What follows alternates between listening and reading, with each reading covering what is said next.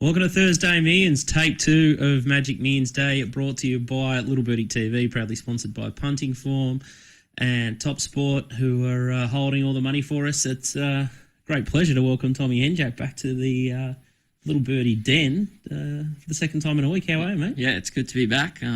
Still had a good night, Saturday night, but yeah, back to do it again and hopefully make a bit of money today. They've advertised already that the track's been upgraded to a soft 5. It is absolutely roasting down here today. I think Scoot and I might jump in the pool a few times on our breaks. It's that hot down here, so it's going to be interesting how the track plays. We're tipping that the inside's probably going to be no good, and the inside's probably going to be like a soft 6, I reckon. But the best part of the track being the middle is probably going to be close to a good forward, especially by the end of the day. I would have thought that it'll be definitely good 4 and possibly even good 3 out of the ambulance sort of track. So expecting them to stay off the fence. They've still got the rail out 1 metre and they're just all going to be spearing off. It'll just be interesting to see how much ground you can make at the pivotal moment. But Gold Coast typically plays sort of leaders, and you need to be sort of midfield. Any further back than midfield, you cactus, aren't you? It is half of a trick because, like, obviously you want to probably be getting to the outside today, but you don't necessarily want to be last because everyone knows that the inside's off, so the leaders are going to be edging off that 5 to 6 metres straight away in the straight. So I think if you're any worse than midfield, you're going to be in a world of hurt still. All right, well, just to update, I think we'll just update. We haven't got any bets, but the 2K pending that you see, I'll just have a chat to my AV guy, but that's just a free bet that you can see at the moment. So we've got no bets pending, but we've had 2,000 voted by you guys out on the Twitter sphere. So we've had 2K on Platinum Jubilee at $6 for charity. So 10K I'll jump in for youngcare.com.au, and they put disabled people into houses and get them on the right track. So Mr. McLeod is familiar with that charity. So obviously pretty good work, and just the expense alone to help out disabled people is just astronomical, really. They all need a full-time carer, and they need special custom houses built so they can sort of get around the place. So youngcare.com.au, if you got some spare bucks, make sure you support them. And obviously there's been lots talked about in the press all this week about Dean Lester as well. So if you've got a bit of a racing slant and have been sleeping under a rock, make sure you get around Dean Lester as well. It's amazing. People in racing, they just rally hard when there's people in need. So always a charity element, and big thanks to the Merlians at Topsport for chiming in there. So we've just carried across that 5K bonus bets for today's stream because, Saturday was pretty much a non-event. So the boys sort of whacked away. We were sort of a bit confused, didn't know whether just to pack up shop and stop betting. But, we ended up keeping on betting out wide. And even, as you saw, Murray Bridge got cancelled, and it was just a weird day Saturday. And I spoke to Tristan, and he thought it was the most quiet and bizarre day that he'd ever sort of come across with Flemington early. And I do see that part of that Oakbank meeting that got cancelled the other day, they're going to tack that onto Murray Bridge, I think, in a couple of days' time. So there's cancellations everywhere. They're watering tracks everywhere. And I think there's something happened in New South Wales as well. I think there's an over-watering over the last couple of days. There's one like 2 days ago. So it's a shame we can't just agree that in summer there's going to be good 3 tracks more often. But as you see, once you start to doctor them and fiddle with them, you get some big problems. And Oakbank was super slippery, and they had to be abandoned yesterday. So bit of carnage, bit of chaos, and obviously the weather pattern at the moment with this La Nina, it's causing havoc as well. Yeah, I think Robbie Waterhouse actually had a good rant that he posted to on Twitter. If you haven't seen that, go give that a listen, because he addressed all 3 of the issues from Saturday, being the Flemington delays, and then the tumbleweed, and then the overwatering at the Gold Coast, which the powers that be at the Gold Coast are denying that there was a rogue sprinkler now, so they're just going back on what they said, and it's just a shambles. But anyway, we bet on today. It's a funny one. The people in the racing industry are pretty clued on and can sort of spot a rod or know when they see one. So it's bizarre that they're trying to pull the wool over our eyes.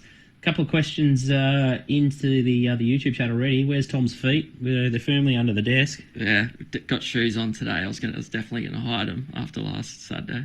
And why has he got all the buttons done up? And who's he expecting at the hub? The hub? I don't know. What's the hub? I've got no idea what the hub is. It might be some sort of in joke. But thanks, Kev from Perth. Oh. So he's on the money. already, but we've got 10 minutes to go at the Gold Coast. We might get a speed map up on screen if we can, and Tommy, you can talk the punters at home through that. So it's on screen now. So tell us how they've landed. So great defence out in front with Indiscreetly on the fence. So there's a few of the Mashani Les Ross Army horses that are in this race, and I expect Grey Defence to probably be the one that has to go across from the wide gate, and I think it might end up crossing Indiscreetly. Indiscreetly's, I think.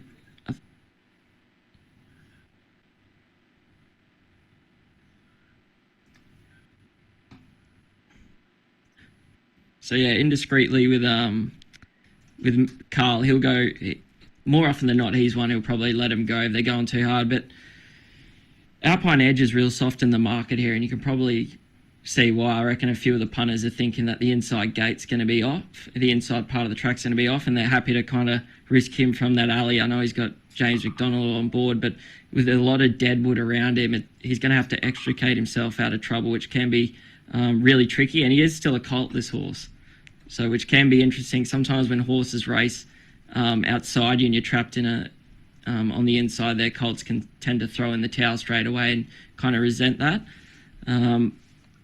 This is actually John's race, but I think he was half happy to risk Alpine Edge anyway, and he was definitely happy to risk F Troop going up to the 1400. He thinks he's got a bit of a chink in his armour at that distance. So, pending how some of these look in the yard, we might be looking to play at some of these at bigger odds to start the day and look to get the two favourites in the market beaten. I might trigger Johnny Walter, but a runner that sort of interested me was Rachel King on Wisdom of Water. It's a bit of a shock and draw, but I guess it is Rachel, so she'll probably punch out and try and be aggressive anyway. She's only got one sort of speed, and that's sort of flat out. Yeah, calls Rachel Schumacher, but I thought Wisdom of Water might have been a bit of value in early markets around the $13 or $15 mark. Yeah, it just depends whether it's been a bit below its best the last couple of runs, but obviously this is probably a target race, being the biggest prize money race that it's seen for a while. So if it can find its best, it's easily a top chance in this race. It'll be interesting to see what Johnny says in the yard, because he has seen it a few times, so he'll have a good handle on the horse. Yeah, it's just a funny one. There's definitely two of them. All right, runners in the yard here, and it won't surprise me if a lot of these horses go to pieces. I think this is one of the hottest Gold Coast days I think we've had in the last sort of 3 weeks. Hot, still, not as windy as the last couple of weeks. Well, this is what it was like the Friday before the rain came. So it does, being how hot it is, it does make it remarkable how the track fell apart so quickly last weekend. Yeah, exactly. So Wall G. Yeah, we can spot a right all right Scoot, like doing 30k after the whole reason for the stream was called off. I don't think we did 30k. What was the bank? I think it was like 18,000. Yeah, 17. You boys knocked off 11 or something on Saturday, so less than ideal. Ideally, if Kieran's horse had won the first, you boys would have just sat on you would have doubled the bank and just sat there with double dividends for everyone. If Steel City had a lobbed in the first race, you would have barely had a bet. He loves throwing out bait. Well, gee, doesn't he? He's a little Twitter warrior. Yeah, a racing rant disciple, I think. Yeah, I think you would have won probably 20 or 30% return for your customers, and you would have chipped out at sort of 22k and gave everyone a little tickle. And we go around again today. But first time that we've had to do a secondary stream, which is incredible given that we do Warrnambool, and we've done a couple of absolute goat tracks. Buongiorno, boys. LD's back for another day, but there'd be a couple of sickies today, wouldn't there? There'd be a couple of people faking the rat tests and. You reckon? Oh, moral. Like COVID's the best excuse. I think they're offering $10 bonus bets or something like that. $10 free bet if you had a ticket from Saturday. It's free entry. Was it free entry, and free beer, and then a $10 bet? Yeah, they should get an okay crowd, and I guess there'd be a lot of tourists that have probably not really came up for the Magic Neons that would just still be here anyway, and then might just sort of flop into the races. There'd be a lot of blokes trying that angle. Where do you reckon they'll be heading after? Well, you're the man, man. This is not. Well, I ended up in a hot tub with 2 obese blokes from Wagga Saturday night. See, that's taken a turn for the worse. That kept me occupied until about 9 o'clock. Then I went to Retros on the Gold Coast. What's that? Retros? I don't know. Oh. Is that Surface Paradise? Yeah, it's on Cavill Avenue. There's one in Brisbane that I like going to, but there's one on the Gold Coast which I ended up on. They just play like Old school. 90s, 2000s. You know, like So Fresh, those albums back in the day. There's a retro bar in Chapel Street, similar. I don't know if it's the same thing. I don't know if it's called retro, but someone at home might know what it's called. It's in Chapel Street. It's always a good night, those things. Yeah, well, I went there and then ended up at the casino after that at the Atrium bar. Have you been there? Nah. Yeah, Tristan was trying to drag me out for a beer with Donny on Saturday night. Yeah, and I declined. How come Donny was a no-show today? No, I don't know what he's doing.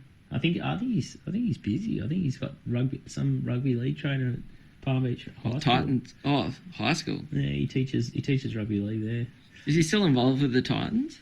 Yeah, he does. He does Topsport sort of ambassador stuff out there with them, but I'm not sure if he's got an official role with Gold Coast Titans at all. Big clubman. Let's have a quick look at the market here for Gold Coast Race 1 here. And as you said, 225 I saw earlier today, Alpine Edge. Now you can get 320 at Topsport.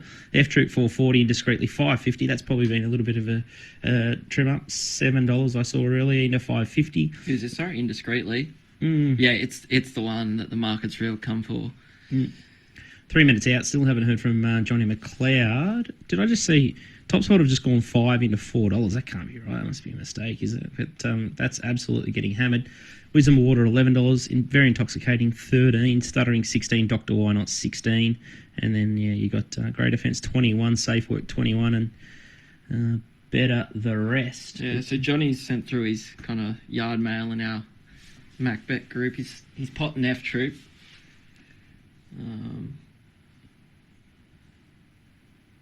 Potting Very Intoxicating, the 13.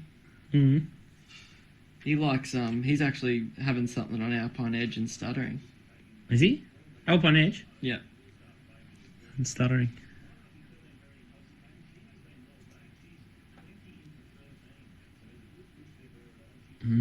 Is that Stuttering? 20. No, very Intoxicating, very 20 intoxicating. into $13.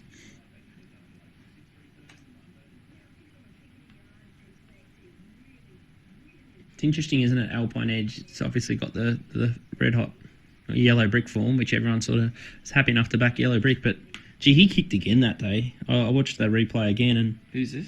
Yellow brick. He really saw him off. Yeah, the drying track definitely suits him too. And he would have been none. Similar to Russian Conquest. I guess like Alpine Edge did kind of open this price 10 days ago, and then obviously it got well backed in early, and then obviously they reopened the markets at kind of rock bottom odds. So I guess it is getting out to a bettable price. Do you want to play in this race, or are you going to let it go? Just have a look at the track. Might chuck something on Alpine Edge if John's tipping it from the yard, and something small and Stuttering. Yeah.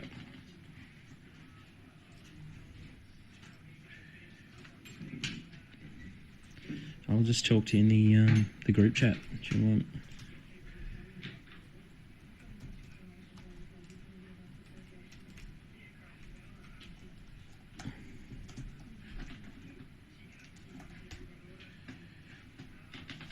All right, so 500 best token SP on Alpine Edge, and then 200 on Stuttering, same product. So total spent 700 in the first race here. Yeah. So the trick here, I think J-Mac just kind of has to follow indiscreetly wherever it goes. That'll be the key to him finding the best part of the track. So we've got kind of Alpine Edge priced $2.05. Stuttering around the $8 mark. So they're kind of the holes in the market. As I said earlier, we're happy to take on F-Troop and indiscreetly at this price now. Big query on the track. Like, if you knew what the track was going to do and you had them those prices, you could absolutely get stuck in, couldn't you? I think the one we really want to get stuck into later is Scalapini. Yeah. Waiting to see how that plays.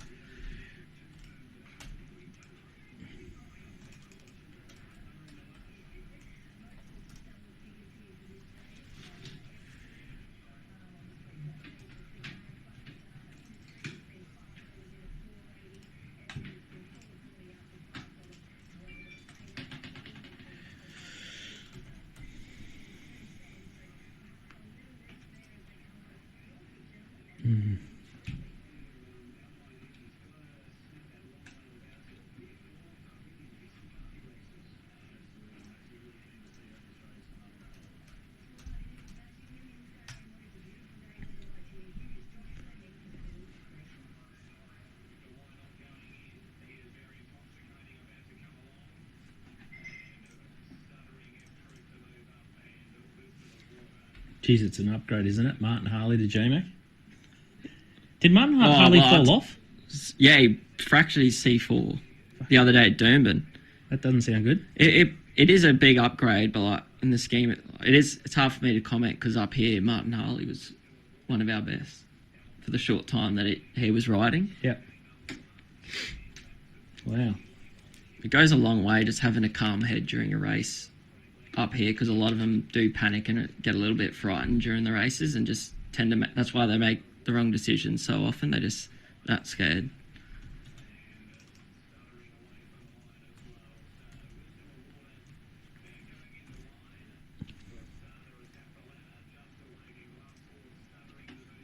Nice little trim up late, 310 into 280, Topsport, Alpine Edge. Oh yeah, it is firm, isn't it? I think Kingsley was against it. Who was he liking? I'm not sure, I didn't hear, but I think he wanted to take it on.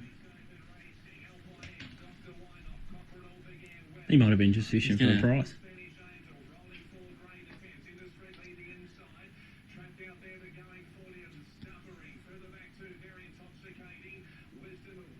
What's Rachel Schumacher doing? She's grabbing a hold of it. She's in no man's land, just 7 wide. Oh, jeez. Indiscreetly's pulling real hard out the back there. Alpine Edge travels. Yeah, it's going good. He's starting to edge off the inside there. Schumacher's going to keep it in.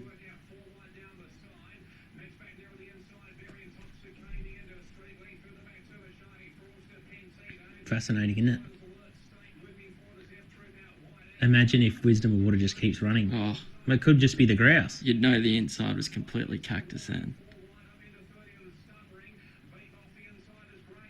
Get up Chance. the inside there. Safe work. Here comes F Troop. Here comes Stuttering. And Alpine's got Alpine him. Edge.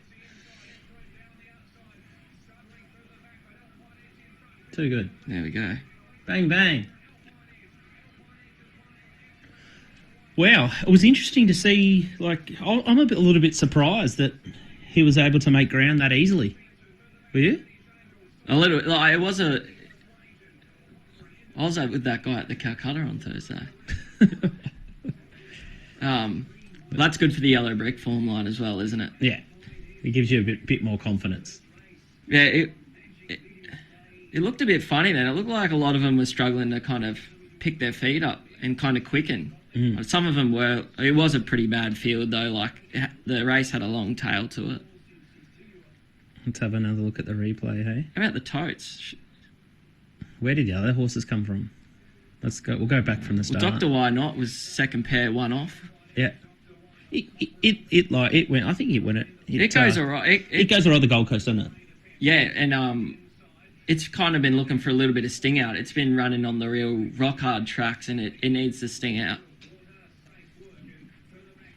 Like, what's Rachel doing out there? Like, what did she think was going to happen? Like, why doesn't she just make a decision straight away, either go back or just push outside the leader there? F Troop's way third last, 3 wide. Yeah. That's interesting. Because yeah, like I definitely couldn't find him today, F Troop.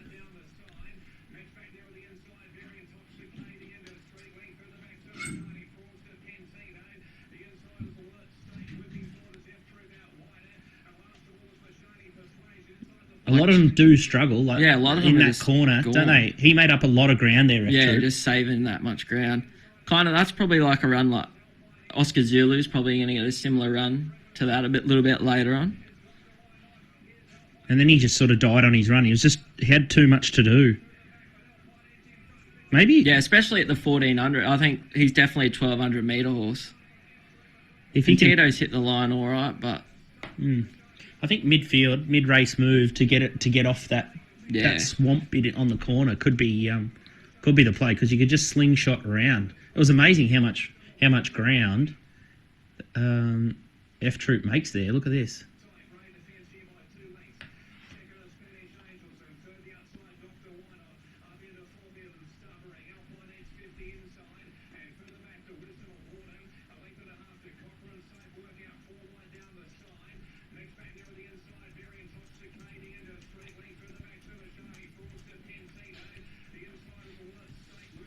maybe you should try calling Johnny Mac.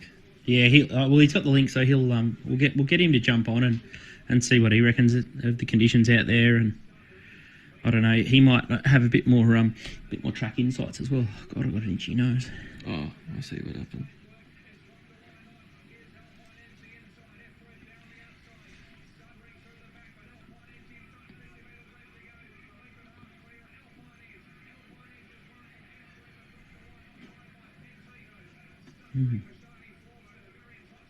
Was that one? I think that's just like the perfect spot.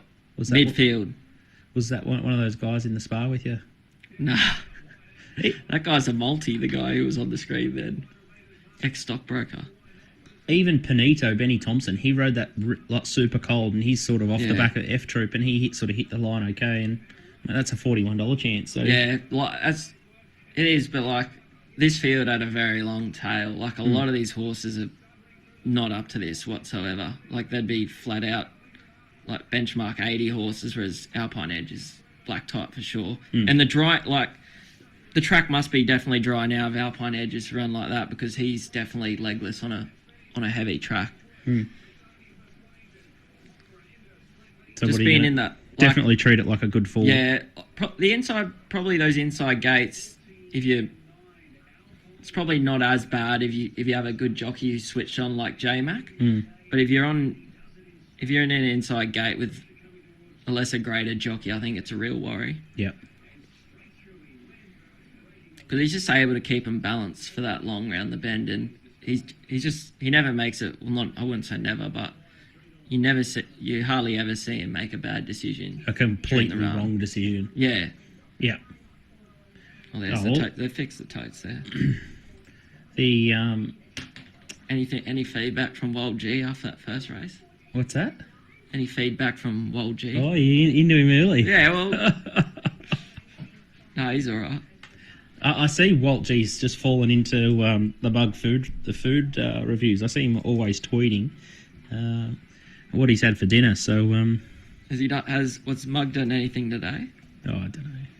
He's probably on the tools today. He probably can't get a Thursday off. Oh, he was asking me for speed maps this morning. Was he? Yeah. He's too good, isn't he? Oh, I think Johnny McLeod's going to try and dial in. And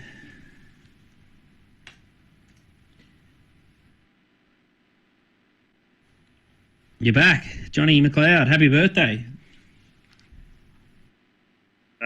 Little birthday present that winning, so it's nice. It was a pretty soft win, I thought, and Tommy's just said that if Alpine Edge is getting through the ground that easily, it's probably racing like a good 4 more so than a soft 5 or 6 at all. So no issue there. Once he sort of got to the better ground in the straight, he made ground quickly, didn't he? But the wheel spun for a lot of horses around that turn.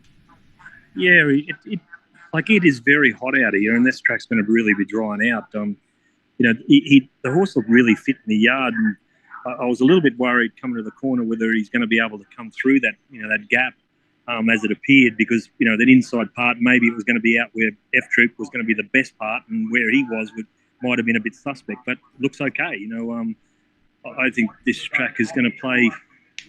If the leaders can get away with a fairly even sort of pace and then come out to that 5-6 lane, every horse is going to get a chance. They've just got to forget about that 3-lane inside, which they all seem to be doing, and it'll be okay. So, yeah, it looks okay to me. Interesting. It's really interesting scheduling. I thought, John, that they've decided to put the features at race 3 and 4. Like, I've got the answer for that.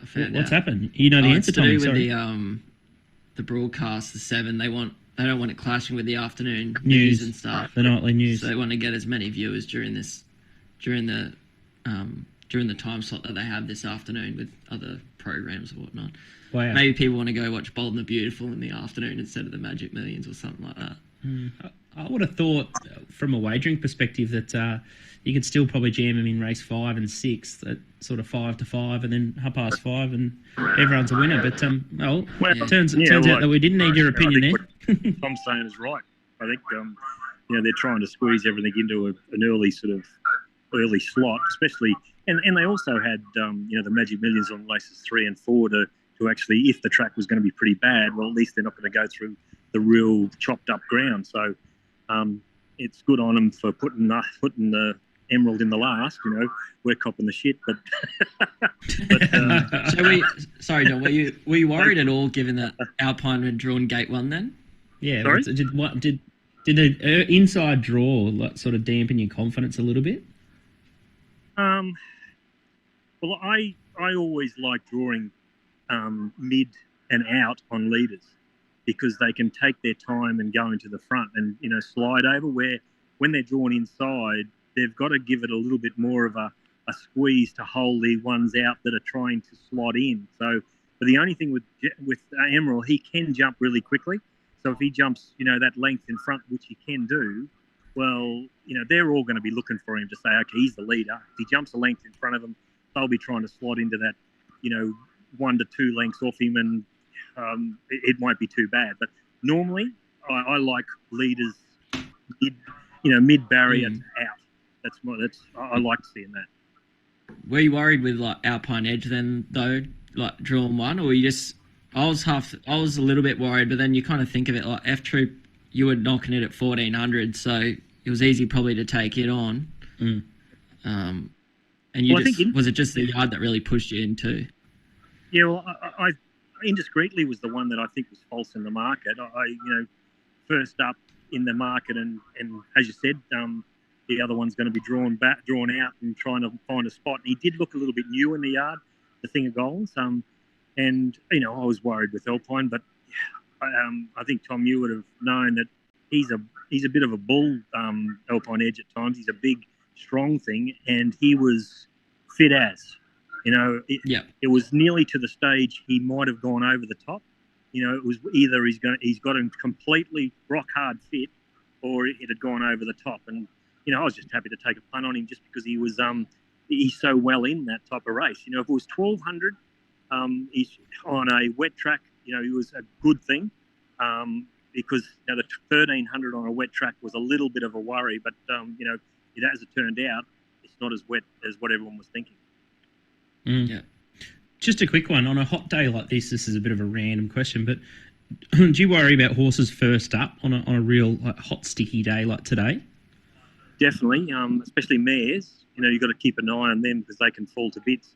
But it's going to be a very gluey track, so you need a very fit horse. No matter if it's the track is probably a soft 5 or they've given it out a soft 5, but it's more like it's probably racing more like a fitness wise like a soft 6 or 7. Like they're going to have to be fit. And as I said, Alpine Edge was one of those horses that come into that category. So we do need fit horses here, that's for sure and certain. No, outstanding. All right, we might take. We'll let you have a bit of a break, and you might be able to grab a sandwich or get back into a comfortable spot to look at the yard for race number 2, Johnny. But we'll check in with you, and I think you've got Robbie Todd down there at Wangaratta today, and he's doing the double. He's doing Pakenham tonight, and then I don't think we've managed to get Jake, old baby Walt, out to Tamworth. So we'll check on you before the next race. If you can dial in, sweet. But if not, you can just punch your thoughts through to the chat room, and we'll pick them up there. But thanks for your input there, and looking forward to your insights throughout the day. And well done, race 1, off to a flyer. Yep, beautiful. I'll dial in as quick as I can. Cheers. Cool.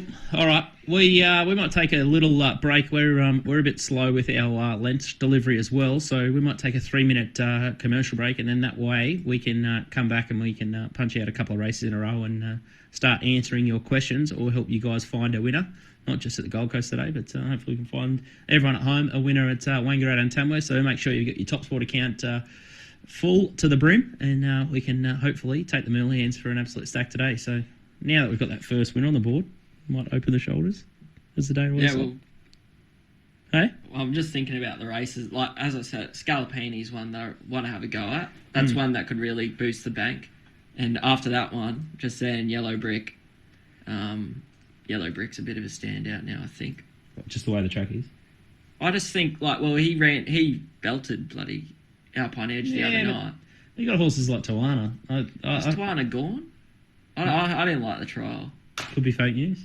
Could be a trick. Could be. Who knows? But even a horse like Russian Conquest, the way the track that track raced then, if J-Mac can sit at midfield, it's barrier 9. It looks like he can run on. So that was a horse, Russian Conquest. If they had run Saturday, it would have been 100 to 1. And now all of a sudden, that was it the gets same with Yellow Brick. They didn't try want and a track. heavy track.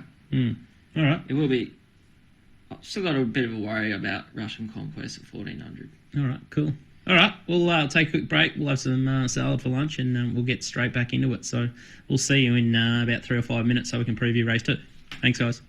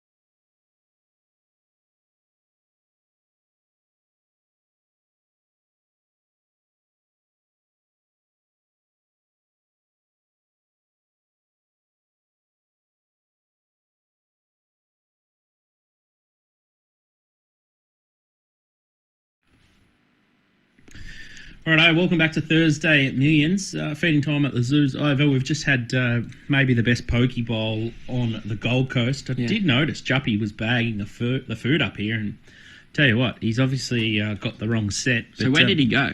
Like what venues? He just eats pub grub, he eats pies and parmas, so you're never really going to do any good out of having a feed. But we just went to Pokey.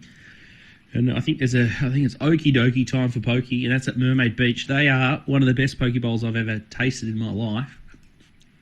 Always some glamours there as well. But what do you reckon of the? Yeah, beautiful. I went the vegan vegetarian option. I've gone. What did you get me? The kale and cauliflower. Kale and cauliflower. That was unreal. It's elite, wasn't it? Yeah, it was real good. So we're off to a really good start. We had a great lunch, and more importantly, we're off to a good start with Alpine Edge. So if you just tuned in, the boys have gone bang in the first and had a monkey on the first winner. I've got crunch late, so I think the dividend was still there. Speed was 270, but looks like a bit of a Jelko go. The totes 210, 210, and 220 across the totes there. Is that's Luke Hilton on the screen there, isn't it? Is he with Rachel King now? Oh, I've seen that on Instagram. I don't know. We'll have to get Walt or someone to confirm. Yeah, Walt knows all about the riding ranks, but I think that's Ali Mosley. Yeah, that's Ali Mosley on the right. Interesting little outfit there. Got the jodhpurs little on white number. Yeah. Even on this okie dokie time for pokey website goes all right. Right. Like there's glamours on the front screen. Is there? Yeah. I've never noticed. Anyway, 10 out of 10 pokey bowls. Food review, I'll give it a 10. Yep. Race 2 here we've got at the Gold Coast, and I'll do a little market update courtesy of Topsport. $5 Zoom on. It's been sort of the market mover. They backed it before last Saturday, and they've backed it again all week. $5 favourite here. Skylab $6. Barrier 17 is going to get a long way back, but based on what we've just seen there, I tend to think if it can run 2200 strongly, it will definitely be able to make up ground on this track. Big Boy Roy $6. Deficit $9. Too Much Caviar $10, in from 11. Parry Sound $11. Street Dancer 12. Grand Slam 13. Rebel Rama 19. Warning 26. Similar quote Splendiferous. Fun Fact 31. Atlantis 34. And So Dapper 34.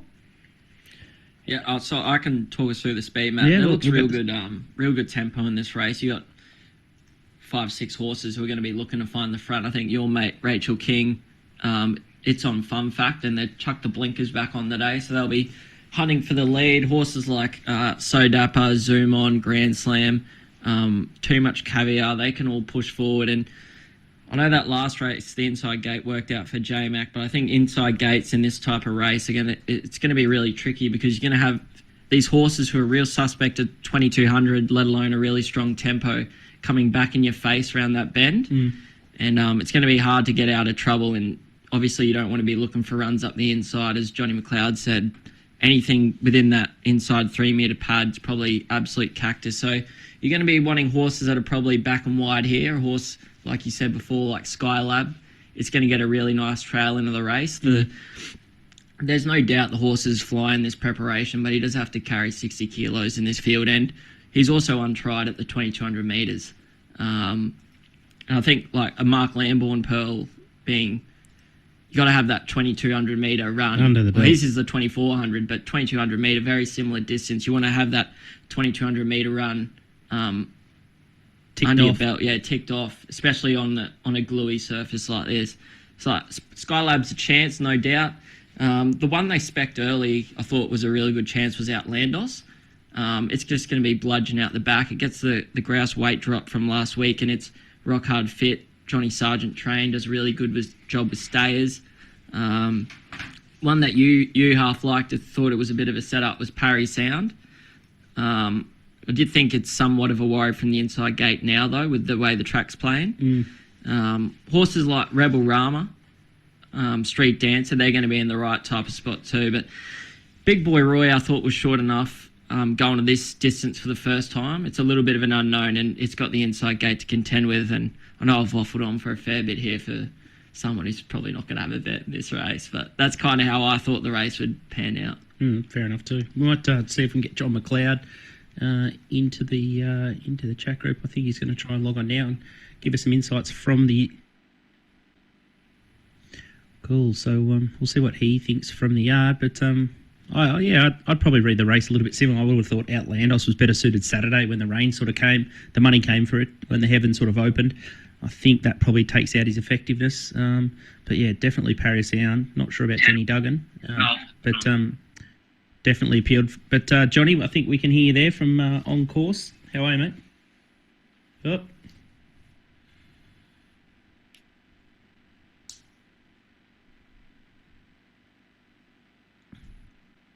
Who was that? It could be. Don't know. We're getting a bad line. Maybe we can just go to Johnny McLeod and just not getting a good signal through from Rob, unfortunately. He'll have to. Whoever just spoke there, the line's just too muddled. Just not worth it. Yep, got ya. Yeah, I've sent something I think's a good bet for a place in the next race at Wangaratta. Toys on Fire, it's the favourite, but I think about even money around about which I got is pretty good if you're looking at something multi with this race at Gold Coast, perhaps. Yeah, we'll just hear what Johnny McLeod has to say about from the yard. Turbo's a bit keen to leave it, but maybe we might put Toys on Fire into Scolopini or a couple other shorties that they like for the day, because I think the boys that want to get a little bit of multi-madness into a couple of shorties that they like early in the day. But Toys on Fire from Rob Hickmott yard. How have you found it?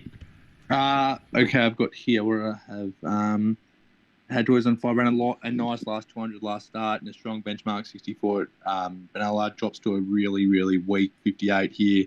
Looks ideal, just a little bit back in distance, but I think it should be all right. It draws real well and didn't really have any dangers. I had the 8. The 8 is the second pick from 9 from 4, but Calligrapher can't get past 1,200 metres, and Omanika got a really strong push from Chris Calthorpe in the card, who I've had time for, but he's such a tease and gets too far back. So yeah, I don't know. I think we should lob into a place at least. I just want to be conservative because it's a pretty crappy sort of race, and yeah. Okay. And yeah, both. I'm very, but on that note, I've taken an early price on La Messenger in race 8, around 420, sent out, and it's about 250 now. Very keen, so that could be something we can add to some multis round 2.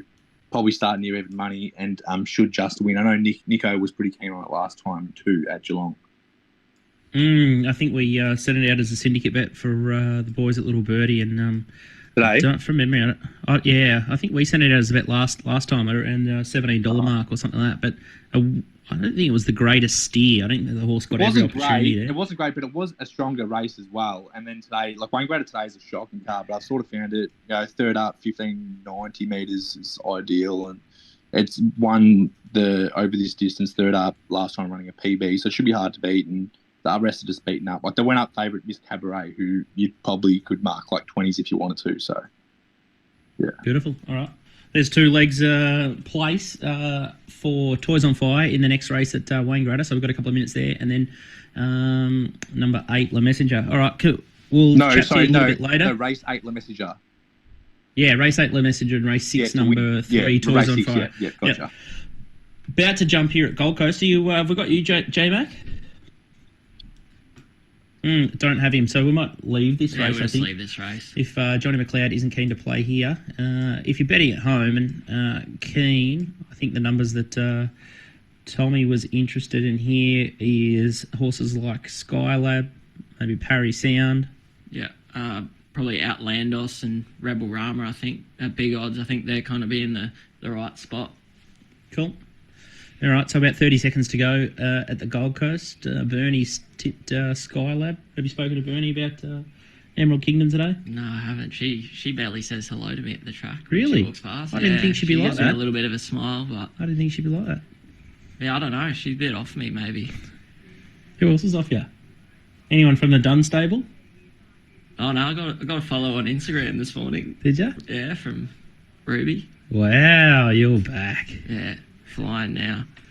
I was surprised when I offered you up the hotel tonight. I thought, you might be a chance to stay well, Johnny thinks it's just because it's his birthday, he can take a little holiday the next couple of days. Full rank. We've got a 8 race card at Sunny Coast tomorrow night that I've got to steer the ship.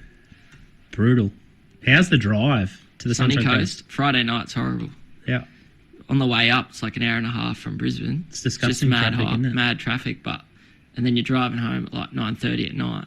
Have they got any intention to fix that? Well, I thought they were half canning the night meetings just because of the burnout, because jockeys there all night and then have to ride the next day and track work. the traffic and so. They got it's just exploded, the Sunshine Coast. They got a massive problem up there with their traffic. Great track though. Yeah, you like Real betting nice it? track. Yeah. Good to bet at and good place just to spend time there. And watch. Yeah, And it's a nice open air. It's nice and open. Well set up, isn't it? Yeah.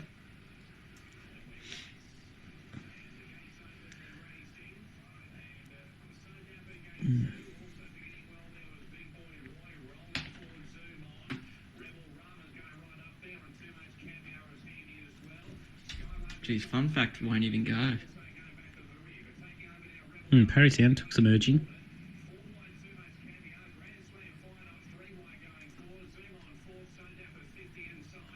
J-Max just watched it all unfold. He's probably got to save him right up, Yeah, big he boy, does, especially for the being trip. questionable at the distance. He's got to save him for one run. He's got him in the grouse. Jeez, Rachel's managed to find herself 3 wide again here. Jeez, she's having a nightmare start. Wow. What's she doing? Looking for the better ground. Hey? Sydney, what do you reckon Walt's saying right now? I can find out in his chat group. I'm in his chat.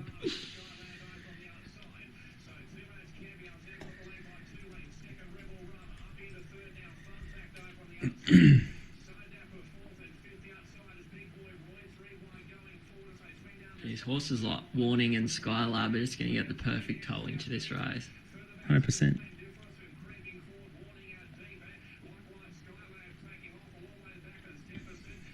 That's the go. He's going to pinch Yeah. so much. Because they've all tried to get a breather Yeah. there in the bend, and Collett's too smart. He's But taken even off. now, it should be Travelator out there. Come on, Jenny Duggan. Just found bums. Oh, no. Parry Sound's a chance here if it can get out. Nah, cast.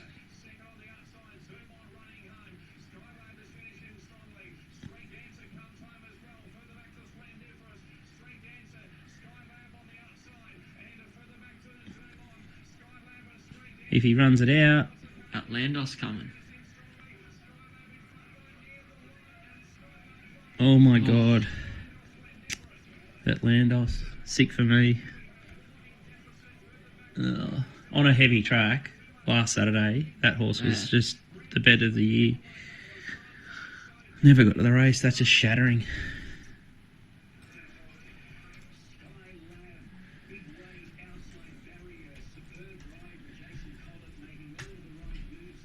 Oh, I'm a bit sick there. Far out. Can't believe it. There's another one, Street Dancer. It's not really a wet track type. Way better on the dry, and it's running out its skin there today. Massive rise in class. You don't really learn much from this race than we didn't really know from the one before. Like, obviously, Stang Race is different kettle of fish, but there's Atlandos back on the fence, and then Skylab sort of already made his running. Yeah. And then look at this. Jenny Duggan just finds, I guess, Big Boy Roy sort of spat the bit out. Oh, he's done early. She gets jammed up, completely gets stood on its head. And it's an interesting one. He just couldn't go with, Atlandos just couldn't go with Skylab. Look at the difference. Yeah, He's it's up hard a written, bit, and the yeah. other things just cruised up.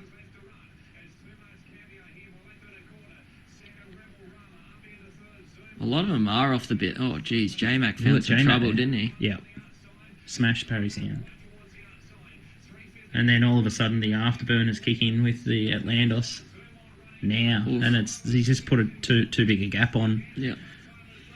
Too big a gap on. Still got that superior turn of foot, and he just keeps whacking. He picked himself up pretty well, Big Boy Roy. Yeah, he did. Didn't he? Yeah.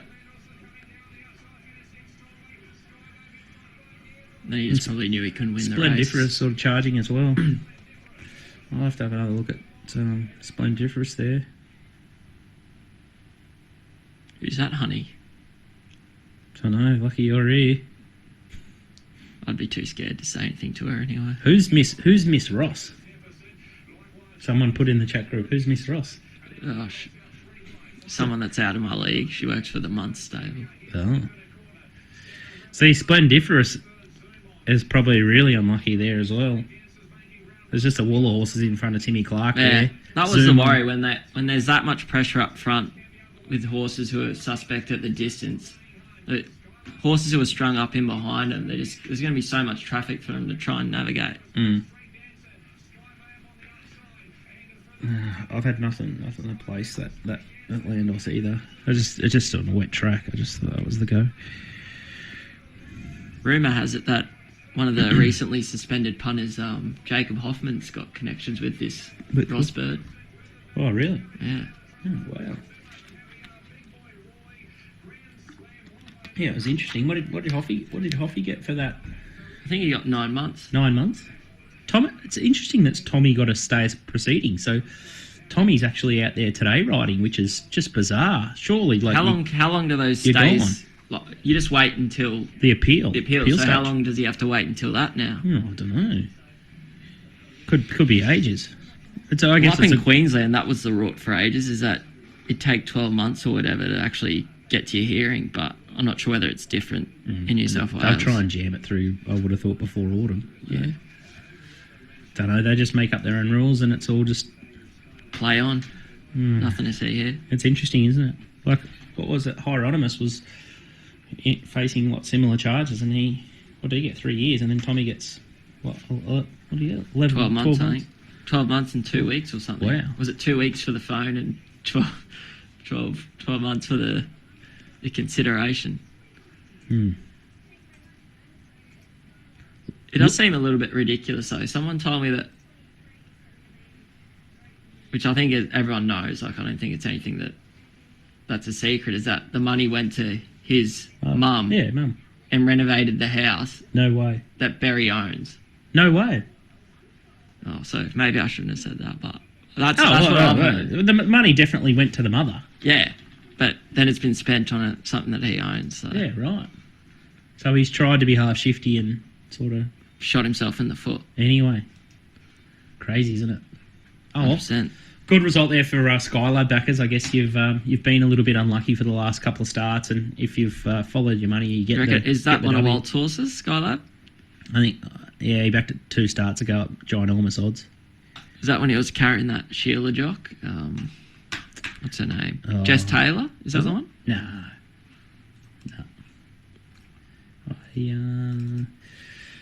No, Josh Parr. Zach Lloyd was on it last start, and it should have won last start. At Kembla, Winona. That's the one I was thinking. In the gong. Didn't it run enormous first up wherever it started its preparation over the mile? But it's run enormous nearly every start. It's just whether you could have backed it over the 2200. He's obviously ticked that box today. We missed Wangaratta. Was that the place bet? Yeah. Yeah, we needed... We've been waffling on about... Just needed a bit... it's directly after. Oh, it's missed a place. It's missed a place anyway. Just need a little bit more forewarning. It was still 420 into 360 after he tipped it up.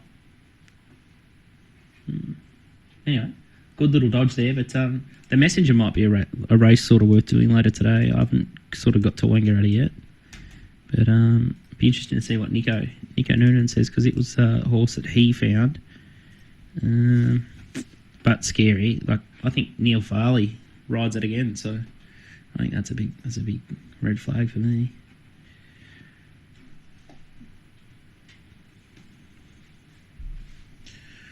All right, fire away any questions. We've had our lunch, so we can. We've got a little bit of time in between races. I'm not sure how much the boys have got in terms of out wide bets. We've got a bit of a tip for race 8, number 2, Love Messenger. From Robbie Todd from the MacBet team. Very short, $2.20. But outside of that, it's pretty average support cards. Tamworth, and you boys aren't really mashed at Rockhampton at the moment, are you? The track's not much good. It's been downgraded, upgraded to a soft 7 now. There's one I like later in the day, but I'm just going to monitor how the track's playing first. I think it's race 7. No. Race 8. Tell you what, this Jet Stanley, I think he must be Brent Stanley's son. He's ridden the treble today at Wangara. He rode the first 2 winners, this bloke here. And, Is he the one that was in Perth for a bit? Don't know. Claiming 3. Who's that kid there? Oh, actually, he might have been in Perth. I reckon he rode his first winner in Perth. Yeah, I think For you're Grant right. and Alana. Yeah. Jasper Franklin. Never heard of him. Yeah, he's been up in the Northern Rivers the last couple of months, but looks like he's made his way to Walt's part of the country. Have to see Tamworth. See what Walt reckons of him. Well, I saw Walt was rapping this Braith Knock. Which one? Some new kid called Braith Knock. Yeah, I don't know much about him. Can you check Facebook? Yep.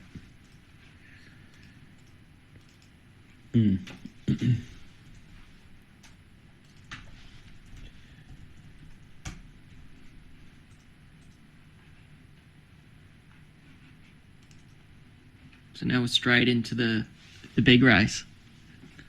Yeah, it's a bit bizarre, isn't it? I might do look at the market. Empire Japan's been back 550 to 420. Platinum Jubilee $6. Sovereign Fund 650. Skirt the Law 650. Empress of Wonder. It's been interesting. It's been pretty firm in the last 48 hours. I think Annabelle's been going on all the media channels saying that how well it's going in gallops with Holyfield. So reckons it's been keeping up there. So maybe that's the reason why the market's got its foot on it at the moment. She's been spruiking up. $11. Croatian Bell's been spec'd as well, 17 to 12. Fire Lane, $19. Royal Entrance, 20. And then, you can get 21 or $34 north of the rest of the chances there. But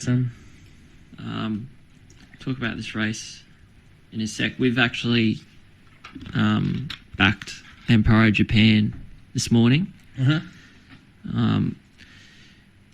Who this Platinum of Jubilee, I think, is going to get in a really tricky position now. I think it comes into gate 3, and then they don't want to ride it on speed like they did at Randwick or Rose Hill last start. So if they're gonna ride it a touch colder, Sun Source is in gate 1 and it's going to be out the back. And I think Skirt the Law's a quicker horse than Platinum Jubilee. So I think it is going to end up in a tricky position, probably third back buried on the fence with Regan on. So we're probably going to be happy to risk it. Wow. It is scary because it obviously does have ability.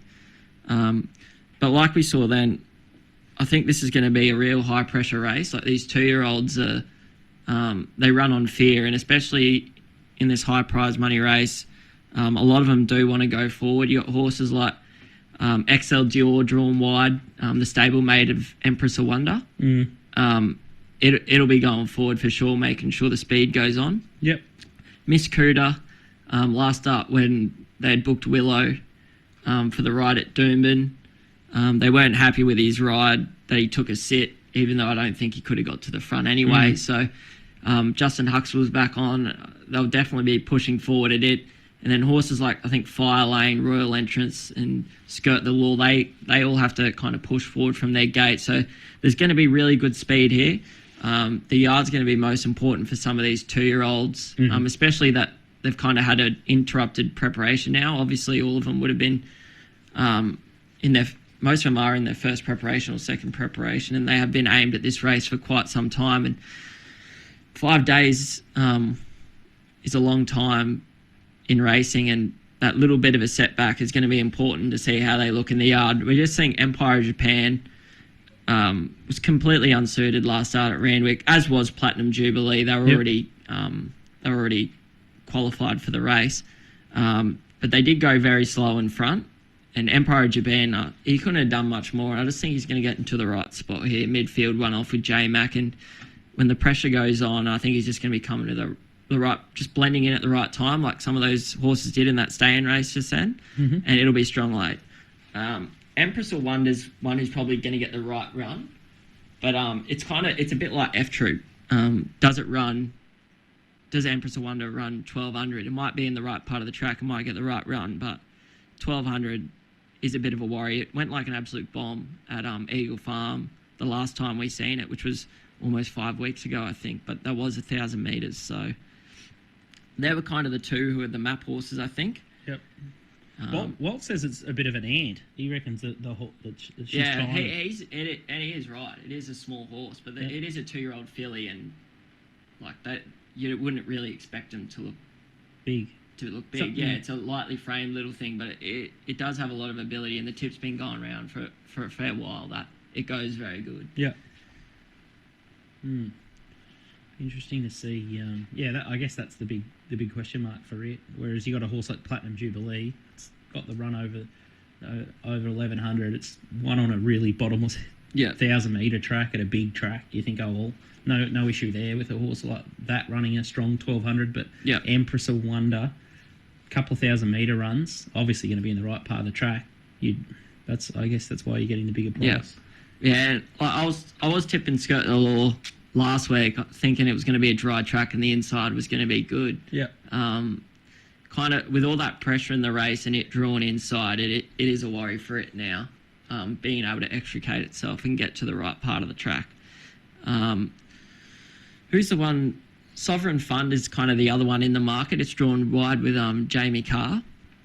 I just thought that 4-horse race that it demolished at Doomben the other day, like that was just pox. Okay. I know, like, they walked in front and it ran really good sectionals home, which kind of, and the overall time wasn't too bad given that they walked in front, but like it just got handed the lead there that easy. It's got to do it from the wide gate this time. I seen it in the yard there. It wasn't really much to look at, I thought. It did have a lot of improvement in it, so it'll be interesting to see what Johnny says from the yard to see if it's come on from that run. But like it put a margin on Mashani Renegade, who's a 1,000 metre horse, and Sunsource, who has had foot issues since. So yep, like it can win, no doubt it can win, but I just thought the $7 for it was short enough. Yeah, it's going to be. This could be an absolute car crash, this race. Yeah. So I think we probably like if Empire of Japan looks all right from the yard, it'll probably be a little bit like it won't be no launch job, but it's probably something we'll have something on, and then just depends see how some of the others look. It is difficult given that like these prices have been out for so long now. Like you really do have to like focus a lot on the yard and the track pattern on a day like this. Yep. Yeah, it's amazing the markets just keep coming for it. $4. It's sort of gone into $3.60 at some places there, but $4, well, that was the one I was $3.90. telling you at the Calcutta, that S. Bradley bloke who I didn't know who it was. He purchased Empire Japan and Skirt the Law last Thursday night, 7 days ago. Okay. Yeah, and I guess Skirt the Law was that big. It was $15 in last week, wasn't it? Yeah. Yeah.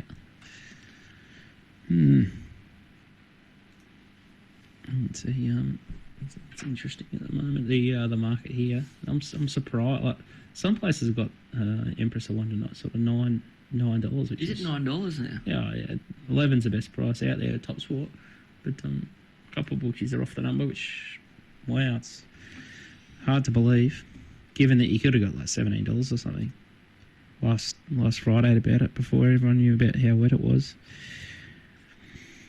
I don't think, like a lot of those horses, like those Annabelle, if she tips one, they do go off and start. You do have to take a very. It's almost like an Annabelle tax in Brisbane anyway. Now, I don't know whether it's the same in Sydney, but as soon as like she's half tipping one up here, they do start very short.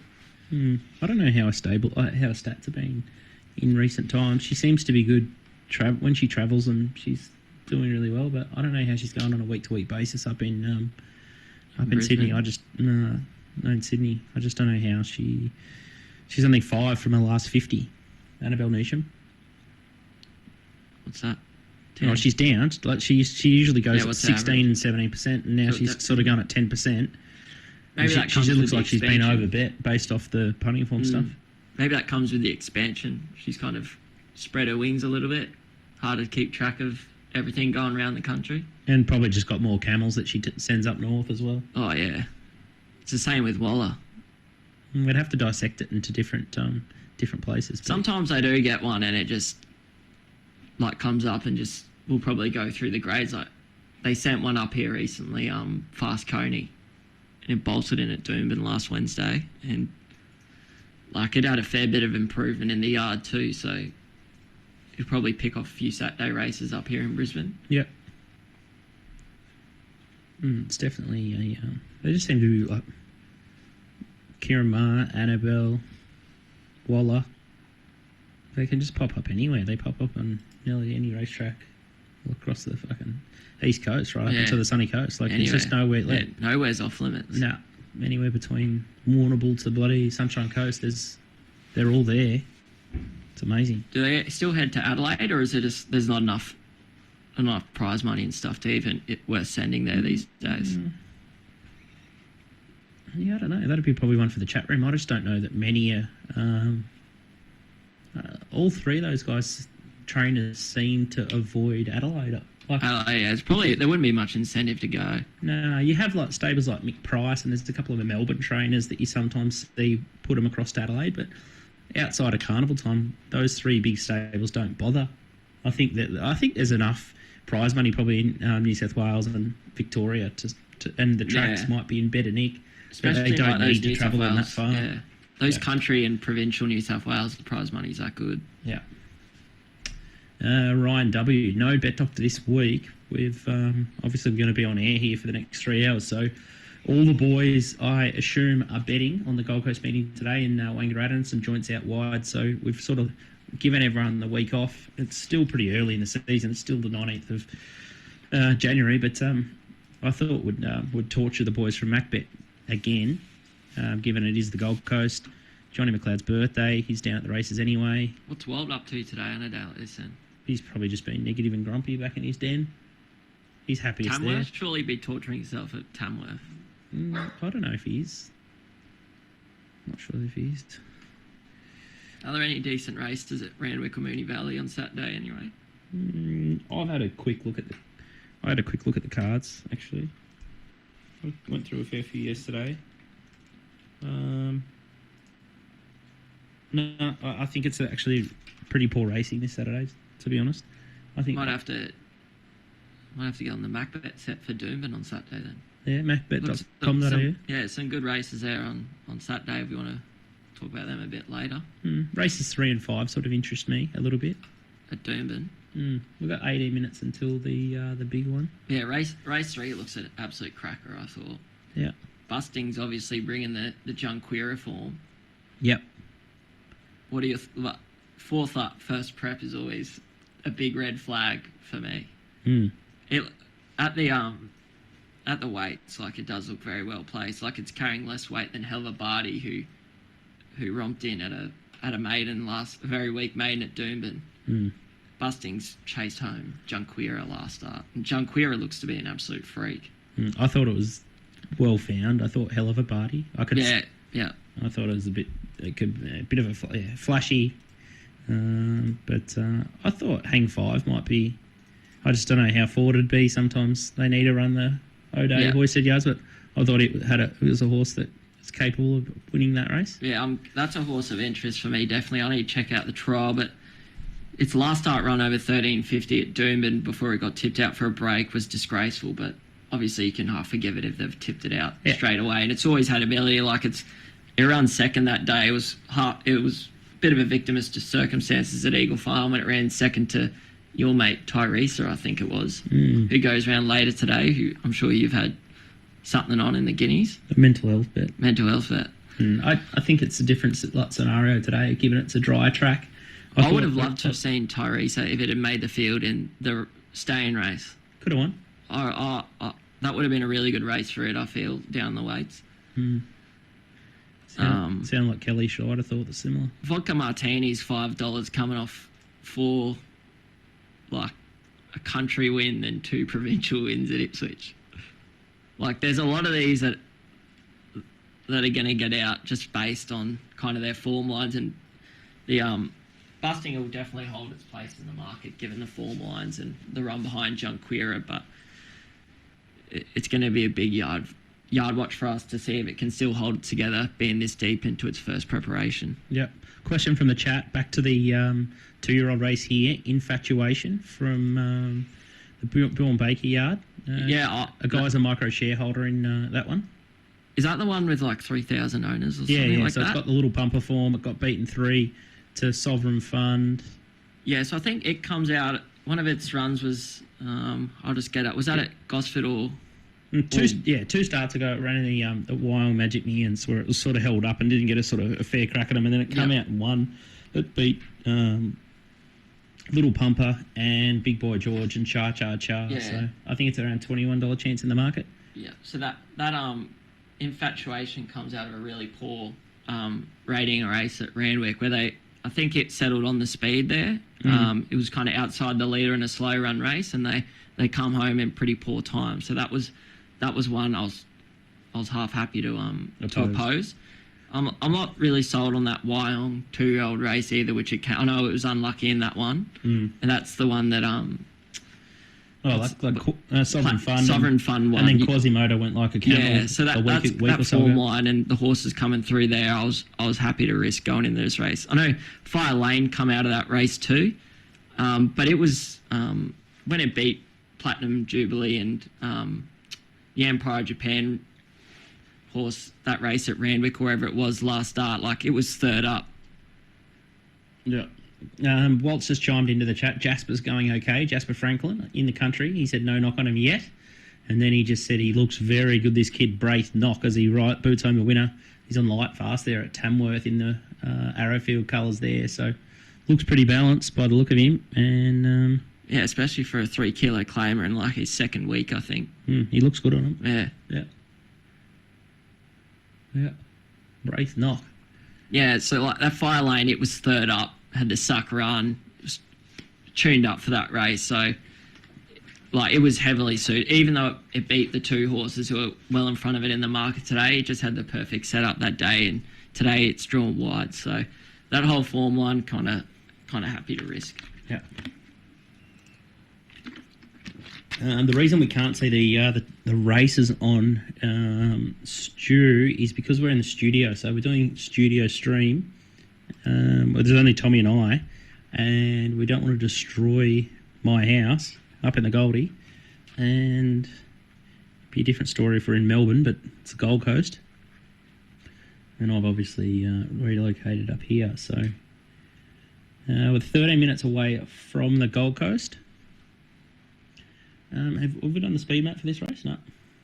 I don't think he's put it up. No. So we'll get the speed map up here.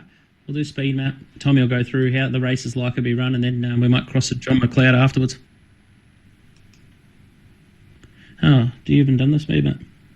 Yeah. Have you Did sent you it to forward me? it onto him? No, I'm a bit of operator error from me there. I don't have it. I do have it now. Give us a sec.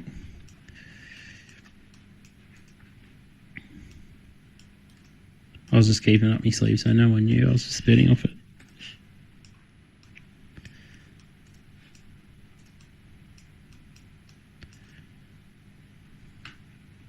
Righto, so it should be up shortly. Royal Entrance, the favourite. I guess Timmy's only really got one option here. He's just going to have to bloody ride the wheels off this horse because it looked a bit. It did win, but yeah. So that's it's up on screen now, so you can talk about that. But you've got Royal Interest as your leader. Yep.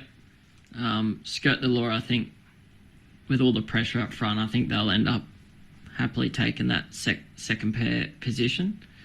And then there, as I was saying before, there's a lot of those drawn wide where it's really sticky where they're actually going to get to in the map. Horses like Sovereign Fund, XL Dior's drawn the car park, Miss Cooter's drawn third, comes into 13 now, and they were unhappy with the ride the other day. So it has to push forward, but it can be slow away. So whether it's got the speed to kind of clear some of these drawn inside it, I'm not so sure, but there will definitely be pressure from the outside on some of these horses that are drawn in, and it is tricky for Regan on Platinum Jubilee where he gets to. If Skirt the Law clears him quickly, then he's going to be forced back onto the fence with all those horses outside him, and it's just going to be a really tricky position. But he showed at Randwick on debut that day that he was able to take a sit and take gaps late. Like that turn of foot that day was very explosive. But obviously that was a much larger track than the Gold Coast and a lot longer straight. You don't have as much time to find a gap and accelerate late. Yep.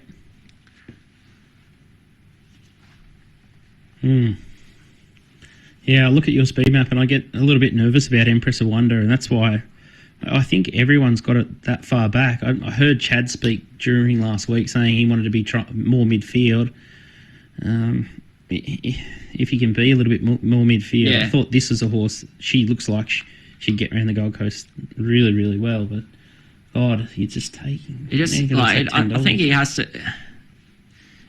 He has to. In the end, he's going to have to be worse than midfield, given the query of 1,200 meters. Give her a bit of. He doesn't want to be. Gas. He doesn't want to be close to the speed, given that that not only it has a really nice turn of foot when it's ridden cold, it's also genuine question mark at 1,200. Yep.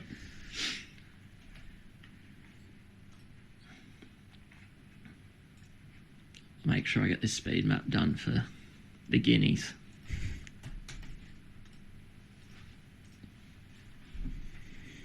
So if we have a look at the market, 440 Empire Japan 650, Sovereign Fun, Platinum Jubilee 650, Skirt the Law, similar quote, $10 Empress of Wonder, Scooter $15, 17, Fire Lane, Croatian Bell's been pretty soft, now $18 and $21 and better the rest.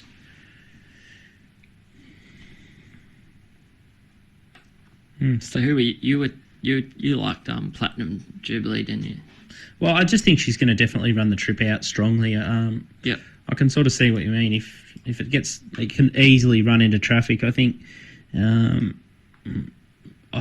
Walt's going to jump in the car and drive to the Gold Coast Surf Club, and Regan mightn't come out alive if he doesn't get a clear crack at him. Oh yeah, that's right. He's had a good crack at it. Yeah, I think he's had a good crack, but just brutal that you have to back. Why does he do? He loves doing this to himself in these types of races. He's just so last sick. year, Russian Conquest. Yep. Yeah, so it's Who was on Russian Conquest last year? Was it Kieran? I don't know. There's a few people on it. I think you just had two. No, like, there was just Kieran- two schools of thought. Everyone was just like pile in Coolangatta, it's a moral, and then everyone just sort of went looking for Russian Conquest as the knockout, and Well, yeah, Just a heartbreaking loss. Do you rate Coolangatta? I still don't really have a big opinion of the horse. Like I know it's won at Group 1, but it was weight for age, carrying 50 at Moonee Valley that night. yeah. When it was a hot fence. Other than that, it hasn't really done anything outside of that 2-year-old career. Like it flopped against Rothfire that night. What is it? 1,000-meter horse, isn't it? Really? Yeah. Yeah. So I don't know. I think There's nothing wrong with that. They've placed it pretty well. I would have Oh, thought. there's no doubt. And like it obviously goes all right, but it's just from a punting perspective, I just see him, it's terribly overhyped. Yeah, it's hard to. You can't really find it that often, can you? No.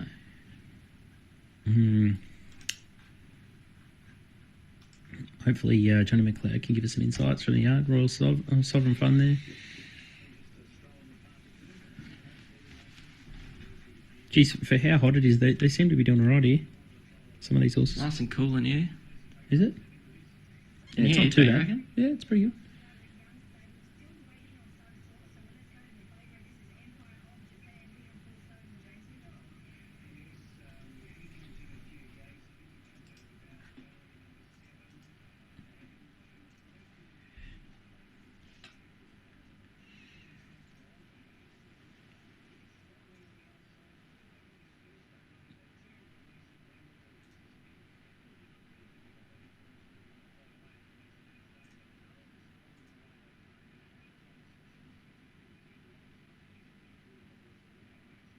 Nice type of horse. Empire Japan.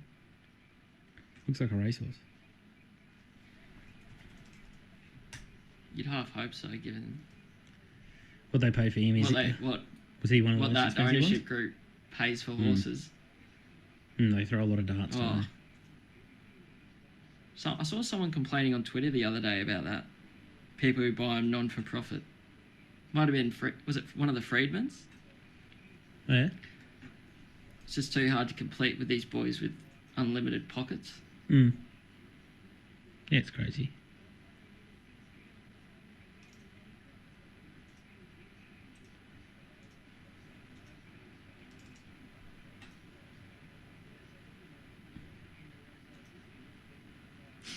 Yeah, so Empire of Japan's the brother to the famous Mount Fuji. Do you remember that horse Snowden's had? Yeah, I remember it. So I think they bought it for 3.2 mil, Mount Fuji or something like that. Yeah, right. And then it ended up couldn't win a race in Sydney, I think it was. Then ended up here on the Gold Coast with Gillian Heinrich. Yeah, right. Oh, this is crazy. It's now 950 Empress of Wonder.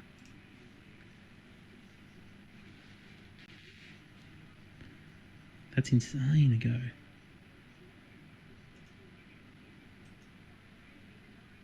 Empire's starting to get out a little bit, isn't it? Yeah, starting to soften right up. Well, he looks all right in the yard, but Johnny's got a closer look. There's one for you, Tommy. In the white. It's walking out well, Platinum Jubilee.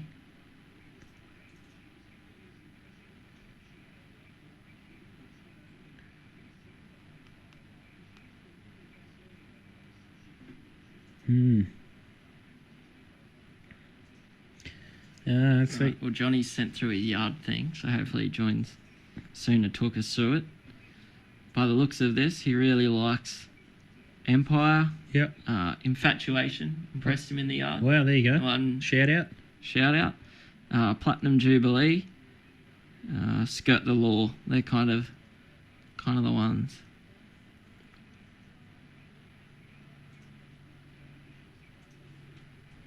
He's not really knocking many of them though. Like if there was one that he doesn't, what's Royal Entrance?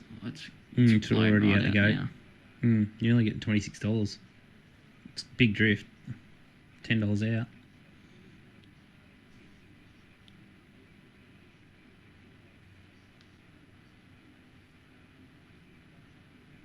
Now there's a little bit of a $10 or $11 for Empress Wonder. Bit of sanity prevailing in the market. It's what a betting race is like. As a bookie, you'd just be laying all of them. Like there's heaps going on in this market. 480, the favourite Sovereign Fund 650, $7 Platinum Jubilee. It's drifted a bit. It's got Law back out to 7, and then there's a little bit of money for Fire Lane. Miss Cuda, Summer Lovin's been backed. It's there's genuine money for like 10 horses in it. It's a real even lot. What do you say about Miss Cuda? I think it's very tricky from the gate. Bit hot there. He reckons it looks. That's what she usually prays like. Her mum was a bit of a head case, bit of a nutter. Which is like when you see it prayed like that, you're not really surprised why it's often slow out of the gates because it get a bit fidgety in the gates. Yep. Slow away. From that gate, I think it's going to be in a world of hurt, especially given that they're going to ride the ears off it. Yep. And it's another one that's a real question mark at the distance, especially given the way we expect them to ride it today. Yeah. There's been a little bit of support for it though, which is a little bit surprising. I thought it'd kind of blow right out. Did Empress Wonder throw her head around the whole time when she walked around last start? Here he is, Johnny McLeod. Yes, mate. Live from the track. What'd you think of him in the yard? There's not a lot of difference between a lot of these horses, but the Empress of Japan, I was expecting it to be a fairly big horse, but he's a well put together, neat horse, and I just thought the sections the other day were wrong. So I'm taking the punt that he'll be able to sit midfield and just power over the top of them. I think he's a nice little neat horse and he looks well. Skirt the Law is a lovely. If I had to take one home, it'd be it. She's just beautiful, well put together, very relaxed in the yard, and whether she's up to this class, that's the query. I don't know. The other one in the market, Platinum Jubilee, he's probably one, or she's probably one prep away. Nice type. You can just see a little bit immature sort of thing, and it's going to be, next year it might be the pick of it. But just now, I'd rather have the other two. But we're on. I think all the boys have backed. You guys have backed Platinum Jubilee for the bonus or whatever it is. Charity. Yeah. Yeah, and I was thinking Empire of Japan, just because his first win was great down the middle of the track and everything. But he does look a wet tracker. That could be possibly the reason why he went so good down that day. So, Yeah, I think we'll have something on Empire for the stream. I think. Yeah. Yeah, I think it's just going to get the perfect run. He seems like he's just going to be a strong horse. Whether he's, as I said, whether he's a wet track. That's how do we got him going in the wet, Tom? How's he handle He's the an wet Iron. 13? He's an Iron breed, Invincible. what do they do? Yeah, they're a little bit iffy. better in the wet. So that's a little concern, just the way he looks. But as I said, this is a gluey track. You just need a really fit, neat horse. You don't want any real big horse, because they're going to just bog down, I think, in this sort of track. Yeah. Okay. All right. Great insight there. All right, thanks, mate. I think Tommy's going to play conservative here, so he's still only going to have 400 on Empire Japan, and he's taking it best tote and SP, so might get around the $5 mark. But thanks, mate. We'll check in after the race. Cheers, mate. Okay, so pretty even contest here by the sound of it, and could go a couple of different ways, and a bit of a guessing game here. So interesting that the boys have gone that way, but again, they can sort of concede that they might zig instead of zagging. So couldn't really talk you out of Platinum Jubilee or Empire Japan. We're cheering for Platinum Jubilee for the charity, but Empire Japan is the bet here for the stream. So we'll see. I'm tipping this is going to be a race that we watch over and over many times.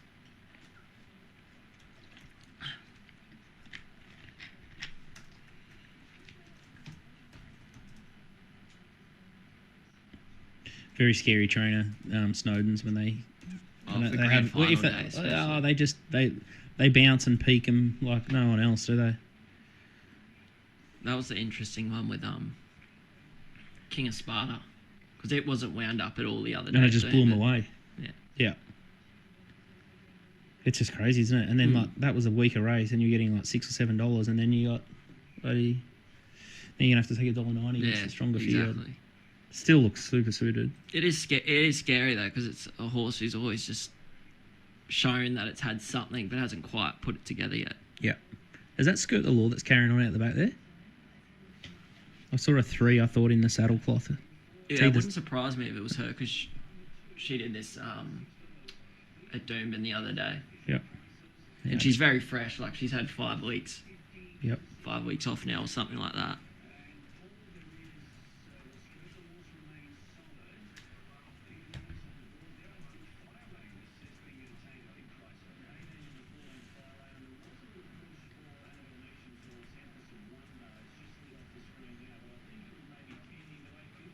This is crazy to go. Yeah, it is $8.50 now for Wonder.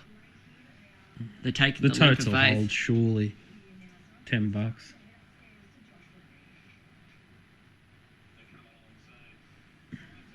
Oh, well, Chad might be trying to ride it a bit closer midfield. Maybe that's interesting to see what'll happen. There's no doubt it'll track into the race at some point and look like it's going to win. It's just whether it runs out that 1200. I just really like the way she sort of switched off on that last start, and then when he said go, she went. She looks like she's a pretty smart animal. That XL Dior, it has ability for sure, I reckon, as well, but they've just absolutely busted this preparation. So it's probably one that look forward to next preparation, one for next season.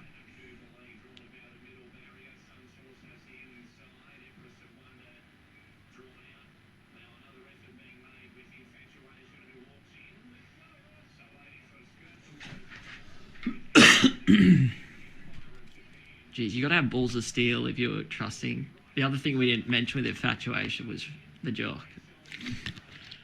God, she's due to ride. She's just due to find. She's due for a good one, you reckon? No, she can't be 5 wide from barrier 8, Rachel. What, 3 races in a row? It's a chance, actually.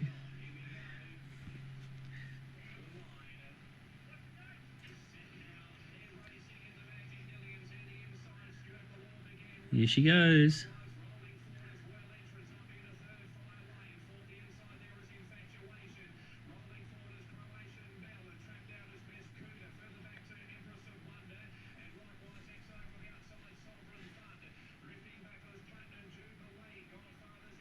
Gee, it's close. Empress, I wonder. Is that in like the third pair? Yeah. Croatian Bell's in a good spot. Empire Japan's... Is it white? Empire Japan's battling a bit. He's had to click it up a bit. He's 3 wide last. Now he gets going. He's pushed the button early. It's all gonna... This is gonna be carnage, this.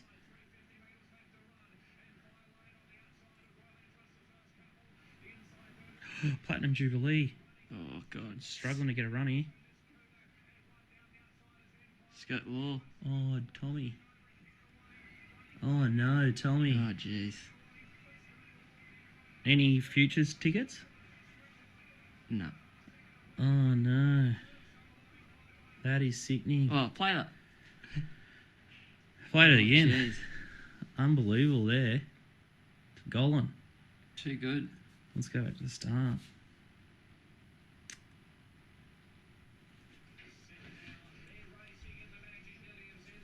Sort of hunts up, take a sit. You nailed a map position. Did Platinum Jubilee miss the kick there a Yeah, bit? it was a little bit, and then it was real slow into stride. Sun Source, the one drawn inside it, completely bombed it. Jesus, and look at how much speed it's got now. Reggie. Oh my God.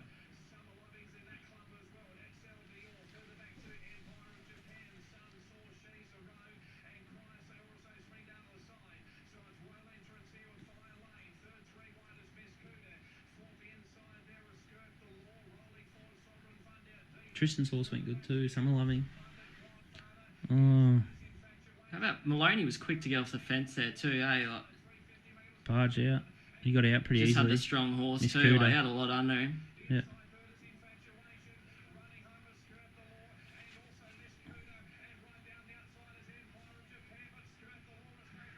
Jesus, no, Summer Loving.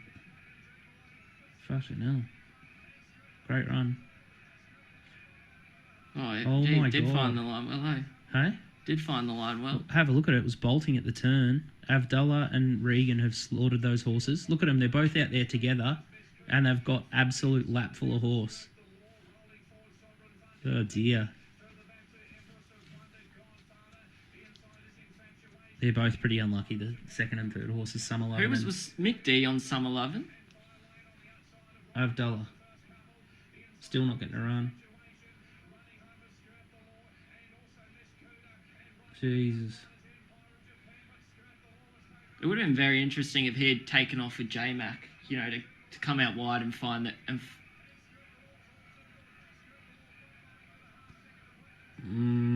like in fast run, high pressure races like that, the chances of getting runs up the inside with tired horses coming back in your lap, it's so difficult.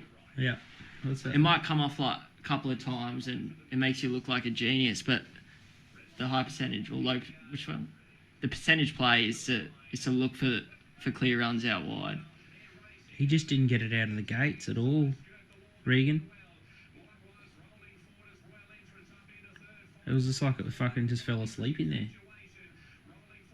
there.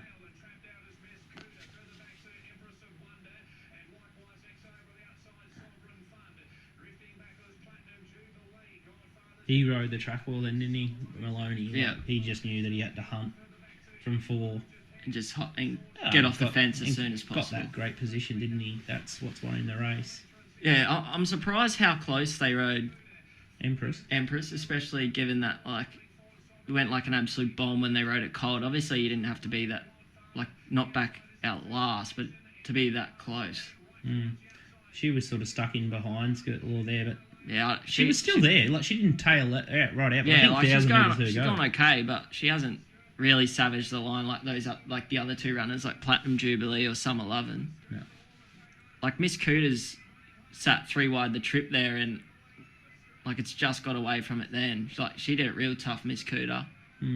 Even the Emperor of Japan, like, he never really travelled for a lot of the race. He was still sort of Yeah, it was. there. He gave it a crack across the backside at the 600.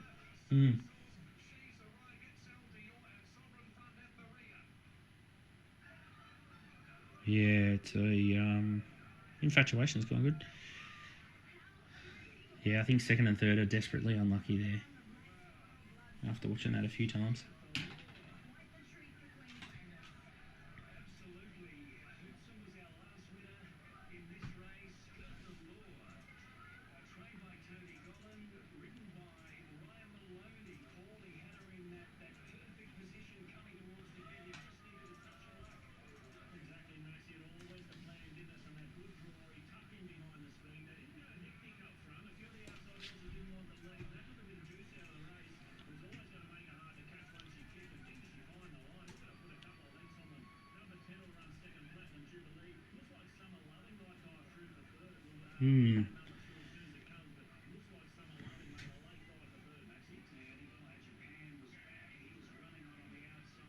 Big effort because it's Scoot the Law. It's only beaten a couple of small fields, and it's been 42 or nearly 45 days between runs. Good training performance, T. Gollan. Yeah, it was Excellent, really.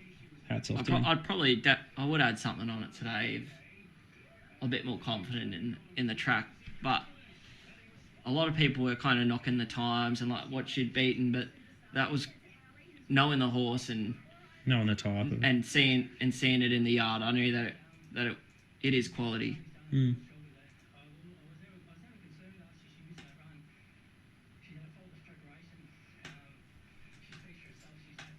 Like there was a lot of people knocking like because they scratched last 2 whatever it was, and it was a big there was query something had happened, but it had already qualified for the race, so they weren't going to give it a gut buster from the wide draw. They were just going to keep it fresh for this. Yeah, and obviously she didn't need it in hindsight.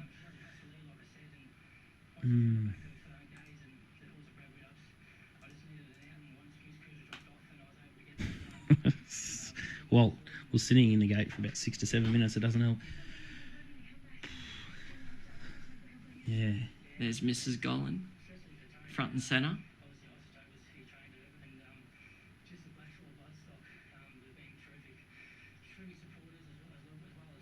I think this is their first girls syndicate horse too. Is it? So what do they get? Another bonus? $1 million or something? Yeah, another extra? I don't know how much, but it'd be a fair bonus, I'm tipping. That's outstanding. It's good though. Jeez, it's a hard race to win. Incredible.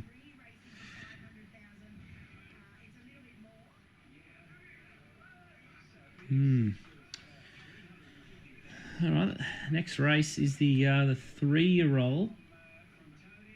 Again, track sort of playing as sort of we expect, isn't it? It's like most horses get chance if he can get a clear run. Obviously, it's an advantage to be midfield or forward to midfield. There's not much kickback or anything either. Like. No, that's quite good.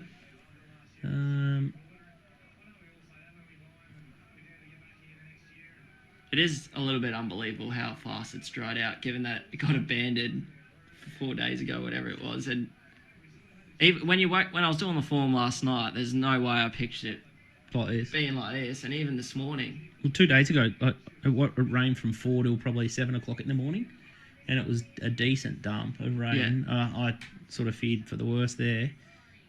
And then even like tomorrow, there's 5 mil forecast tomorrow, so there's a big chance that it gets smashed again. Well, Johnny McLeod did say that he'd like to take that filly home. That was the one that he wanted to take home right now. The horse? Yeah, this one. He said if I had to take one home right now, Skirt Law a bit, but he said Platinum Jubilee might be a better horse. Yeah. Next year. Good to see the girls walk it in. They're brave, aren't they, getting that close to the back of them? 2-year-old. Some handy types. And she played. I'm pretty sure she played up before the. Yeah, she played. She was the one playing up behind the gate. Behind the gate, so she's got ability. Heap of a minute. Good on him.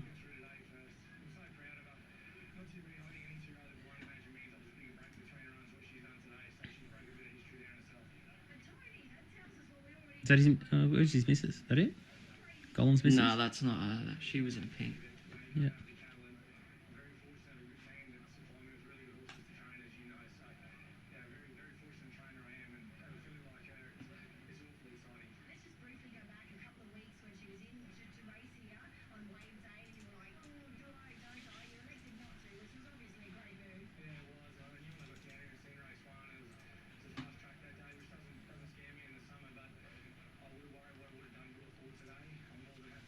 All right, 24 minutes to the next. We might just take a 4-minute break. I'm going to make Turbo a nice coffee. I might have one myself, and we'll come back with 20 minutes to go until Gold Coast race number 4, which is the 3-year-old Magic Millions Guineas. So can't wait for that. But really exciting edition of the race. A few hard luck stories, but that's what it's always like in these 2-year-old races at the Gold Coast. Surprise, surprise.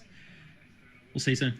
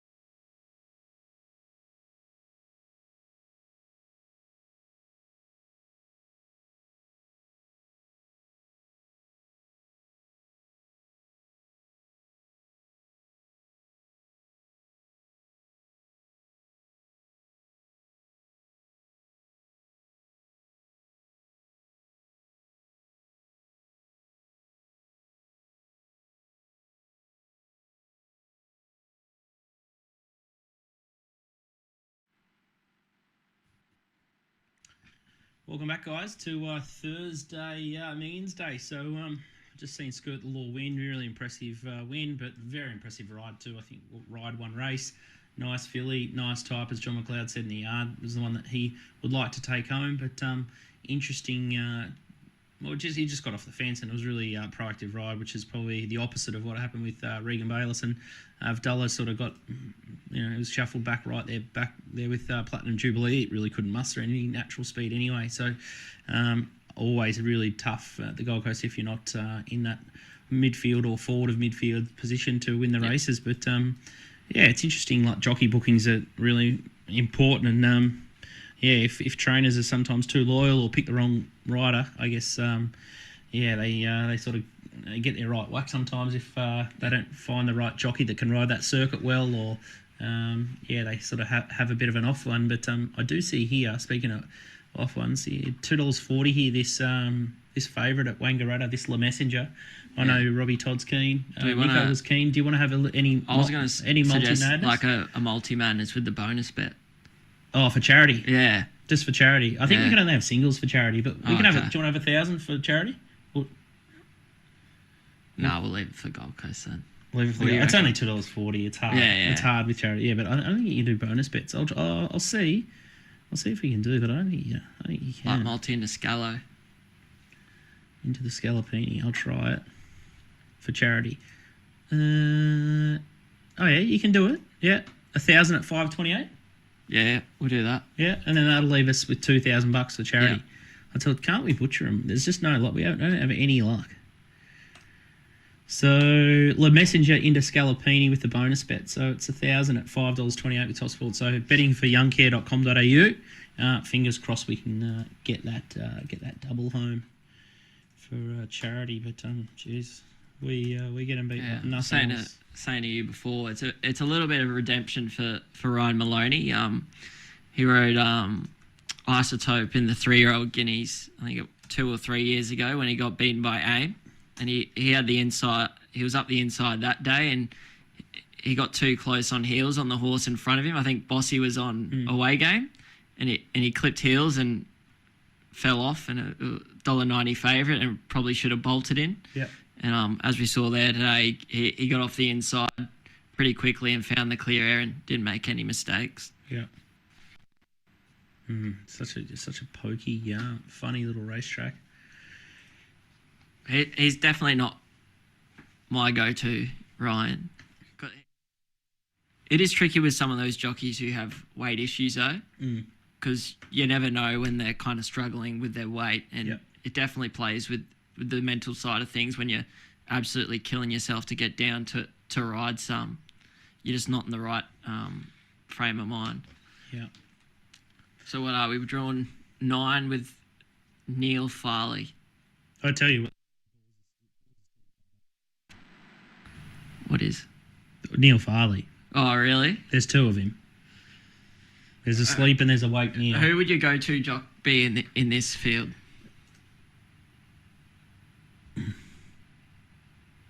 You're allowed to say none? No, you have to. Gun to your head, like, ride for your life. Who is it? Well, Jake Duffy's a big no. Teo's not going that good. I don't know. Maybe Jack Hill hasn't done too much wrong by me. Maybe Dean Holland, he can bob up in, if he gets the right sort of setup and a target sort of race, maybe Dean Holland. Not What's much happened good. to Teo? Because he was going all right when he was an apprentice. Good. Yeah, don't know what DK would give us really good insight on what happened to Teo. But yeah, I'd say maybe Jack Hill or Dean Holland. But Dean Holland seems to ride in all that. He's good. I guess he's good in that sort of grade. So if you go to somewhere like Wangaratta or Western Districts Racing or Adelaide or something like that, I'd happily back Dean Holland. But again, it's sort of gun to head, very scary. Jake Duffy's probably in one of my top 3. He's cost me a lot of money over the years. I can't copy him at all. Jake Duffy. Jack Hill would probably be the one. I think he had a bad fall a couple of years back, Jack Hill. But he'd be probably the jockey that... All these names of these jockeys, they just seem like country battlers. Neil. Yeah. Mitch. Talia Hope, she's pretty hopeless, isn't she? I'd probably trust her in front of a fair few others. Oh, jeez. What about Andrew Noblet? Can train. Can train? Yeah, I don't mind Nobby. Yeah, don't find him often. He can bob up at odds.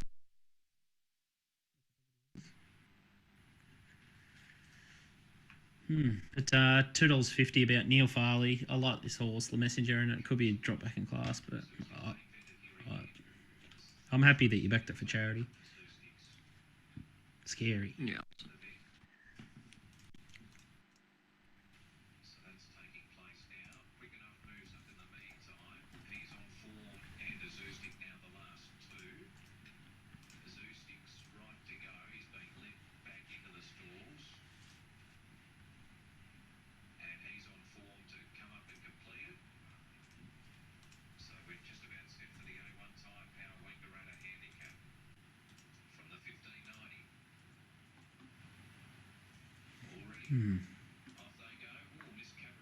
Here it is in the white and blue.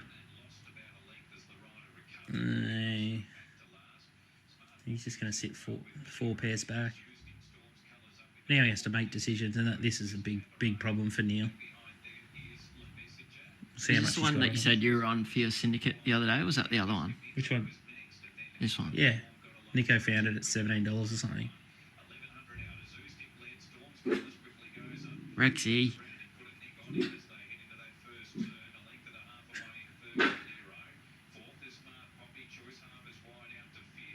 This could get real ugly here. I hope it wins for charity.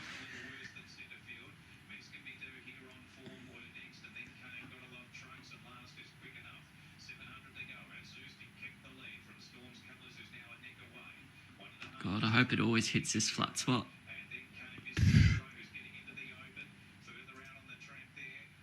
Here it comes.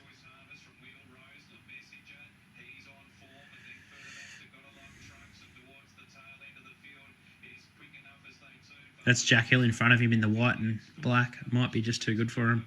Come on. Oh, he's been at it for a long Jake time. Duffy's on the 6. Jack Hill's on the winner. Storm's Colours. It's Jack Hill. Punch it out. $8. See you, Neil. Oh, Storm's Colours, $8. Jack Hill, there you go, punters. See you, Neil. He's such a disappointment. you couldn't blame Neil there. That horse didn't go that well. Yeah, no, I don't think so. Yeah, it was pretty weak, actually. Had its chance. Too good, Jack Hill. There's only 9 minutes here to the Guineas. All right, let's get the speed map up and let's talk business at race 4 at the Gold Coast. It should be up on the screen shortly. And you've got Spiritualized leading here. Yellow Brick sits outside. 1 second. Get one up. Yeah, so Spiritualized, it'll cross pretty easily. It's a horse who is a dead set control freak, and it led easy over the third. Well, I should probably go back a couple of runs.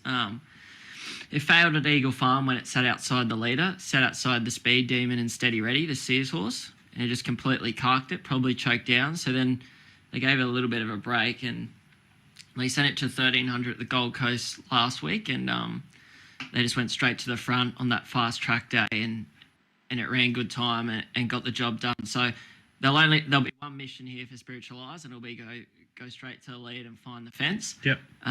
Golan's got the stablemate here in Latakia drawn 2, so it probably lets it go and it holds that second pair on the fence spot. So Yellow Brick will probably end up outside the leader or second pair one off. It just depends on what horses like Fashion Legend and Soothsayer do from outside gates. The 1400 metre start at the Gold Coast, you do have a long run into the first, the bend. So whether those horses want to keep pushing in front of Yellow Brick, if they go too hard, Yellow Brick can just come back that pair and let them go. Or if they don't want to cross, Yellow Brick can just stroll up outside the lead, which is kind of where he settled there at Toowoomba when he won the King of the Mountain. And he'll just have him in a really nice, comfortable position and just that's the beauty of this of the draw for him, is he's just going to have it relaxed and doing what he wants to do. He doesn't have to make any any decisions like early or like do anything rash or anything like that. And the good thing with Yellow Brick is it's going to run 1400. This horse is going to get out to a mile, if not 2000 in time. They're talking up Derby next preparation. I'm not so sure about that, but he's a lovely horse, sound, really nice walker in the yard.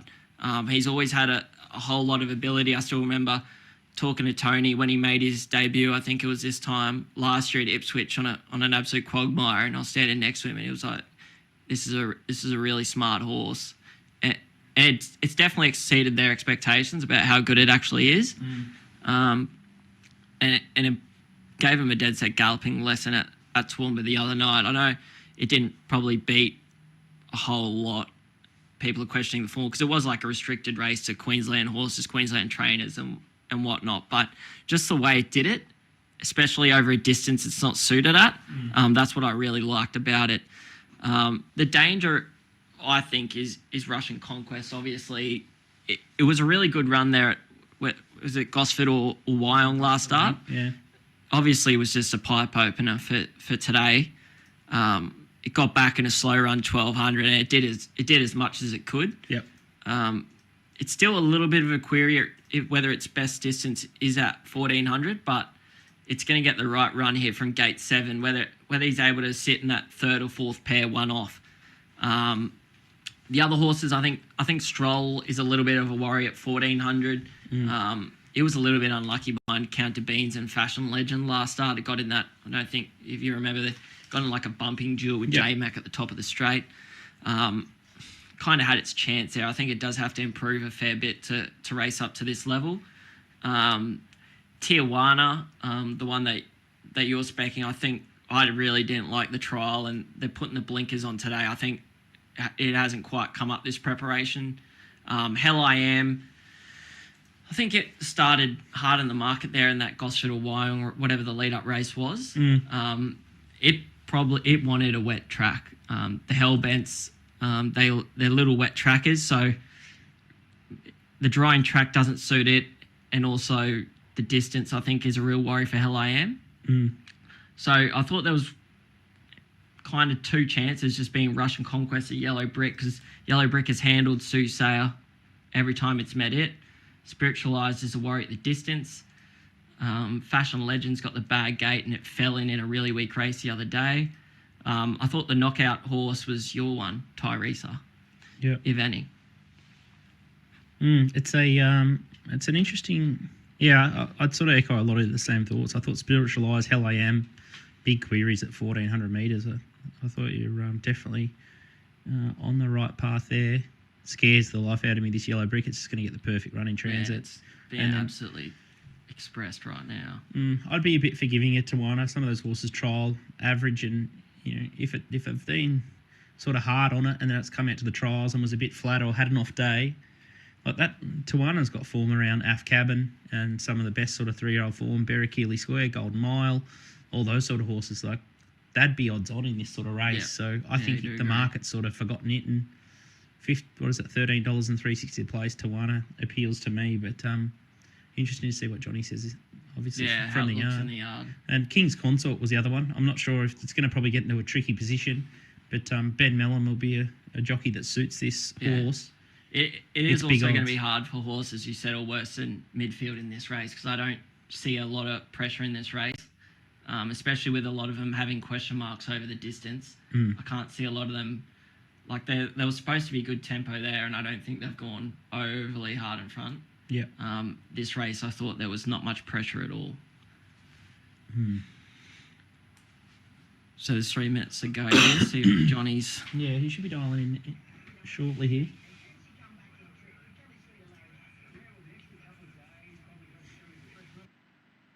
Here he is. Yes, mate. Yeah, Johnny, what do you think of him in the yard? Yellow Brick looks fantastic.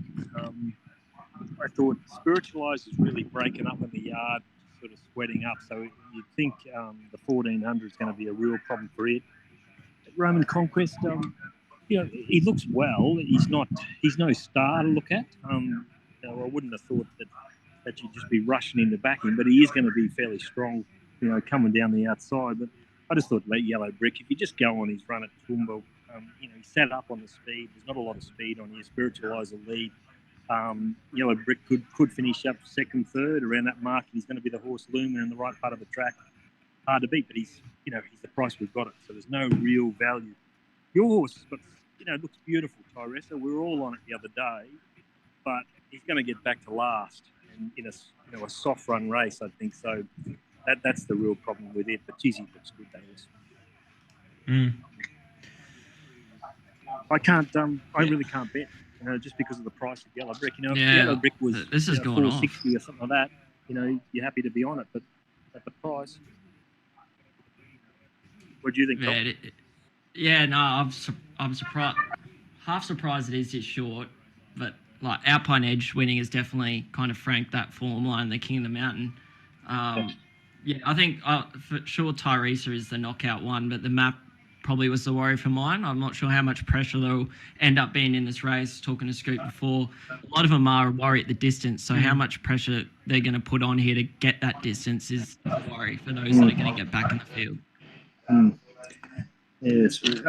Johnny, just the way. What did you think of the parade of the toppy, Tawana? Looks well. It's probably my third pick out of the yard. I'd probably go Tyresa first out of the yard, Yellow Brick second, and Tijuana third from the yard. So, he's not going to be too far away. He's going to be in the right spot, Tijuana. He might even finish up, maybe even one pair back from the favourite. He's going to be strong at the finish because, he can run he's been over a mile and strong. So that's what you're looking for today. Horses, if it's a 1,400 metre race, you'd like to see a 1,500 metre horse or maybe even a touch more, and he is one of those. So, chance. Okay. What were you going to say before I cut you off? Just can't remember. I was going to say Spiritualise, because of the way he looks, he could over race, and really he might run him along quicker than what we thought, just because of his stirred up in the yard and everything. So, the only thing is what is going to stir him up. Latika's got a little bit of speed, but not as much as Spiritualise if it really wants to. So, I'm sitting on the fence with the speed. If I, had to put the orchestras on the line, I'd say they're going to be just going along average, and horses in the first four will probably win. Yep. I can see that. Yeah, with a Spiritualised, I can see a big anchor drop at some stage because it looks a real big query. I think you nailed the race, and Yellow Brick and Tawana, and that'd be the horses that I'd be trying to work around. Yeah, I think probably just going to leave this race. Like Yellow Brick was the one I wanted back, but it's rock bottom now, and probably just leave it. Yeah. I'll leave it with you. Cool. All right, we'll check in with your next race, but happy to leave it. And market looks pretty spot on. So if you're looking to lay horses out there or bet around, a couple 5 and 7 have got a big red pen from the guys here, and best roughie seemed to be 113 from Johnny McLeod out of the yard. But boys are happy to keep their powder dry and play later in the day, which is fair enough.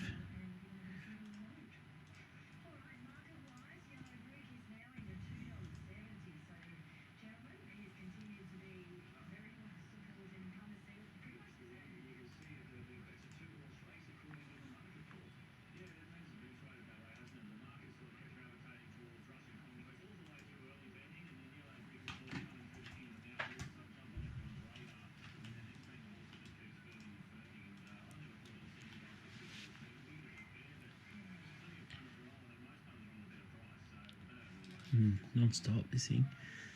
What? Yellow Brick. Oh, he's just got the perfect sort of... He's just got the good map.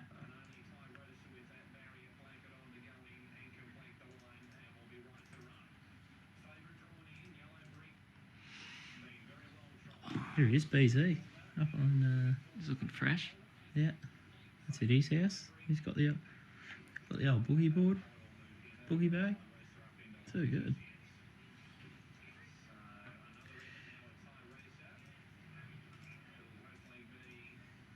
Yeah, the Tijuana brass. I've been given the Tijuana brass a few times, Walt.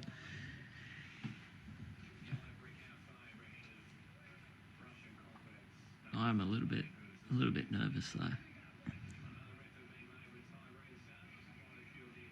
Oh, this is what your mate was doing last time. Who's that? Tyrese. Yeah. She does this all the time, doesn't she? They tried the barrier blanket last time. I think it was slow out and it's up to its old tricks again here.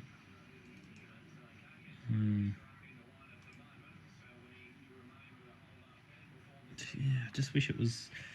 She'd be heaps better suited if it was a mile or even, as you said, the 2200 metre race. be much better scenario for her. Or if it's 1400 on a bottomless track, she would have come into the race as well. It's just sickening.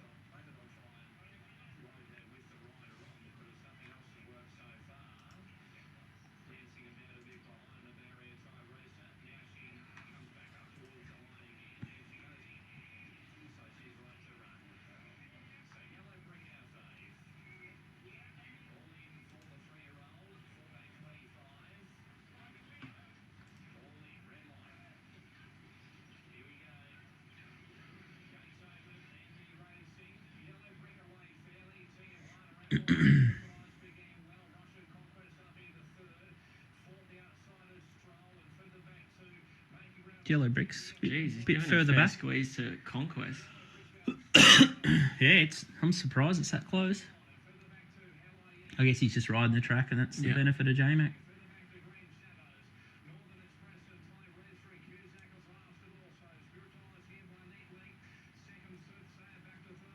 Bloody hell.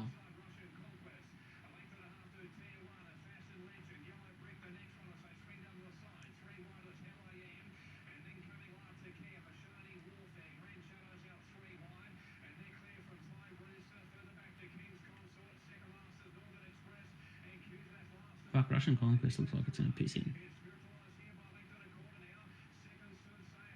Tijuana's gone. Yeah.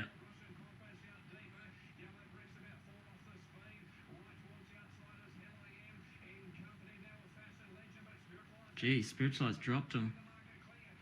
Amazing. Here comes Yellow Brick. Here comes King's Conquest late. Hell I am. Yellow Brick's gonna win. Oh. Fashion Legend. Oh. God, I hate that horse, Fashion Legend. Little disclaimer, I was on that Yellow Brick at 34s in the futures. Oh, That's God. sick. He charged late. What happened at the start with it? Just couldn't keep up. Yeah, so they all sort of went quick to get position.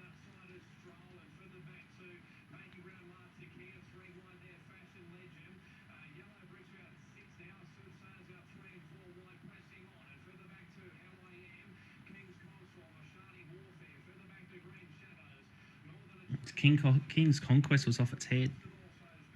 Not happy at all in the run.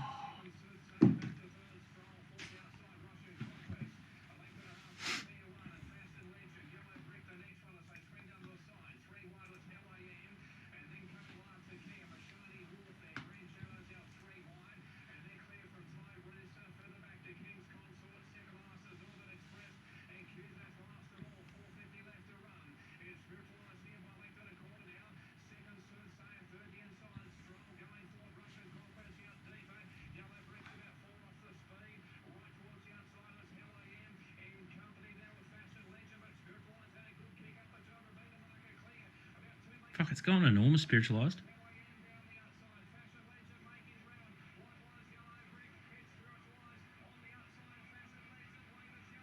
Oh, like he's on the inside in the worst part of the track too. I thought he was going to get there late.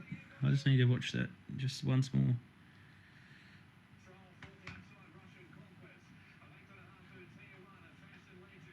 It's in a really good spot, Fashion Legend. Good ride.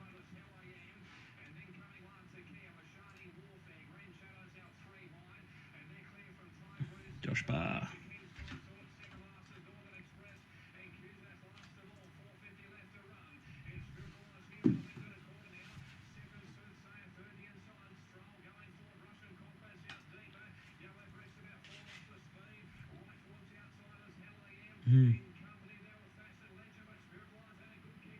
Even Hell I Am sort of loomed up, but Couldn't put them Yeah, away. they didn't run the trip, did they? Nah.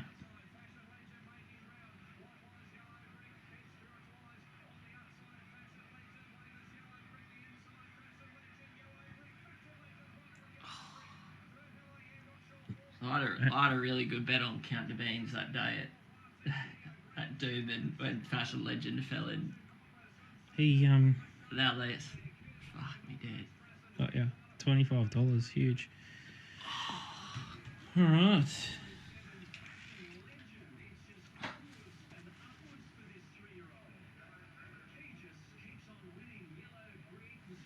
Gee, Tyresa still went good, looking for another 600 metres. Yeah, it looked like it was going to Pretty drop out big time at the bend. Kept coming. GP, great ride. Great spot, great ride.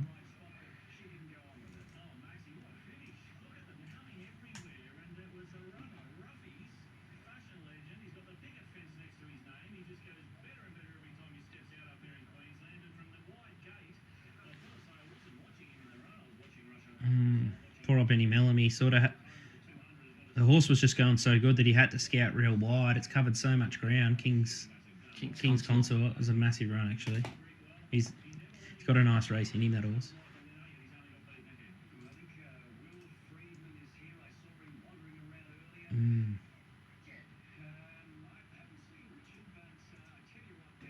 Oh, yep. I'll get it done for the next race. So At least half dodged a bullet there for yeah, not piling into the yellow brick. yeah, it's quiet. I'm looking forward to when you guys start opening the shoulders later, but yeah, it could I have think this easily might be a race to. steam in here, maybe. Yeah. Yeah, it looks like it's a pretty good betting race. You got Kiko 390, $5 Brook Spire, Barossa Rosa. You get good price if you can find the winner here. It's interesting mares race. All right, we might take a just another 3-minute break. We've still got 30 minutes out until the next race at the Gold Coast. We might take a 5-minute commercial break thanks to Topsport Comics Lounge and Punting Form, and we'll just have a drink, go to the bathroom, and freshen up.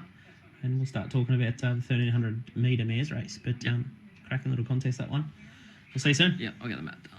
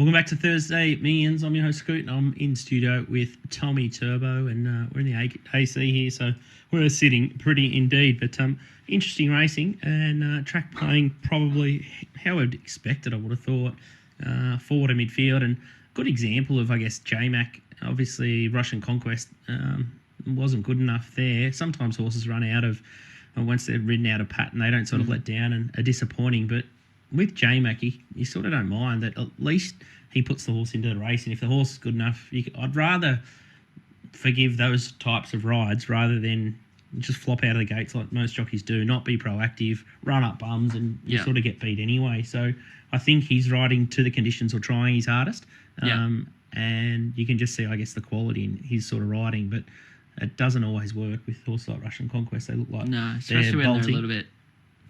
I guess you kind of look at the form on paper and it says it's got out to a mile and whatnot, but kind of looking at the sectionals it's run historically, its best runs were always 1200, I thought. So riding it out of its comfort zone a little bit there without that kind of extra bit of knowledge, I think's half cost it, because where did the winner come from? Like, was it midfield? Midfield, yeah. They probably did go a little bit quicker than what people thought they might. Also, it was surprising that Yellow Brick wasn't kind of able to be up there on the speed. Like, I had it a lot closer, but it's probably maybe hit a little bit of a flat spot and he's gone to the worst part of the track up the inside, given that he couldn't really get to the outside. But, I mean, that Fashion Legend horse, like, it just keeps winning. Like, you can't knock it. Yeah. It's a funny horse, though, because its coat has never looked right. Both 3 starts up here in Queensland. Like, it beat the older horses in a no metro win. Ben Thompson rode it that day and he gave it the absolute grouse. It landed in the 1-1 and fell in. Its coat didn't look right that day, and then it went to that 3-year-old race where it beat Count de Beans and Stroll, and its coat didn't quite look that right that day. And John's said again in the yard report today that its coat was still off. So maybe there's improvement for it next preparation. Exactly. But yeah, the market sort of didn't give it much hope. $24. No, it was hard, given that, like, the no metro win that it won at Eagle Farm, it was a pretty average form race going forward. There wasn't really a whole lot that come out of it. I think one of the horses that runs second called Aqua Ultra, or third Aqua Ultra or something like that, it couldn't even win a midweek race next start. And then it went to that Doomben race against Stroll and Count de Beans, and those 2 horses were unlucky behind it. And, like, Friedman before, young Will was saying, people were saying it was a bit lucky, but he disagreed. Well, you look at the time they ran in front, and it was just a sit and sprint home. Like, it's outside the leader, when you're going that slow in front, it's not that big of a disadvantage, especially when you've got the momentum and the horses behind you are in a barging battle. But he's a winner, and hats off to him. And who knows, next prep might take another step. Next step, yeah. Yeah, he seems to be pretty honest. Now what, 5 from 8? He's missed a placing once, so real try of a horse, real tough. Let's have a look at race 5 at the Gold Coast now. We'll have a look at the market, courtesy of Topsport, and then we'll have a look at the speed map shortly after that. I'll have to get my man the speed map first, but looking at the market here, we've got Kiku $3.90 favourite, Brooks by $5, Barossa Rosa is $7.50, $9 Mimi Lagarde, interesting one there. Jamea is $10 Evangelic, Diamonds $10, 17 Bella Rouge, 21 Vienna Princess, $26. Desedna, don't know how to pronounce that one. Terra Mead is $26, Van G is $31, and then 61 or 101 the rest there. So Kiku is an interesting horse. Interesting to see where it's at. I was sort of expecting a little bit more from it last start. Yeah. Real D-Day for it, and a horse like Mimi Lagarde, 1,300 might be on its probably its outer limit. It's a funny horse, Mimi Lagarde, because it's kind of the same as Fashion Legend. Its coats hasn't looked right in a long time. So whether there's an underlying issue there or not, but there's no doubt the horse has got ability. Like, I think it ran behind King of Sparta that year in the Guineas. Was that last year or 2 years ago? One of them anyway. So we start off with the map here. Like Vangelic should go to the front. Tim Clark's on. Gaybot. Barossa Rosa will probably keep it a little bit honest up there. Listen to Tracy Bartley on the radio this morning. This Barossa Rosa's had the famous wind up prior to this preparation. So, I mean, you kind of look at its form and it was stuck in that benchmark 78 grade down in Sydney for a long time, but it's had the wind up this preparation. It come out and won a black type race at Doomben the other day. So that's perhaps where you could see the improvement had come from. Mm-hmm. Not sure about Vangelic. Thought its 3 trials prior to this preparation were average at best. And then it led up at Canterbury the other day in a real fast run race. I think they broke the track record that was at IME, that horse that's flying. So you can be forgiving like leaders first up when they just get gassed and run off their feet like that. But when you look at the trials before that run, it is a little bit of a worry to see whether the horse is still with us or not. Yeah. It obviously is scary because it is possible that he might go straight to the front here and walk them along in front. But given that I'm not completely sold that the horse is still with us, I'm probably happy to risk it. Barossa Rosa, it was a good win the other day, but I'm not sure on that race as a form reference, that race at Doomben. So I was kind of looking at horses who are second and third pair here, and the one I came up with was Brookspire. Yep. It started favourite in this race last year, I think it was, behind Snap Dancer. And it was a little bit flat in that race, and Kiku beat it home. They didn't go too hard in front, so it probably was entitled to beat Kiku home, but it was a kind of end of prep run. Yep.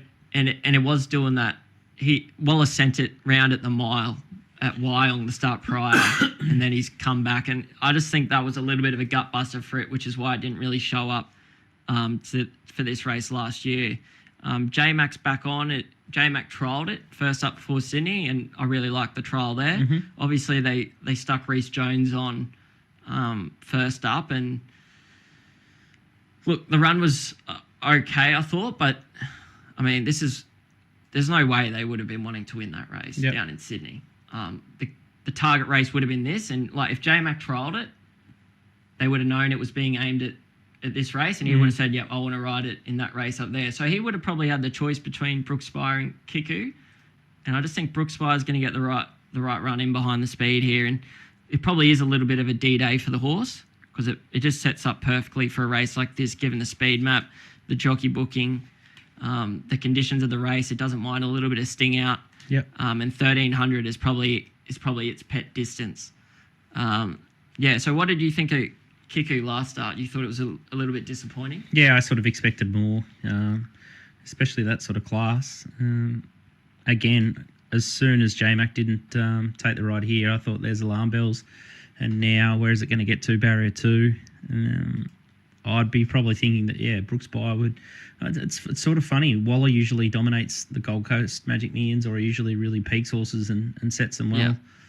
This probably Brookspire looks the pick of his chances for the whole day. Like, it looked pretty slim pickings for the Waller camp outside of sort of this runner. So I'm with you there. A horse like Diamonds is an interesting one from. Yeah, it's hard to line up the South Adelaide form. Yeah, you'd think that's a Query. grade well below, but it is somewhat a little bit unexposed. Yeah, so I think Gemma Riley used to have that horse Diamonds, and it seems to have gone to a new level. This prep doesn't look like it's going to stop, so I think 1300 is going to really suit this horse. But the query here is barrier 16, and Tegan Vorum's actually a sneaky rider over in Adelaide. She's got it's like they set him up for her, and she can ride a winner at any sort of price, but I don't know where she's going to get to from barrier 16 here. So that's the biggest worry there. But I was the same with you with Kiku. Like, when you look at it the other day, you could say it was a little bit of a clean out run maybe, but kind of did expect a little bit more,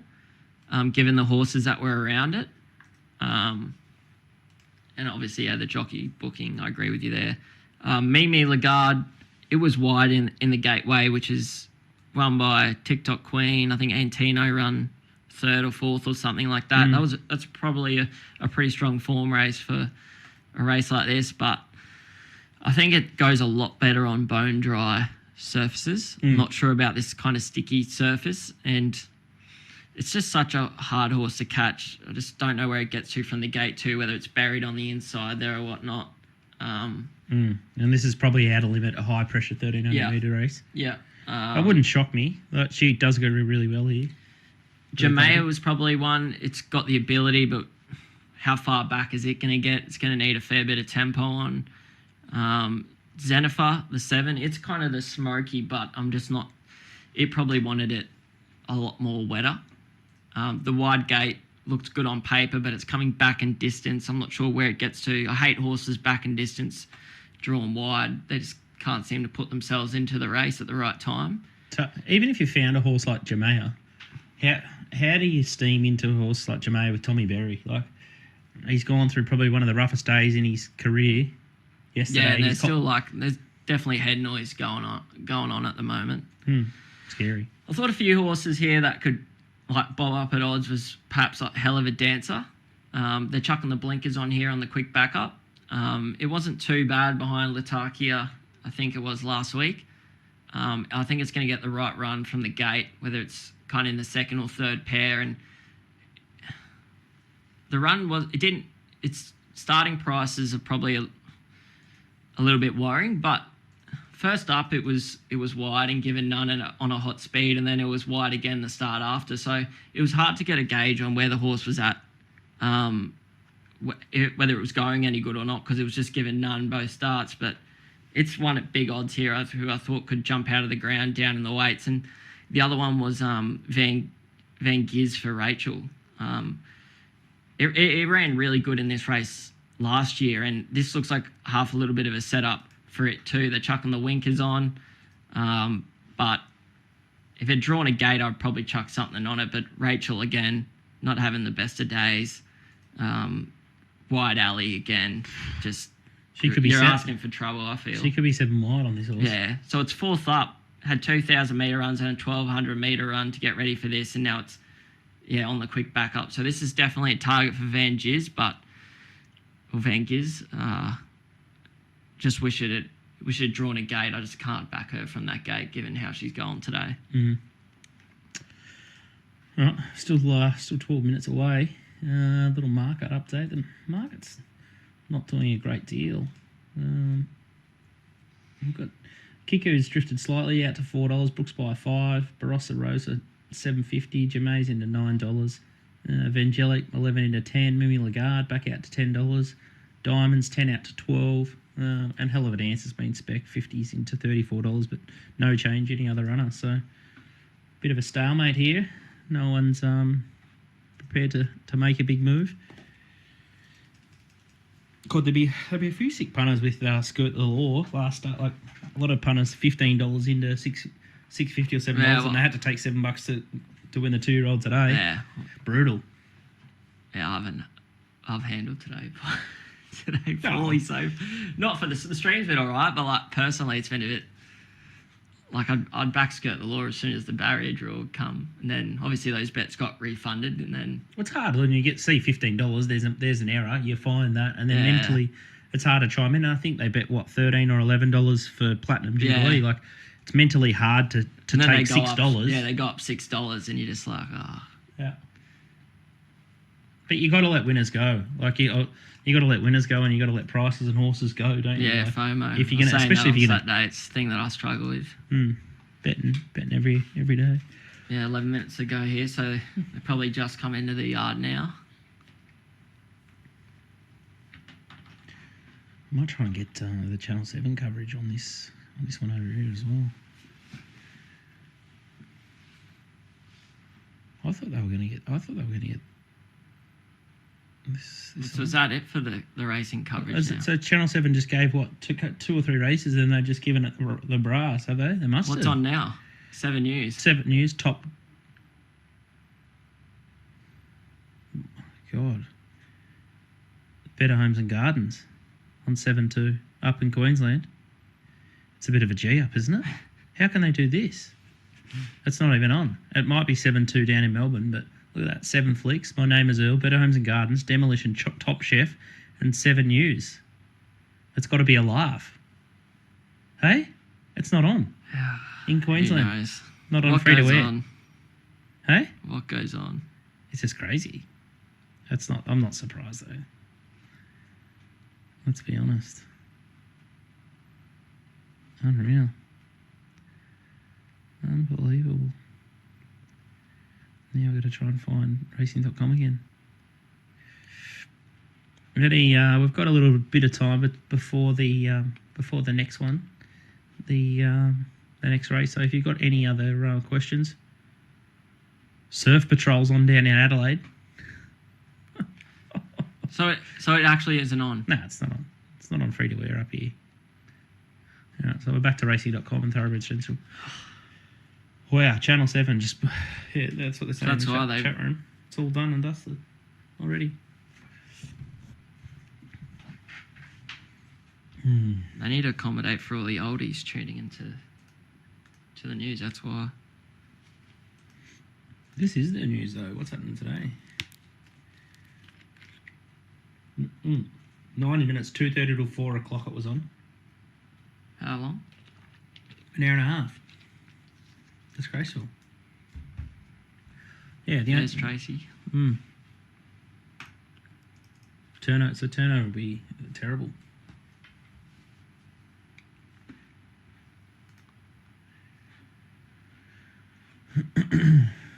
Mm, 8 minutes away.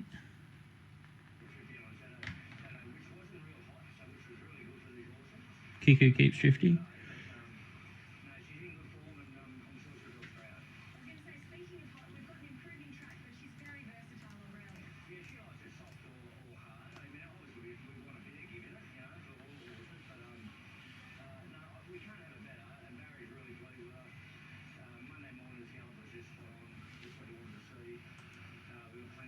Bella Rouge was a good run last start.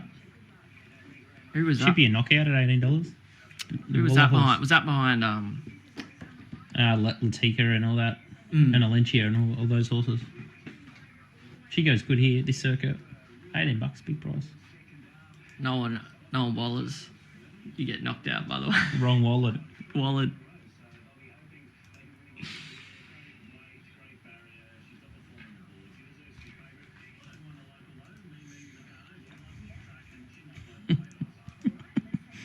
Bold and the Beautiful is about to start in 15 minutes. That's probably one of yours. Do you even know what that is, Bold and the Beautiful? Yeah, Mum and Dad are a big fan of they? Bold and the Beautiful. What's the guy's name? Is your dad watching? Little cheerio to Tommy's dad out there. What are you watching? I'm not sure. Maybe I think they're at watching. work. Bold and the Beautiful. Big Bold and Beautiful fans, though. Brooke, that's the one. The old blonde chick. It's amazing how they... It's not really amazing because they get that much plastic surgery done, but how similar they look over that period of time. Yeah, it's got me.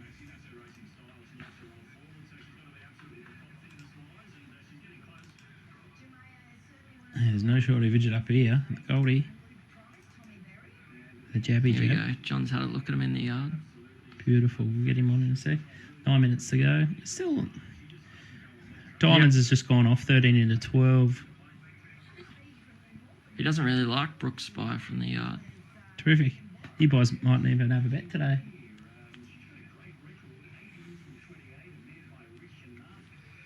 Vienna Princess, tiny move. Barossa Rosa's just been 8 to 750.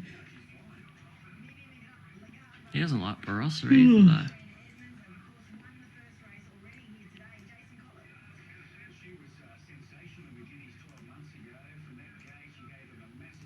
I've never seen the Bold and the Beautiful. I think I've turned it on and the same thing happens. They're all just sitting in a room looking at each other. It is interesting with Mimi Lagarde, though, like, looking there. John reckons can't knock when its coat's been ordinary. This preparation previously. She definitely is quality, though.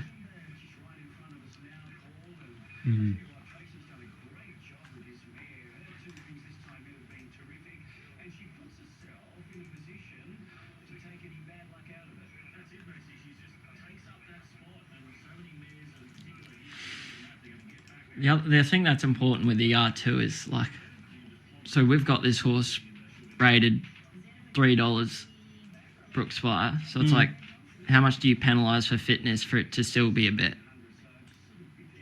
Like it's $5 at the moment. Mm.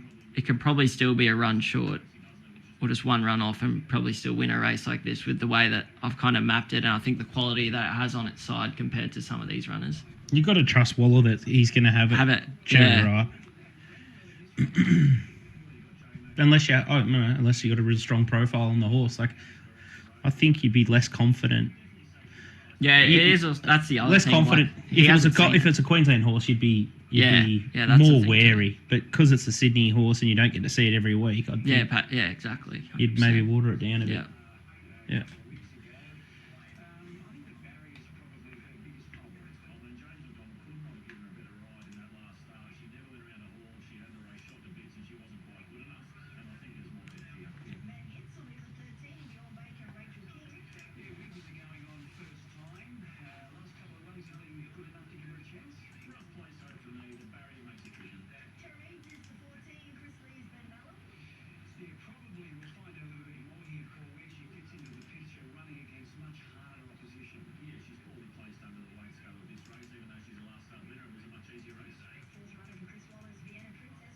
Sally Bowery looking nice on 7 News in Sydney.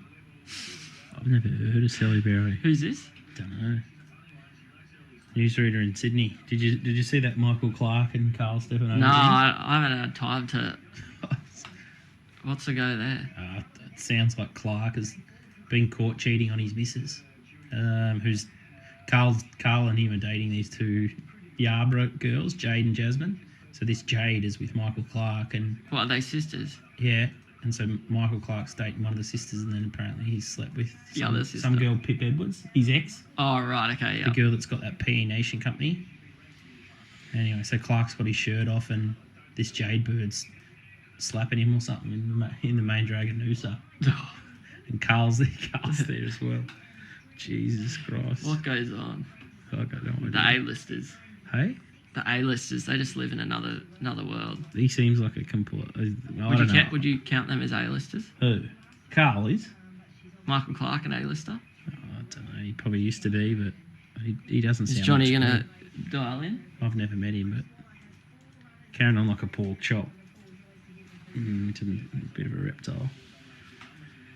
Are we a bit behind on the thing? No, shouldn't be.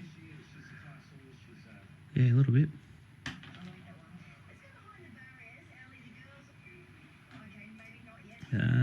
You're going to pull the trigger here? Is Johnny? Yeah, I'm going to have some bets. You have the bet, and I can talk to Johnny. I'm sure he's going to dial in sometime soon here. But I think Tommy's going to be backing Brooks by here. $5 is pretty solid.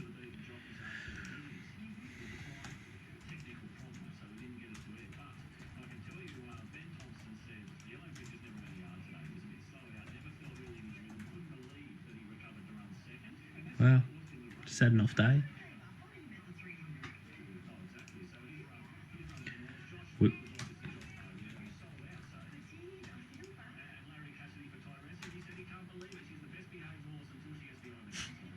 Did you hear that? Yeah, so it sounds like he had an off day. Well, because he did come off a record. Didn't they have a track record? Yellow Brick? Was it? So yeah, that was on a bone dry track, so... We did speak about that on Bet Doctor last week. There was always a query that maybe he just... I think it was probably more the sticky surface, because that was a worry. All right, I'm putting these bets on now. Sweet. You didn't put them on, did you? No, go for it.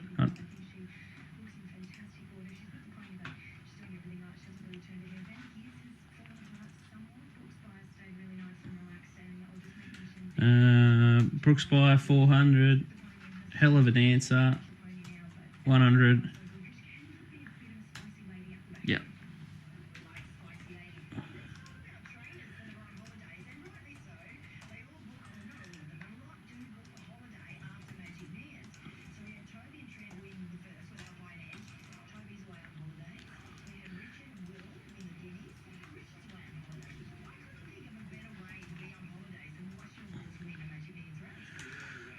Okay, so yeah, the boys have had 400 on Brooks Buyer, Best Tote, and 100 on Hell of a Dancer, Best Tote and SB as well. So 2 bets there. Obviously, Brooks Buyer's going to be in the right spot, and then Hell of a Dancer. It's the horse I think is just going to be the big improver.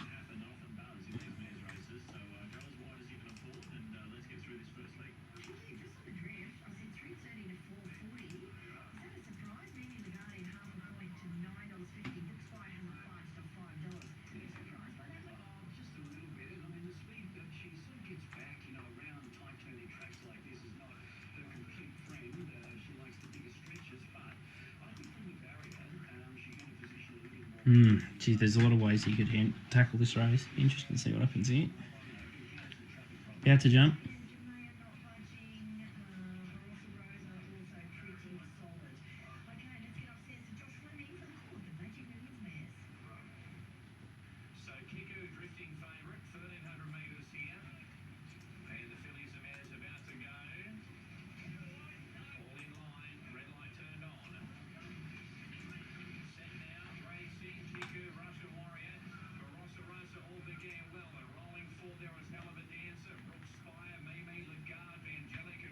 In a good spot again, J-Mac. Vangelic can't even go with him, but like it's not even going to get close to the lead. Vangelic. Fuck, Rachel's dragged. Van G, third, 3 wide last. Actually, 5 wide last. Fuck me. She's not wide again, is she? What's she doing? Keep going, leader.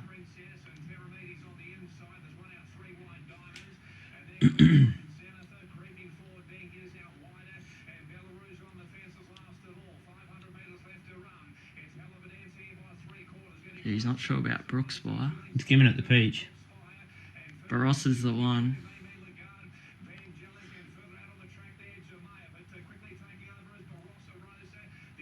Chance.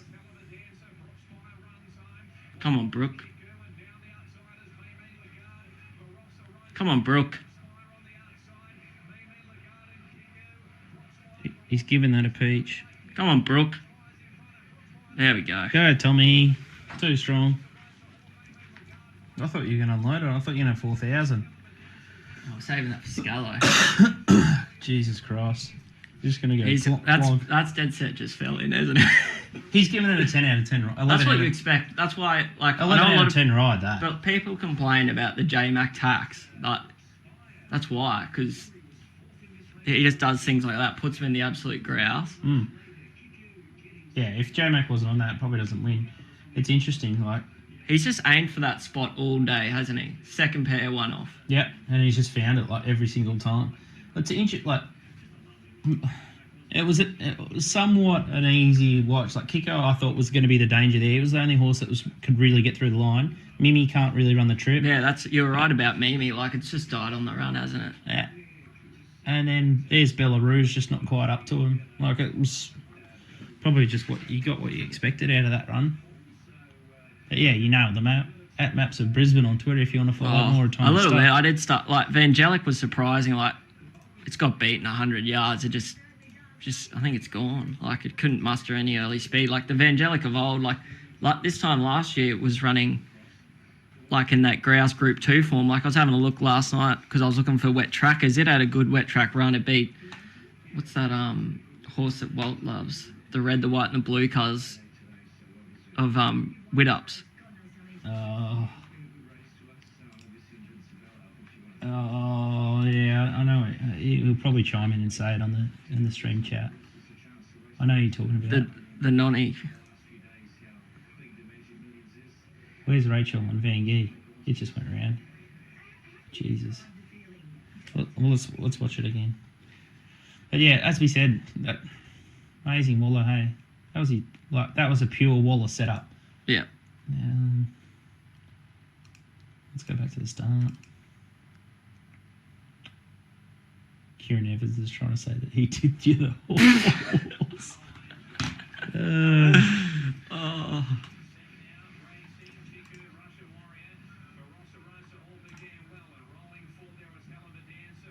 It's just amazing how he can just... Like, he's literally landed that spot every race. Yeah. So where is Venge's? Is that the one she's just necking right out the back? Yeah, gone. And then Belarus is back last with it. Is that Mickey D? And it runs fourth. Kiku's there, pinch and runs on the fence. And then Mimi's just outside her, and that's the race. It's...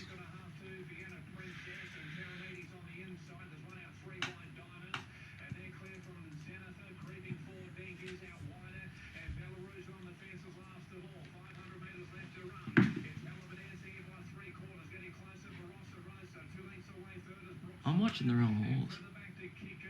Van Giz is in like the Wow, it's Derby racing horse today. Or am I looking at Jamea? I'm looking at Jermaine. Fang G's the widest with the big baldy face. Just slaughtered it. Just went round. Like it just went, nothing happened.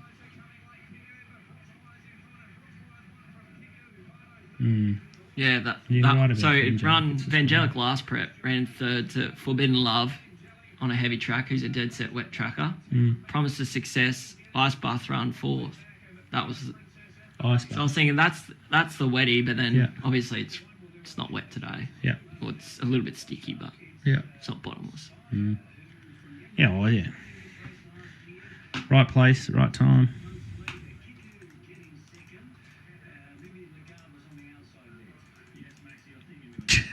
That's it. I'm gonna have to get this I'm gonna have to get the stream up so I can see what these people are saying.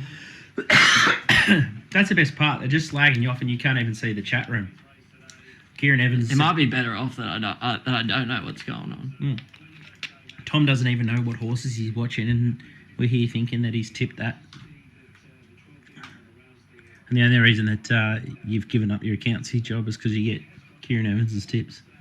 What's this? No, they're talking absolute truth. Scott Boynton new Ice Bath. Yeah. Thanks for the tip, Kev. I'll have to come back over to Perth again, come see and shout your dinner again at the casino. The casino. Rock Pool is where we went. The casino in Perth's unreal. It's the closest thing. It was a really have you been to Ascot? Yep. Yeah, I loved it. I think it's a really great. nice race course. Yeah, it is. It's good. Yeah. You could do you take the missus over there. I think Matty Gillum, another punter, took his missus over there for 2 weeks. I don't know, 2 weeks is a bit much, but to spend a couple of nights there, go down to Margaret River a couple of days, really good idea. Go to the races. Rockpool's a grouse restaurant. Yeah, and there's lots of good restaurants in and around there. Yeah, well, that's the only good thing about Kev is he knows where the good places are to eat and good drink. Doesn't know much about finding winners, but no, he goes all right. Just a Perth specialist. He just needs to stay in his lane, I reckon. Oh, does he? Yeah. Oh shit. Yeah, just baiting nicely here. Race 6 is the next one. We've got the snippets, 1200 metres, King of Sparta shooting with the old Mautai. Bit of a rogue, that one. Axe, Space Boy, Blondo, Heart Empire, Snow Zone, Vowmaster, Goldsboro. All right, 27 minutes. We might chuck a little break. A little commercial break. Keep us hydrated and fresh. So yeah, we'll take a 5-minute ad break and then we'll come back and we'll have a look at the next race and talk more. But if you've got any more questions about anything Turbo did Saturday night or anything general, any of the runners or races or jockeys or anything, just fire them in and we'll try and answer them. Hopefully everyone's backed a couple of winners at home. Boys are being very patient, very conservative here at this last stage. 2 races look the ones. Yeah, so they're bank intact and 3 races to go. But happy days. We're in front. No dramas. We'll see you soon.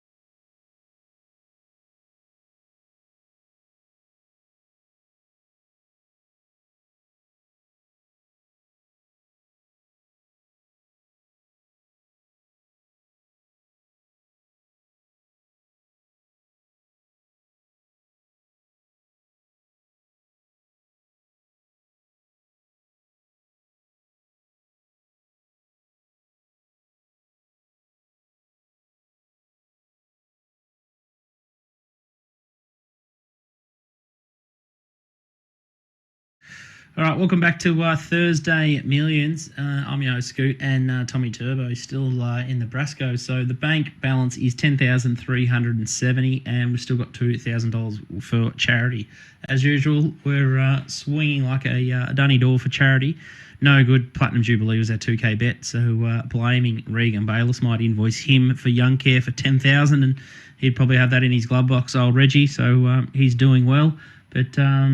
Yeah, 8,500 we started with at the start of the day, and now we're up to 10,370, and we've got 3 races to go. So, interesting finale, and it's just a real odd, strange Magic Millions day. It was strange on Saturday, and it's a little bit strange today with supporting cards of Wangaratta and also Tamworth. So, not much around the grounds, and then you got Pakenham tonight. So, feast of activities. So fingers crossed we can get you guys a good return, and then you can spear off into Pakenham, or you can spear off into the weekend. We managed to talk about Doomben race 3 earlier with Bursting and I think one of the O'Day runners that Tommy and I sort of liked in race 3, but I'll try and get some more thoughts of his and try and get a best out of him for Doomben. And I'll have a look at my black book and see if I can find you guys a horse that I didn't mind on the weekend. So I've had a little bit of a look at him, but I'll just have to have a look at my notepad to figure out which one I'm going to tip up there. But Tommy's back, which is good. He's copying absolute pasting in the YouTube chat room, which is good to hear. Kev's not happy. When you went to Perth, you booked dinner and then he paid. That's what I'd do. That's what I did to John McLeod after the final. He lost the final of. Yeah, he's not letting go of that either. He's not happy with the treatment. Well, who's John McLeod or Kev? McLeod is. Really? Well, I'll get him back. I'll keep offering him to shout him hotels and stuff down here, and he just keeps knocking me back. Yeah, well, he's got a new woman in his life, has he? Well, that's what happens. Hey? That's what happens. He's brushed me. Well, as long as he hasn't got scammed by. Oh, yeah, I haven't heard of it. Did he get his money back from the bank scam from Saturday? I haven't heard of it. I forgot about that. We were at Ipswich yesterday. He had a good day there. Beautiful. Me, not so good, but... Yeah, no, the Perth is unreal. If you haven't been there, I highly recommend that race course. It's just next level. I love how... It's kind of a bit like Eagle Farm, or like... It's just so open. Nice. And so I went over for the Winterbottom, and it was a strip out. Did you get amongst them that night? I went to some house party Kev dragged me along to.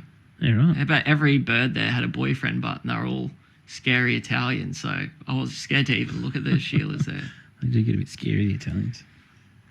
Yeah, it was a strip out. That was the one that Paulelli won the Winterbottom. And I was on every other horse but Paulelli in the futures markets. Kids on all 4 cheeks. I was on. Well, I was on Rothfire I'd got wind that Rothfire was going over, so I've taken a real good price about it. And then you needed to. Kiss on All 4 Cheeks was the one I thought was just going to be the big improver coming off that Melbourne form. Paulelli obviously had the ability, but when they said they were going back to last, you were happy to kind of risk it, and sure enough, it knocks you off. Yeah. Kev dragged me down to the rails there, right on the winning post, to see our futures bets get rolled, which was very enjoyable. Did he introduce you to Britt Taylor? Did you get to say good day to Britt? Yeah, he did actually. And got a little bit like, what do you call it when you get something in your throat? Like, oh yeah, got a little bit nervous. Did you? Yeah. You got a lump. She's in your well throat? out. Yeah, lump in your throat. That's the one. Yeah, she's well above above my level. Like, I was just out of my grade. Like Group 1. I like a benchmark 70. Like she's Group 1. I just couldn't handle it. Oh dear. Yeah. Kev didn't let me forget about it either. Really? Yeah. That's happened to me. That happens. She's a lovely girl, very friendly. I got to meet her once. Really impressive. It's Tamworth in 2 minutes. So what, were you going to talk about some races on Saturday? Yeah, I thought we could.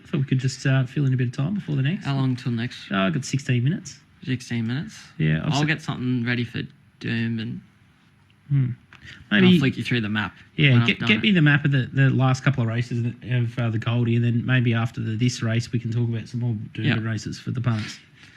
Is that all right? Yep, that sounds good. And I'll just hold court here. Let's have a look at Saturday. What do I like Saturday?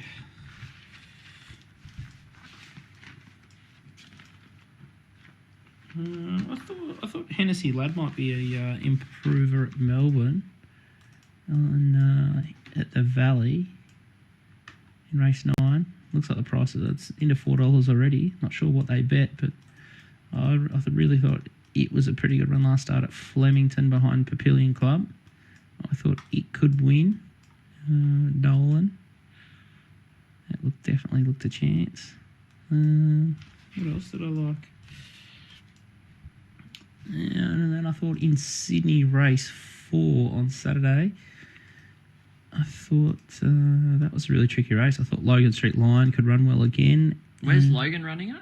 In Sydney. In Sydney? How far? Big chance. 2,000 metres. So was that 18? The last? Because it was up in Queensland for a fair while, Yeah, Logan Street. It was 1,800 metres. Yeah.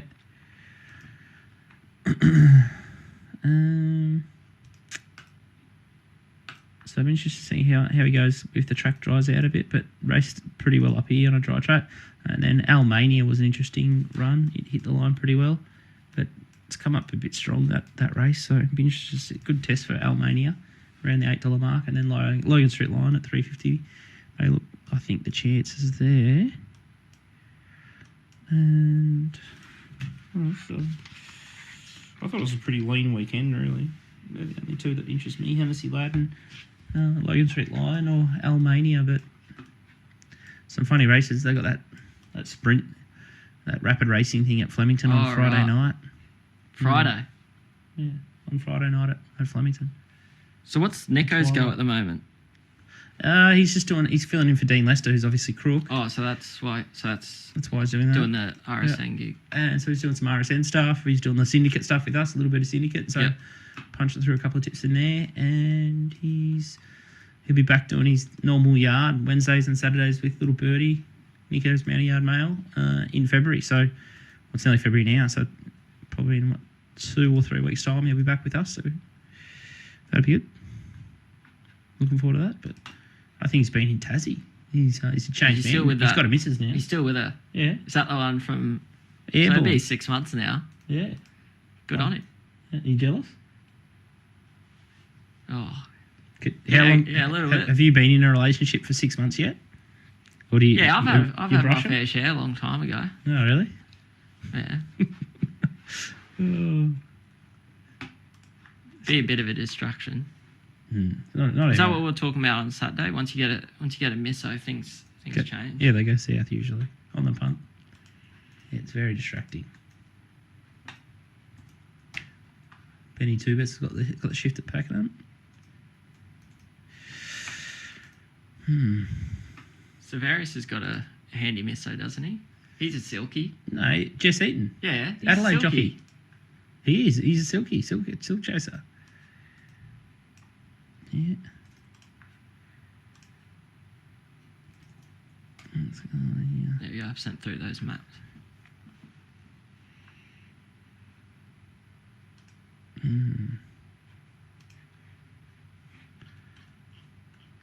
Okay, 12 minutes away from the Gold Coast.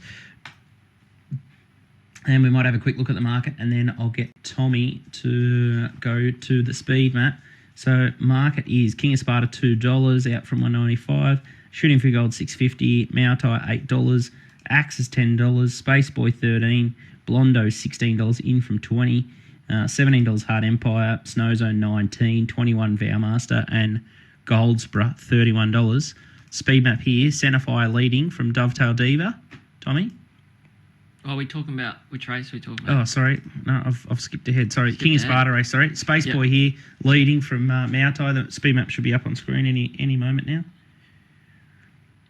Yep. So it does look a high pressure kind of 1200, especially with a lot of these jocks cottoning on now that you kind of have to be up there on speed. You can definitely see a little bit of jostling to kind of find a position on speed. That obviously won't be King of Sparta.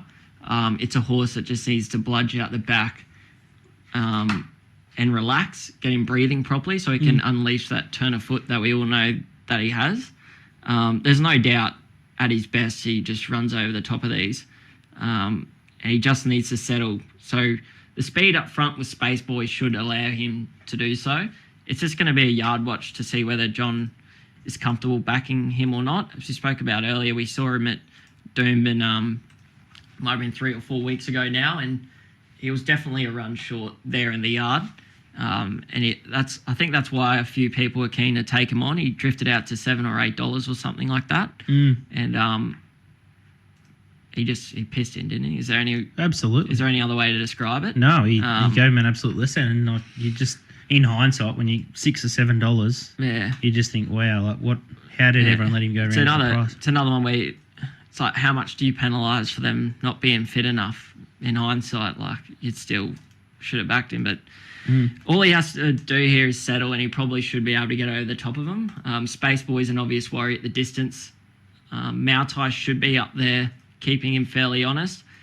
Fogden, I don't really rate her as a trainer, especially at this kind of level. And if Mautai kind of has to sit outside the lead first up, 1200 at a genuine run 1200, there's no doubt he's got the ratings to kind of be in a race like this, which is kind of why he's still in the market there. But here's a scary horse and a little bit of a yard watch too, I think, which is why John's kind of not put on any bets on there. So if you're half potting those two horses, you're looking for a horse that's going to run over the top of them. Shooting for gold, I think you're happy to take on at 1200 on a sticky track. I think its best distance is 1100 with a low alley or 1,000 metres. Or a soft 1200. Yeah, or a soft 1200. So a strong 1200 where they string along. I don't think he has the lung capacity to kind of run out that trip.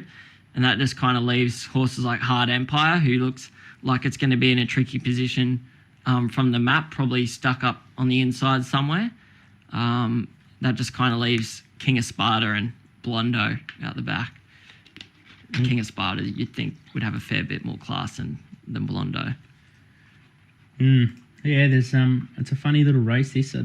Sort of King of Sparta by default, and not many ways to go here from my point of view. Oh, geez, Rachel's on Hard Empire. Well, she's got a draw. What's she going to do? Who knows? Like, what's she going to do for her? I just really don't like the horse. I backed it in the Ramornie last year when Frad gave it a look around, and then it came out at 1 at hundreds in Sydney next start. I was absolutely sick that day. Was it? Did he give it a real good look? Yeah, he gave it one of the Frad specials. Did he really? Yeah. Wow. An interesting question from Jacob Lures, who provides pretty good content. Do the girls know you've been in a relationship with them? It's pretty... That's probably a fair point. I think I'm in a relationship. I'd half take that, but like, I'm just a booty call for them then, I guess. Yeah. Gun for at least hire. it's something, yeah. A bit like me. Yeah, beggars can't be choosers. Like, I'll just take what I can get. Yep. So you are single right now. If there's anyone out there, just... Oh, yeah. Well and true. 7 minutes away from the Gold Coast. Let's have a look at the market. $2.10 King of Sparta, $6 Shooting for Gold, Mautai $8, $10 Axe, 11 Space Boy in from 13, Hard Empire 16 from 17, $17 Snow Zone in from 19. There's just like a nibble for a couple of roughies, and bookies are just trying to half sort of chasing King of Sparta out here, trying to force a lay through. Yeah, so John's yard report has come in. He's back in King of Sparta. He likes it? Oh yeah, sorry.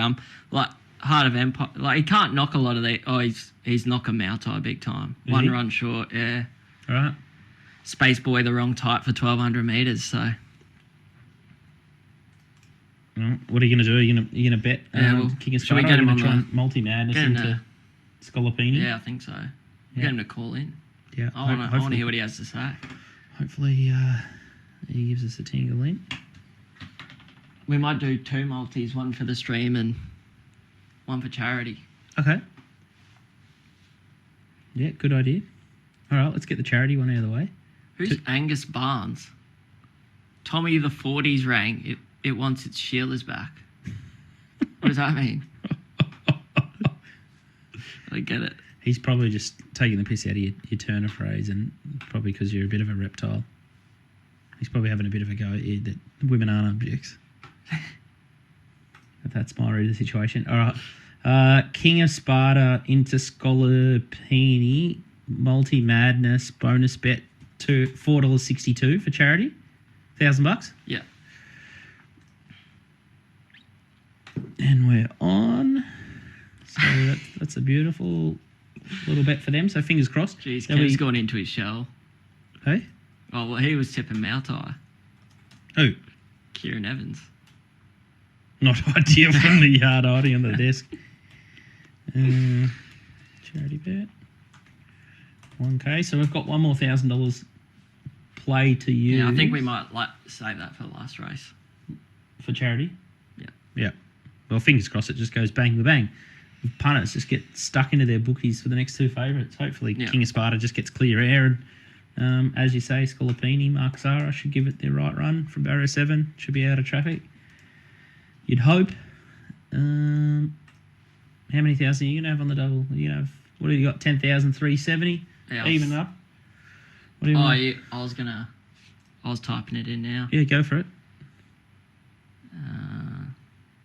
What'd you start with? 8,500. Yeah, I was going to have 2,300 Yep, 20, to win 10. 2370 or something. Yeah, that was exactly what I had written in. All right, go on then. Push just play. making sure it's right. Yeah.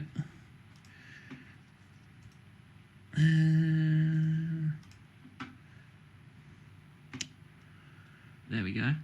Beautiful.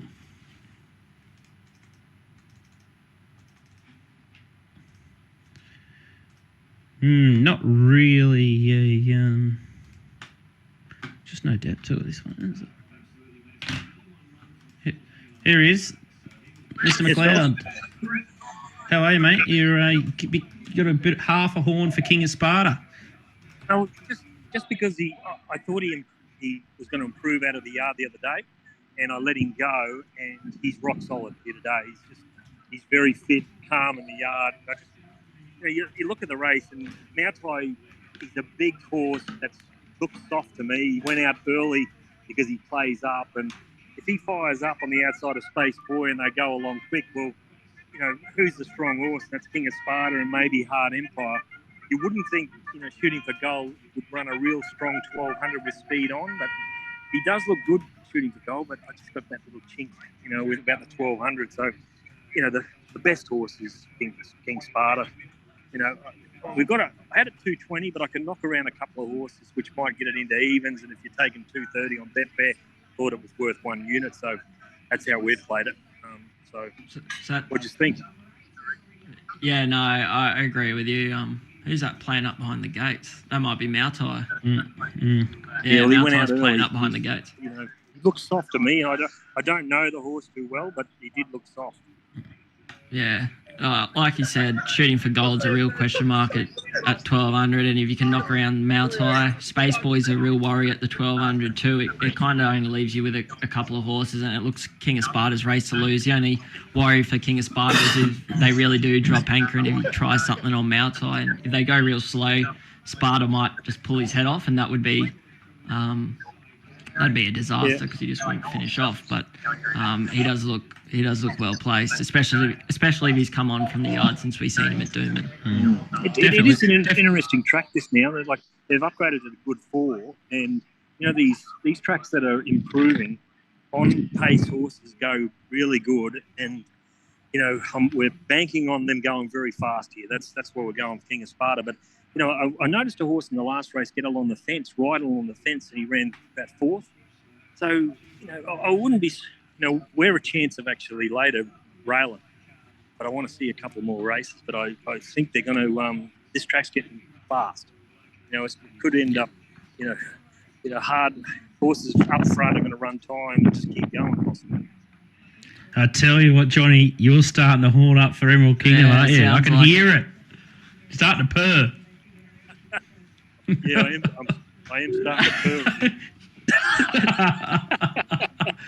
Oh, it'd be a nice birthday present, that's for sure. So, how are you today? 50. Doesn't want to say. Doesn't want to say. Yeah, he doesn't want to say. How old are you? 40, 50? I'm nearly 40. I'm 40 this year. You're not telling. He's playing a straight bet. He doesn't want to know. We'll speak to you next race. I was actually thinking of laying the thing earlier, just to get something back to make a win out of it, no matter what happens. You can't. They're drifting. That's it's out to 750. It seems illegal, huge odds isn't it? now. If it's going to play leaderish, massive Isn't that price. illegal? What's that? To lay your horse? Can't lay your own horse. Yeah, you can't lay your own horse. Aren't you allowed to do that? You're an ex-bookie. You should know better. Yeah. Oh, well, we used to play games, so you've got to play games, don't you? We'll see you next race.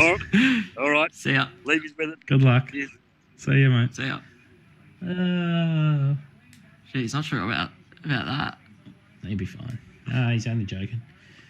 Ducking and diving. Fingers crossed. I think he just doesn't. If he does a Rachel King, that's probably the only way this horse sort of gets beat here, and I think it's going to get super close here. On our free tip sheet on Twitter, Little Birdie TV, we tipped it out as one of our best for the day, and I guess if it's super leaderish, which I still think a horse of this quality can still get over the top of them. Well, they're having a replay shooting for gold now too. Well, everything just so you got Mautai playing up, looks fat in the yard, replating, shooting for gold. Everything's just falling into his hands. Now he just needs clear air and one of J-Max finals. Sounds simple, doesn't it? I'm trying to make it sound simple, but I don't, if you like a favourite, well, you're getting every. You don't need anything. Yeah, you're right. Everything's in your favour here. 100%. So I'm trying to encourage people, if they like it, to back it, but I'm not trying to urge you to do your life on the favourite either. But seems to have a tick in every box, and again, process of elimination. There's not much else to like in the race. Yeah.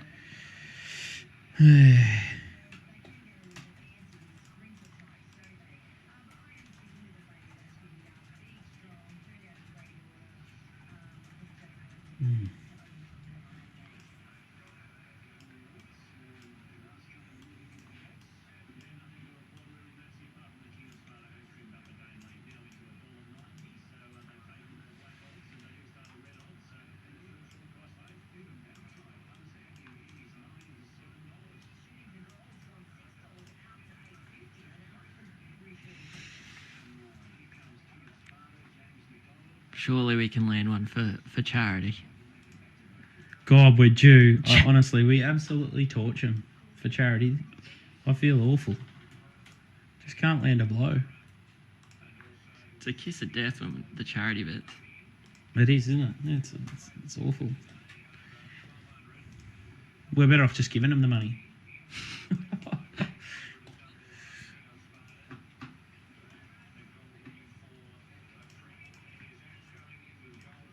All right, good luck at home.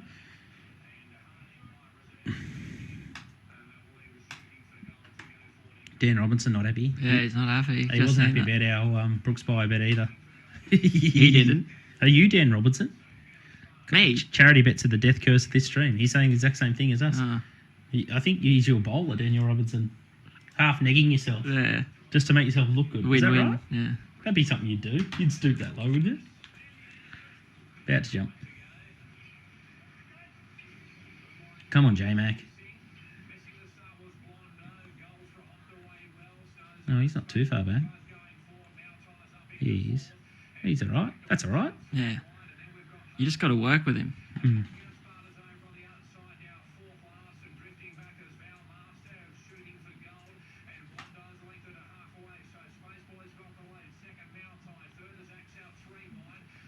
He's in the right spot. It's just whether he's pulling too hard. But he did do this at Doomben.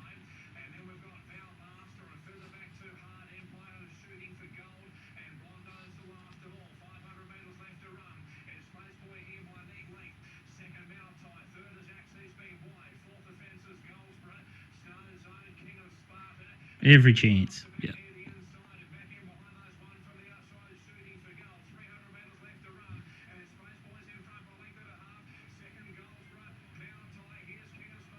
Let down. Come on. There we go. Come on. Let down. Throw the post at it. Yeah, let's get a roll. Woo! Nah, easy. There you go. Thanks, Dan. Dan Robinson. Thank you, Danielle. Gave it the peach. You. Oh. So what, we've got Scallo going for 10 at least now. That's all right. Half a free roll. But Kieran Evans has gone back into his shell with Mautai pretty quickly. Oh, is he out from under the desk? Is he? Yeah. Easy from the Chiefs. The Chiefs, isn't it? He just said very good stream. Oh, you.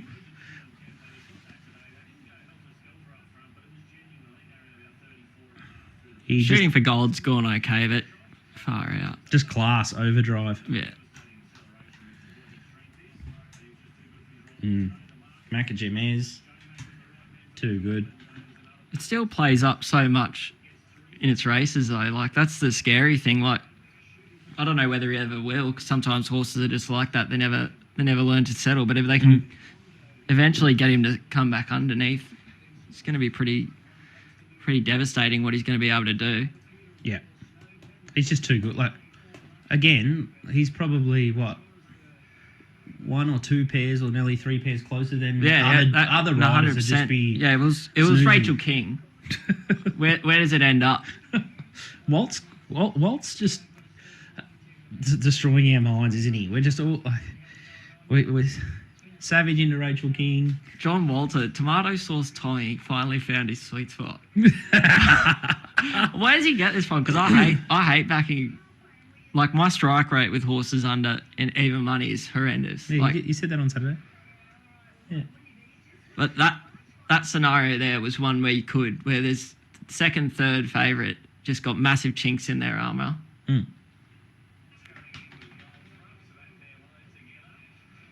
Yeah.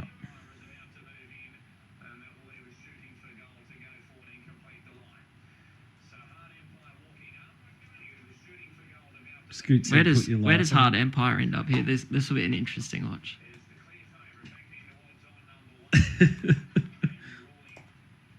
We'll probably start getting death threats for bagging Rachel. I'm pretty sure Luke Hilton is seeing according to Instagram stalks. Where's he work? For Bjorn? In Sydney somewhere. Does he? But he looks like he's a bit of a unit. Dipped at the start. Empire did. Yeah. What, you think she's a bit rattled? I don't know. Horse nearly fell over. Went over the front handlebar. See, look. Up. Look at it. Jeez. Doesn't look great, does it? No, she can't hold it. No.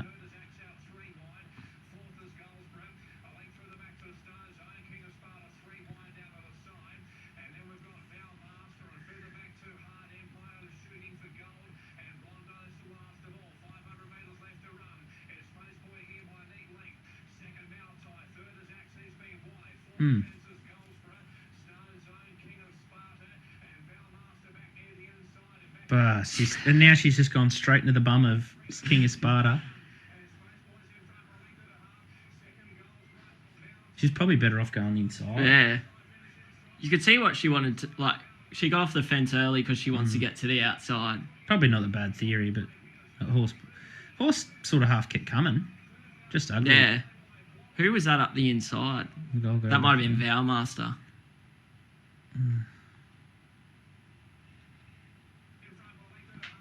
This is big Blondo down the outside, isn't it? Yeah, so it must be Vowmaster up the inside.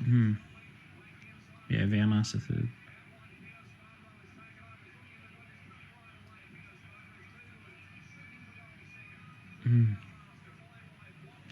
Yeah, well, pretty straightforward, wasn't it? Hilton is dating her, but I can put in a good word if you're keen to throw your keys in the bowl, Tommy. Hilton is dating her, but I'm keen to give that that Sheila a go, the one that he went to those, what were the Olympic game things he went to, the bowling? Oh, mate. What was that? The Pan Pacific Games or Pan something? Pac Games. It's not. It's like the geriatric games. That's why Walt won. There's some average types. I went to pick the kids up because he was saying that was a keys in the bowl type. No, that is the whole games is like a middle-aged person's sort of swingers event. schoolies we for play. people that never had any sporting ability. Honestly, like I saw him play like softball near the kids' school. Mate, I could have just walked along and get a game, and I've never played before. I used to play when we were in year 4. Mate, they were very average athletes. Like, Wait, so what type of sports do they play at the bowling? Is there like sprint, like running or anything, or What's that? like what do they play at the Pan Pacific Games? Like, is there like different sports? No, they play like every sport. So it's basically like something for everyone. It's like it's embarrassing, really. Let's have a look. It's everything. I'll put my hand up. You Next can time just start your team. We could just start like the Gold Coast Rollers or something. 40. There's 40 sports: beach volleyball, cricket, Yeah, Rugby. We'll get a team. walking football. Oh dear God. How about they play tennis at the Gold Coast Seniors Tennis Club? Yeah, they do. It's near my local. It's good down there. Pizzey Park. So where they Burley bit on Arts. If only racing was that simple, where you could find a favourite, really suited, had a class edge. The dangers of the market fall to pieces in the yard behind the like plate, dual plate. Yeah, if only it was that easy. Yeah, and as well, Gizikas said, listen to John McLeod's analysis. Fat is a fool and shat in at Doomben, and the map was in its favour.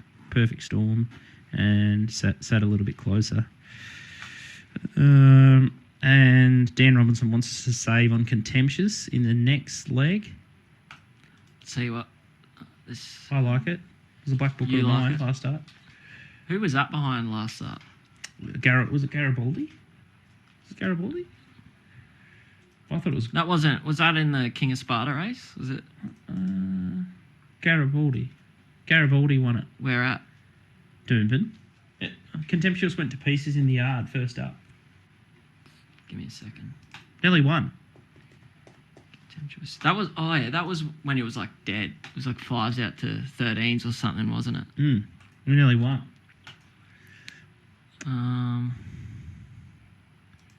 Does Walt What get a- race was it previously before this got rescheduled? Race 4. I don't know. The problem for Contemptuous, I think, is the gate.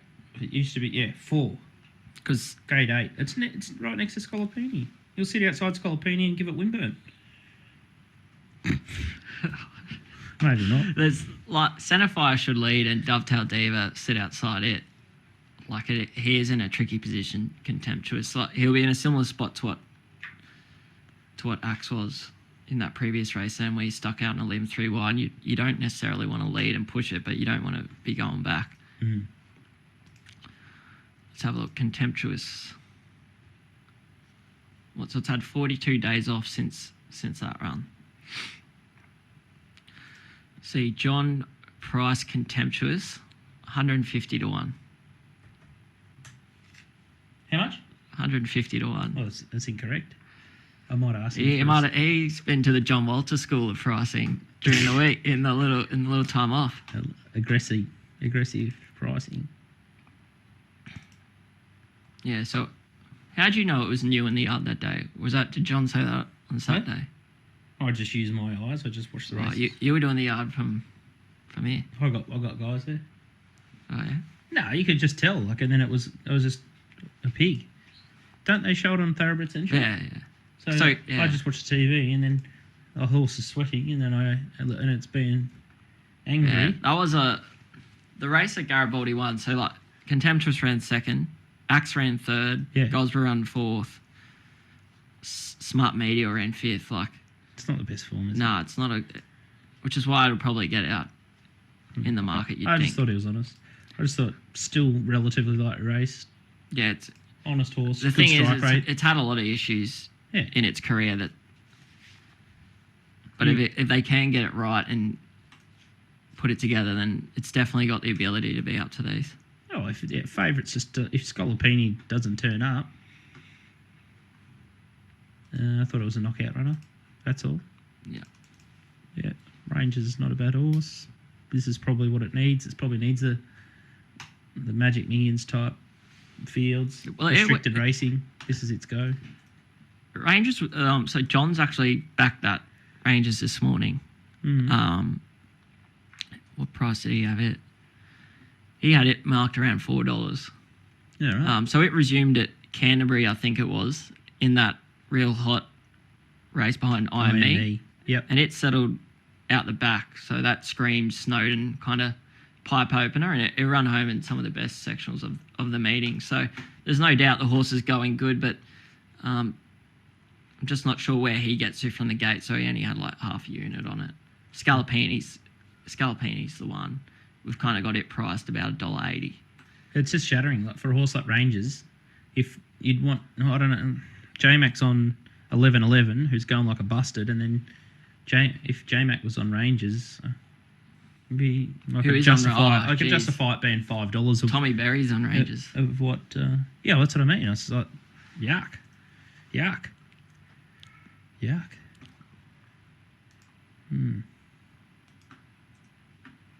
No, very scary. Very scary. Tommy. Swap jockeys, bang. $5, fair enough. But yeah. Scolapini was super honest, wasn't it, down in Melbourne. The horse has got form around Mr. Brightside. Pinstriped. Yeah, it went to a new level. Yeah. It's probably the 8-year-old. career best form, 8-year-old gelding down there, and Remarkable. yeah, he did go missing for a fair while, but he beat Oscar Zulu, I think, up at Caloundra one day, went straight to the front over 1400 and got the job done, and kind of half thought, that race must be a bit of a pox if Scalapini's won, but like the form out of that race was okay, and Scalapini went down south after that, I think, and raced really honestly, albeit he probably was beating horses down there that were kind of starting off their preparations like at the start of the carnival. They probably weren't wound up. He just met them at a good time. Yeah. But he still got the job done down there. And he's trailed up and jumped out super previous to this run. Cool. All right, we might take a quick little break, and then that'll probably put us 15 minutes out from Gold Coast, race 7. Top our water up, have a cherry roll. Yep. And buckle ourselves in for the next 2. But Tommy's in a sweet spot now, so got Scolapini running around for about a 10k collect. So give us a nice little platform to just unleash some fury into race 8 into the Millerhand camp. Yeah. Tristan's probably Tristan's probably 10 beers deep at the races today, still crying about Summer Lovin'. That was stiff, wasn't it? Yeah. If it's any like consolation, at least you know, like you got a good going horse. forward, you got a good one going forward. Very nice horse. Yeah. All right, we'll have a break, and we'll see you for the last 2 at the Gold Coast Magic Millions Thursday. We're having a ball in here. Thank you.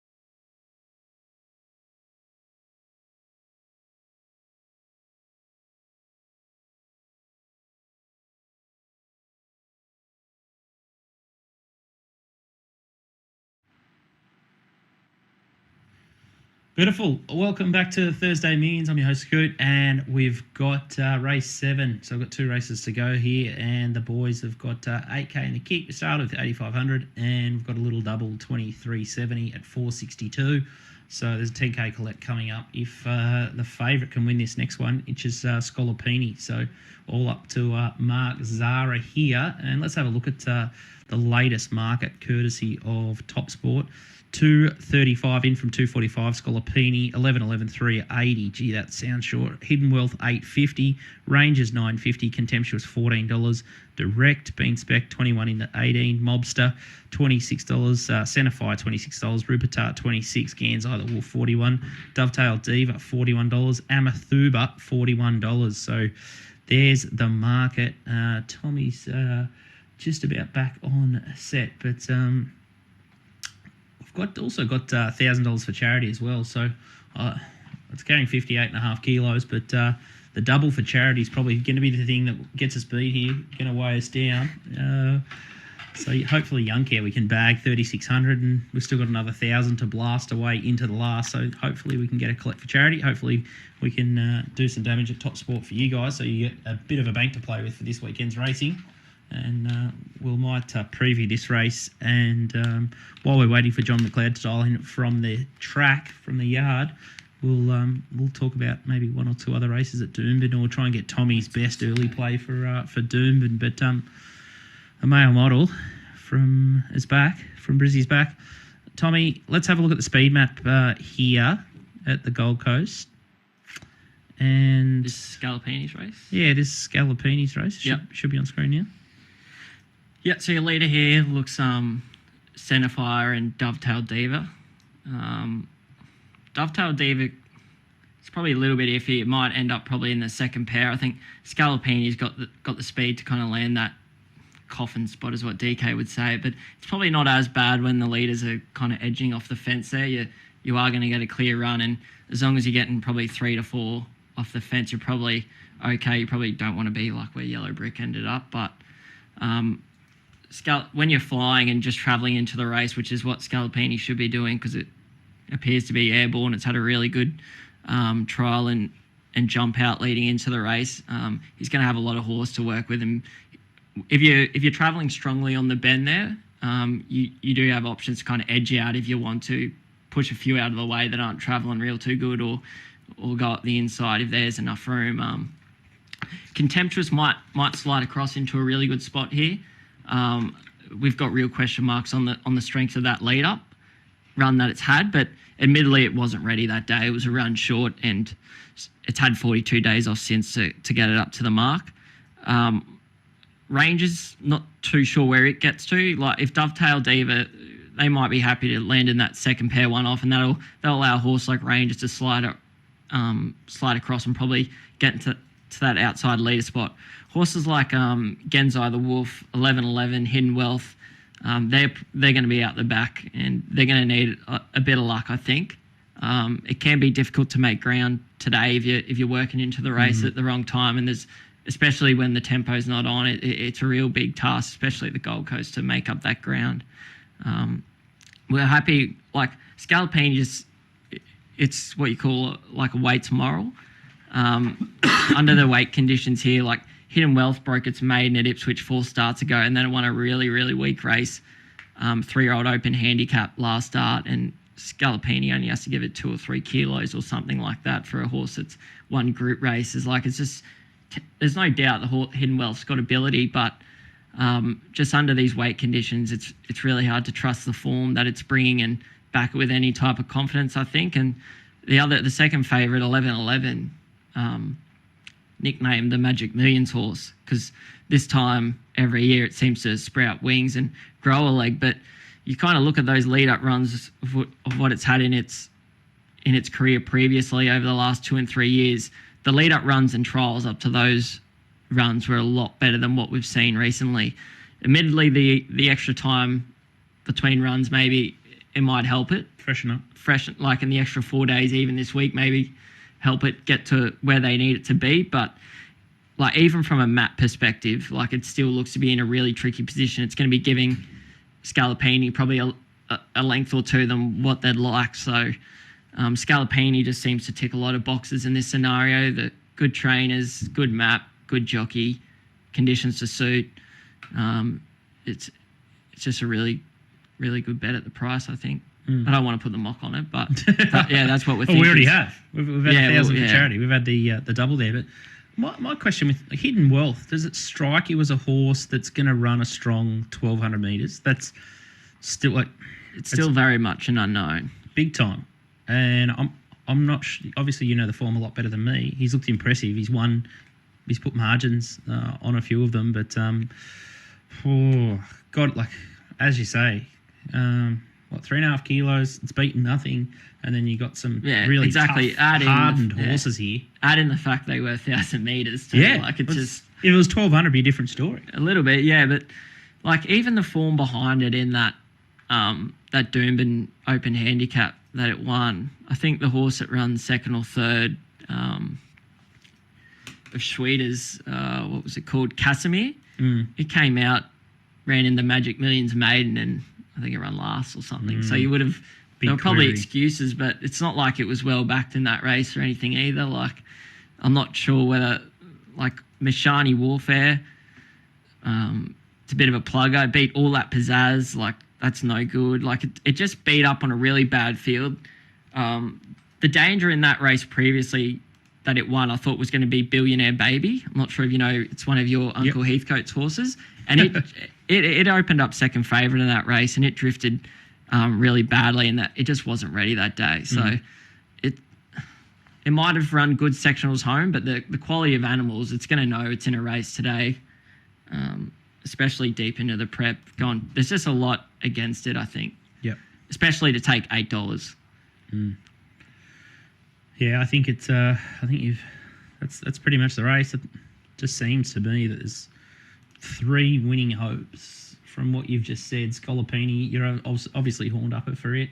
Yeah. Rangers, Tommy seems to be the big negative there, and I thought Contemptuous is a knockout, but the market is trending towards what Johnny McLeod thinks of it. It's just Express out. It's $17, so they're basically poo-pooing it, but I don't know. I don't mind the switch of Craig Williams there also, but... if it looks better in the yard, could potentially have something on it. Because it did look woeful at Doomben 40 days ago. I was shocked after I saw it at pre-race. I couldn't believe that it was in the finish. Yeah, and the market told you too. Like it was 6 out of... Unbelievable. Yeah, so going off the drift here, it might have gone to pieces again in the yard here. So we're about to find out. We've got 5.5 minutes to go. Let's see what they say on the show.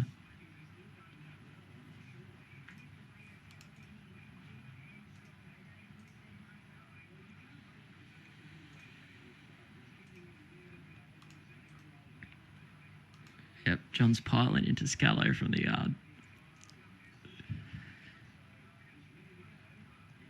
He doesn't like Rangers from the yard, but it's probably one run short. You just trust that Snowden's have probably got it right. Yeah. For grand final day, it's not a horse that he's probably seen a lot of. Contemptuous fit can't knock.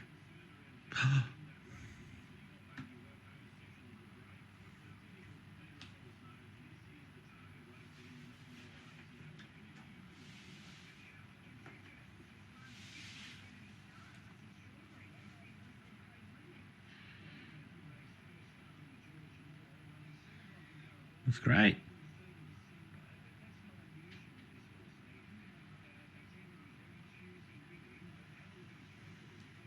He does look good.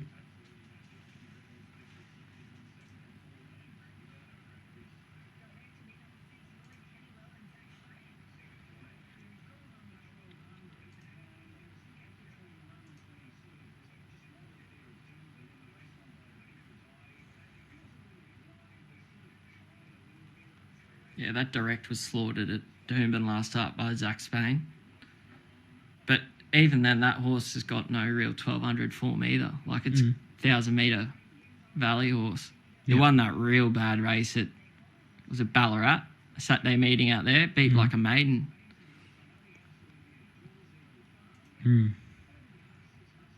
Yeah, obviously Lloyd uses him a lot.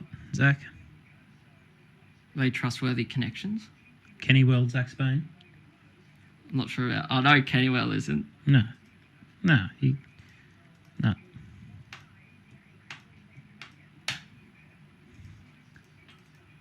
Have you had a potato cake or a potato scallop from Macca's yet? No, I was Curious? wondering about that. Why's that? No.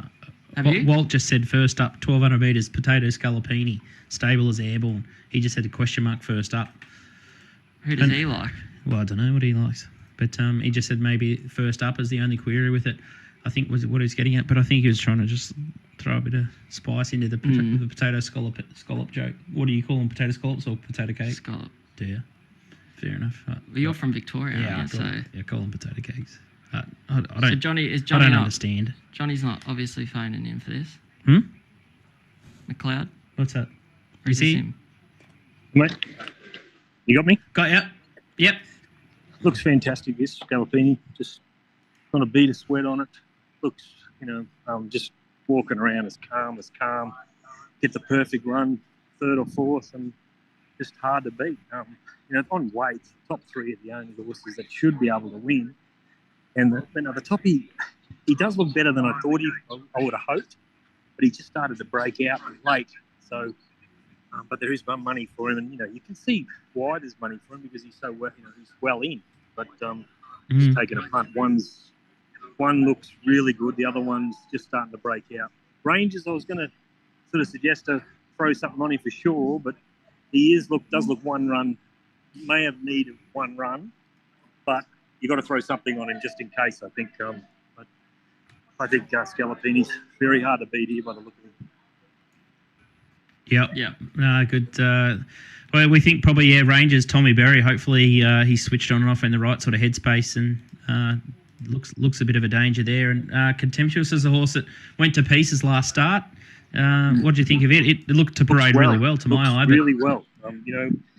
Nothing wrong with him. I was surprised at how well he looked as well. He did look well. There's another horse down the bottom there, Hemathuba, doesn't look too bad, but they're just so badly weighted in this type of race. Yeah. You just can't. Yeah.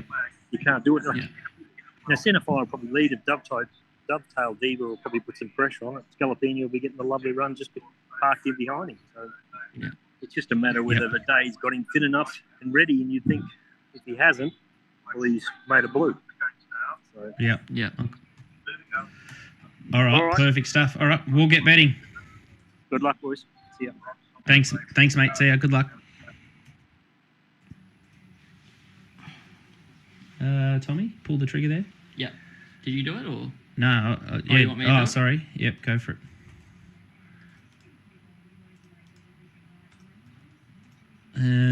Okay, so I think Tommy's... I'm doing it. Yep. Tommy's just going to have a saver on Rangers here after the McLeod sort of push from the yard. So it's going to, again, horse going to be at the right spot. Yeah. Only banking on, I guess, Tommy to have a bit of a brain fade here, and maybe the horse is just one run off his peak, but trust in Snowden. And again, Johnny doesn't know the horse as well as some of the others. So you've just had 500 best tote on Rangers, and hopefully Tommy Berry can give it a good ski here. So little saver.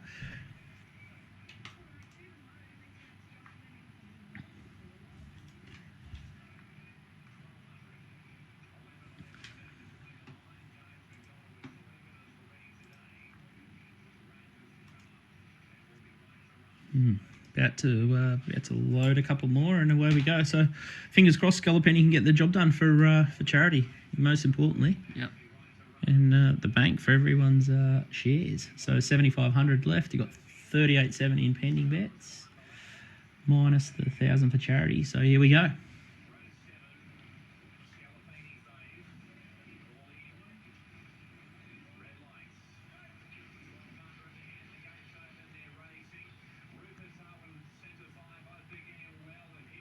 Tommy's got it out, all right. Yep.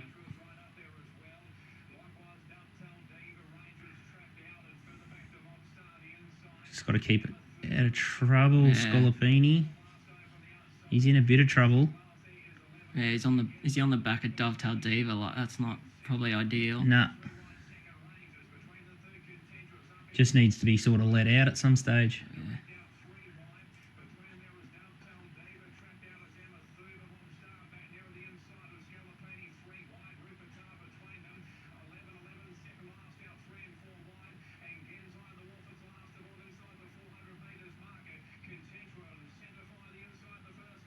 It's going all right. Oh, Jesus, 11-11. Jesus. Come on, Scalapini. Kick in overdrive. No. Just loves the Gold Coast. Freshen up. Centerfire might hold on to it. Wow. Gee, Timmy that's a Clark. blowout. $31. What price do you guys have it?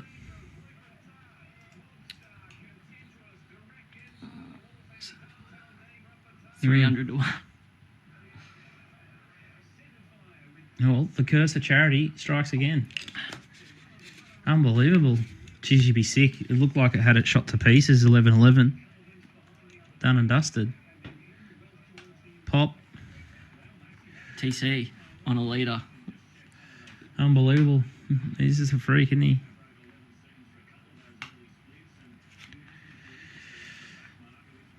Wow.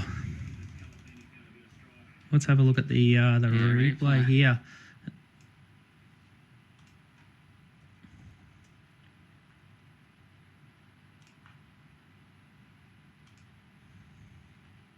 He sort of did he get stuck in a bit of mess there, did he? Yeah, he looked like he was just kind of over racing a little bit in behind runners and He just had whatnot, that wall of camels in front of him.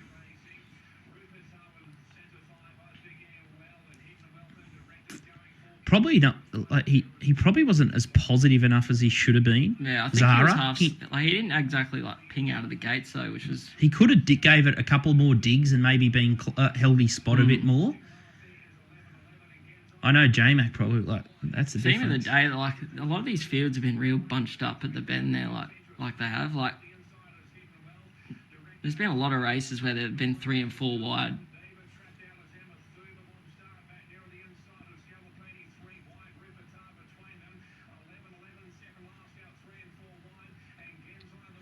Yeah.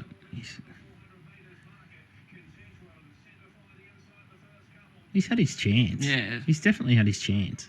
Yeah, there's no doubt about that. Like, No excuse there.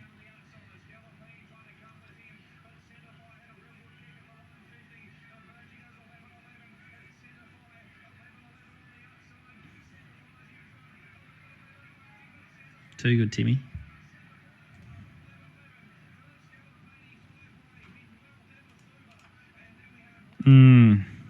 Folded up behind Barossa Rosa last start. is that One- centre fire?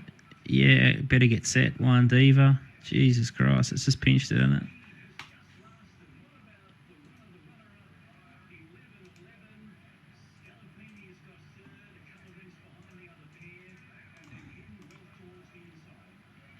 Unbelievable. He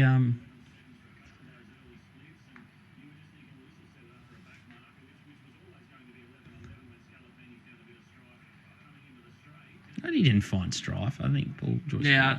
Huh? Yeah, I thought it was. He had a Had chance. his chance, Had its chance big time. It's just gone. Run poor, run flat.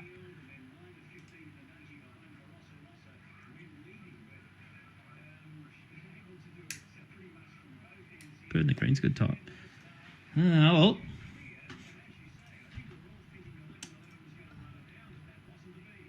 Yeah, one more to go. Yeah, you'd be sick. He would have had it spent on the 11-11 there. Let's have a look at centre fire's last start. Poor old Hickman.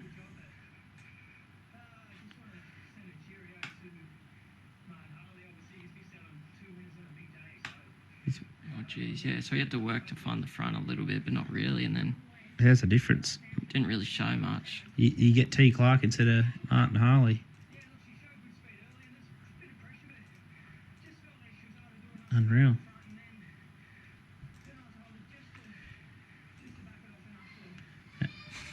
And Alpine Edge as well was the other one. Harley Yeah. off. And then you got James McDonald on. Grouse. All right, so 7,500. So have bank intact, thankfully, with patient betting, and we've got 1,000 left for charity. So hopefully we can strike a blow in the last race. Might take a 5-minute commercial break, regroup mentally. But disappointing that horse just went terrible. Was a bit flat. So that's what that can happen with 8-year-old geldings for sure. Yep. All right, we'll take a break, and we'll see you in about 5 minutes for the lucky last, and we'll talk some Doomben races on Saturday to give you guys a bit of a preview about what's going to happen next on the weekend. Thanks, guys.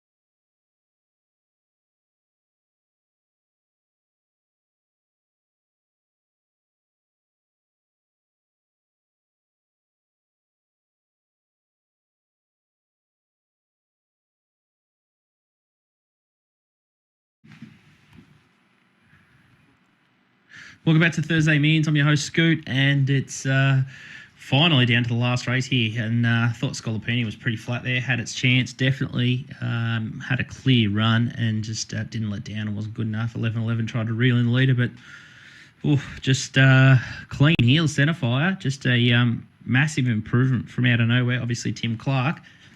Chris Muntz can improve them out of nowhere. It's really interesting to see how much it improved, and he could lift it over the line there, Timmy Clark. But obviously, great front running rider, and maybe it was the nose roll. Who knows? I guess we'll never know really. But frustrating result. But Scalapini was flat. You couldn't ride. You couldn't blame Zara. Like it's hit. Like maybe you could say that he was a little bit negative and left his run a little bit too late, but it hasn't exactly savaged the line late. So it's just not going as good as what it was last preparation, unfortunately. Yep. Let's have a quick look at the market here. There's a little bit of movement. Oscar Zulu is the favourite here, $3.80. Looks perfectly set up here for Waller. And James McDonald, Holyfield is $6. It's been a bit of a milk drinker, I thought, up here the last couple of starts. Vega won $8.50. Love Tap is $8.50. Bit of support for it around. Whether it's got the ping or the killer blow here over the 1400, who knows?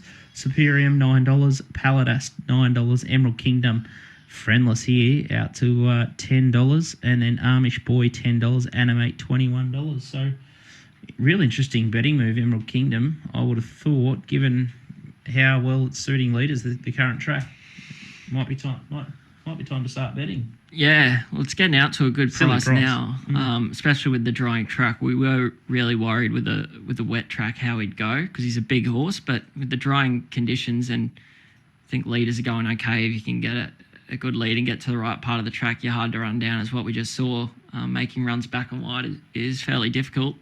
I guess he's kind of drifting because of that last start race he come out of. It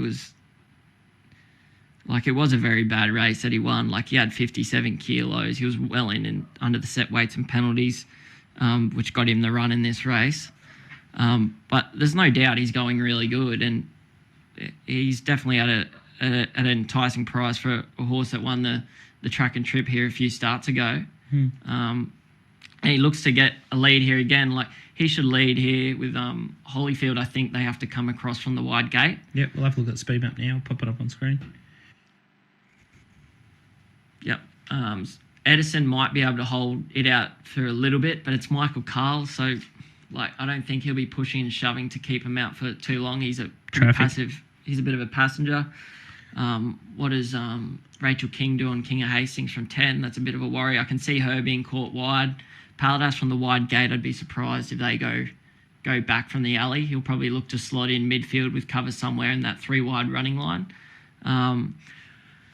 Oscar Zulu's going to get the right run in behind him. It's just whether he gets the split at the right time. But as we've seen with J-Mac today, he's very switched on at when he needs to make his run and the right horse to follow. So Oscar Zulu is kind of the one I'm looking at. Emerald, Paladas, and Love Tap. Love Tap, it is interesting because you always kind of think of him as like a miler or an 1800 metre horse. But fresh 1400, his last 2 starts, first up, he's won both of them.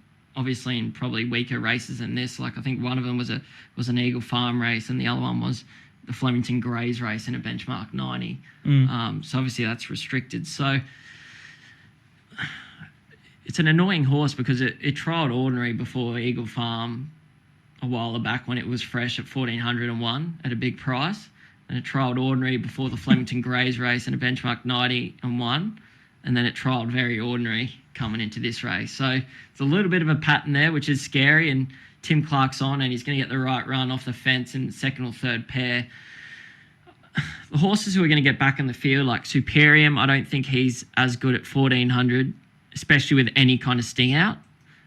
He won at 1400 up the fence the other day with Zach Lloyd on, but they went 100 million miles an hour and he just sucked up the fence there. So I was kind of happy to be against him. Happy to be against Amish Boy. I think he's going to be buried on the rails somewhere and he wants it bone dry. And Vega 1, like, he might end up getting the right run, but I hate backing horses second up off longish spells.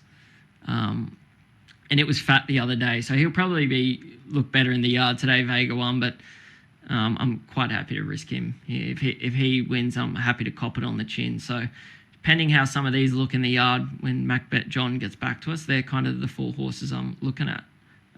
Love Tap, Paladas, Zulu, and Emerald.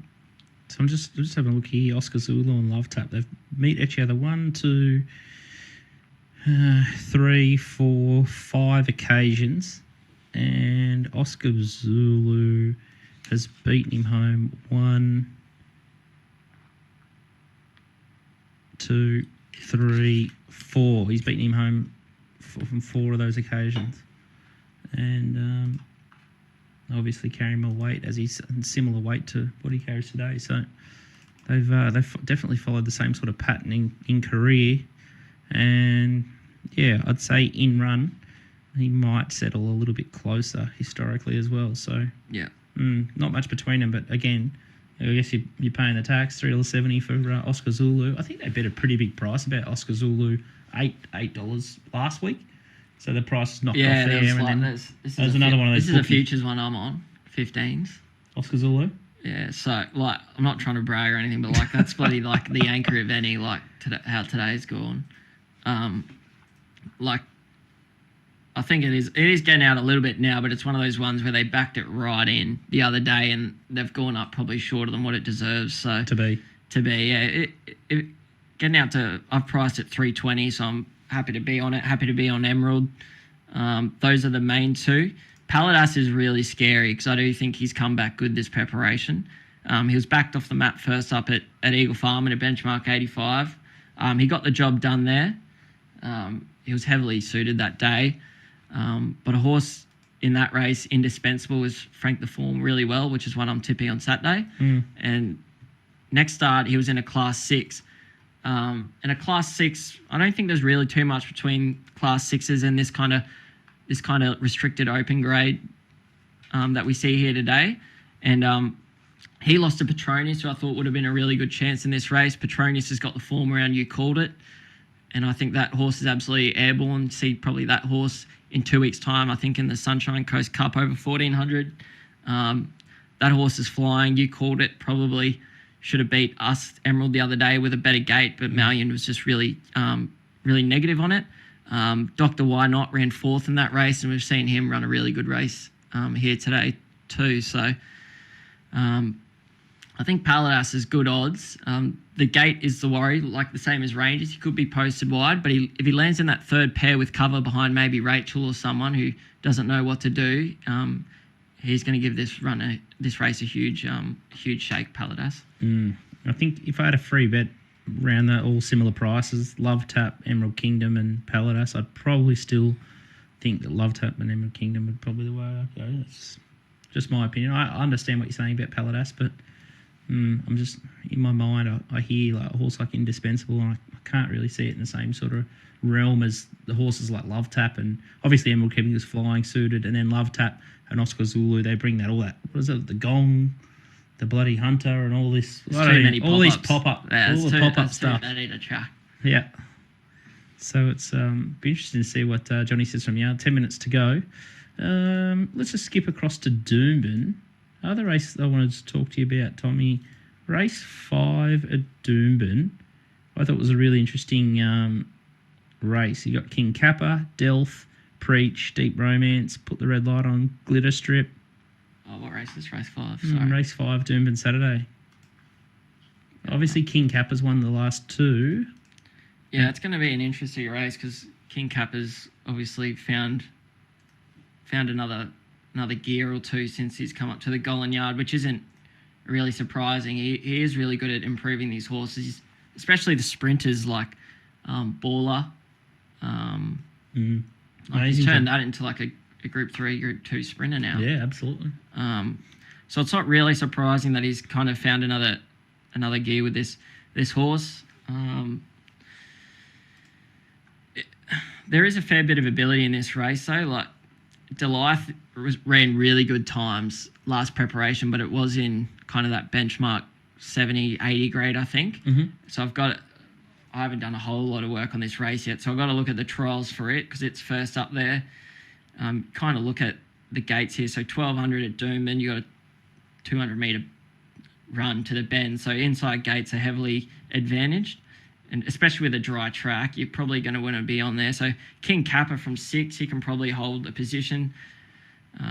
Preach from 14 looks like it's going to be in a real tricky position.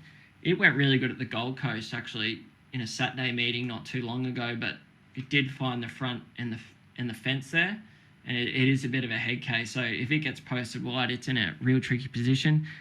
Put on the red light. I'm not convinced it's going any good. That's one I'm definitely going to be able to risk. Gate 7, 1200. I think it's out of limit. Went ordinary at Eagle Farm. You can probably forgive it going to Doomben, but from gate 7, he's going to be buried on the rails somewhere. And I'm happy. Put on the red light. Happy to risk. Glitter strip? Sorry? Glitter strip? Glitter strip at $10, like around that mark. I'd have it over. Put on the red light for sure.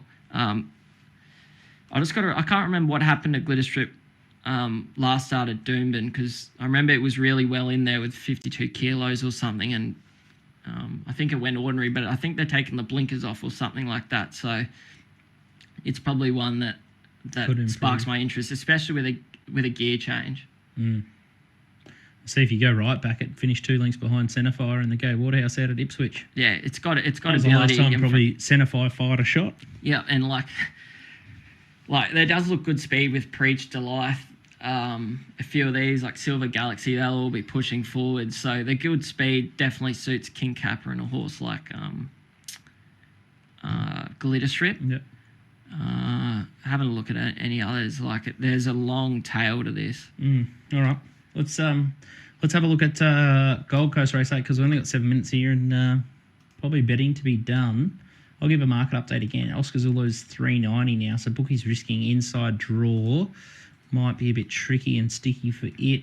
Holyfield at $6. Vega 1 $8.50. Love Tap $8.50. Paladas $8.50. $10 Emerald Kingdom, and then Amish Boy $11. $12 Superium. 21 Vinco. King of Hastings 21, and Animate $21 and $21, and then Edison and Redouble Miles out the gate. So Johnny should join us. Horses in the parade there. But yeah, the boys are sort of thinking Oscar Zulu, Love Tap, Paladas, Emerald Kingdom. Yeah.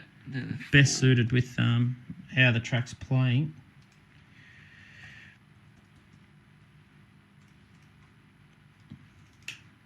What's Emerald? About 11? Yeah. Yeah, 11. Big Zulu's about $4.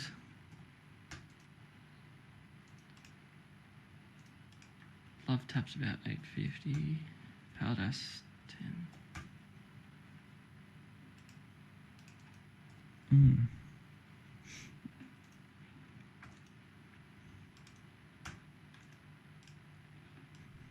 Superium's an interesting runner, but Jesus, if your map's correct, it's going to get a mile out of its ground. Just for it to ride to run 1400 strong, you have to ride it stone cold. Plus your man Barry on board. I don't think he did too much wrong on ranges before, but Yeah, you are right. He was on a hiding to nothing with the outside gate.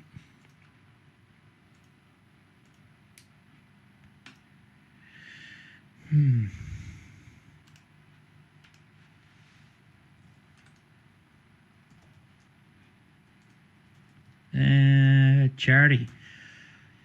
How do we play the bet for charity? I suppose we nearly have to put on the favourite, don't we? Oscar Zulu, you got it marked short. Yeah. And I just need, I guess, the McLeod tick, but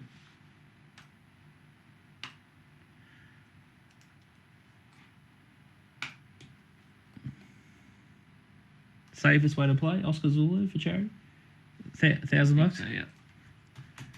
So if you're betting around the favourite, we'll just put the kiss of death on it.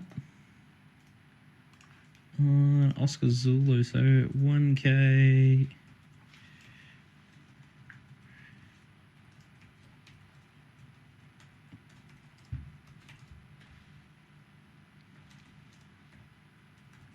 Apologies to anyone out there that's on Oscar Zulu. I've just absolutely shelved you. Jeez, what's going on with this replay? Gee, that's late, isn't it? Yeah. So we've got 3 minutes of the Gold Coast horse on track. Not sure where Mr. McLeod is, but hopefully he's here any tick of the clock.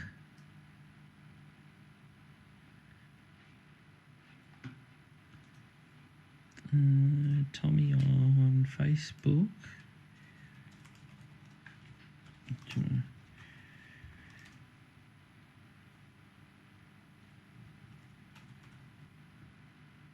Where am I looking? In your messenger chat. Right, your John's yards come in. Yeah. Love tap 1 run short. Is it? Yeah, so probably happy to risk it. Do you want that other bet on? Yeah, I'll send it to you in a sec.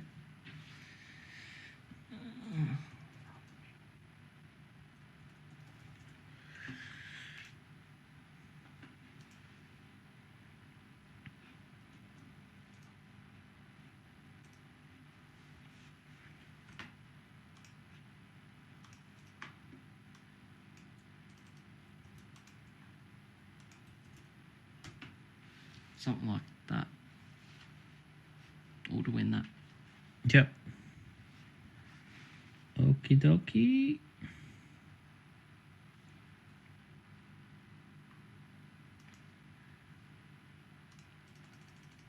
Mm-hmm.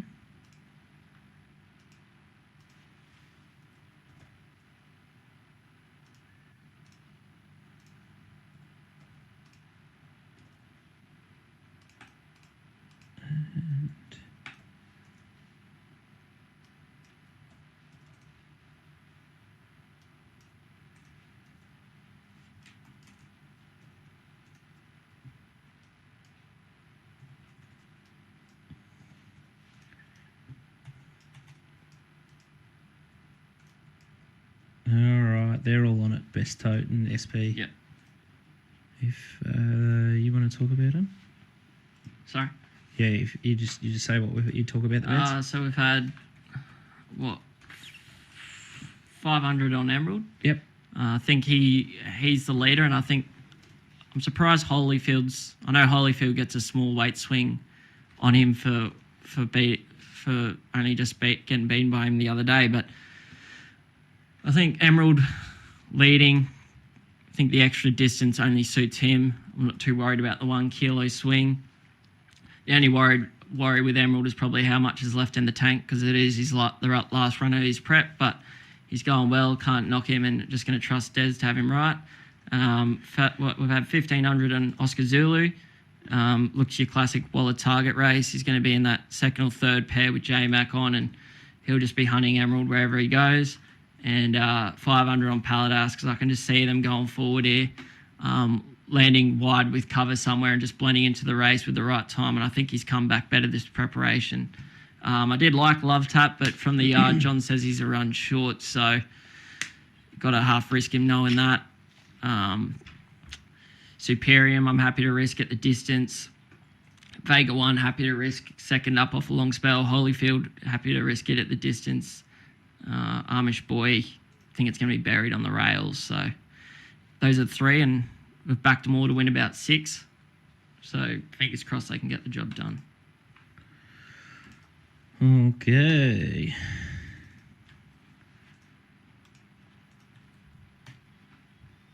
About to go here.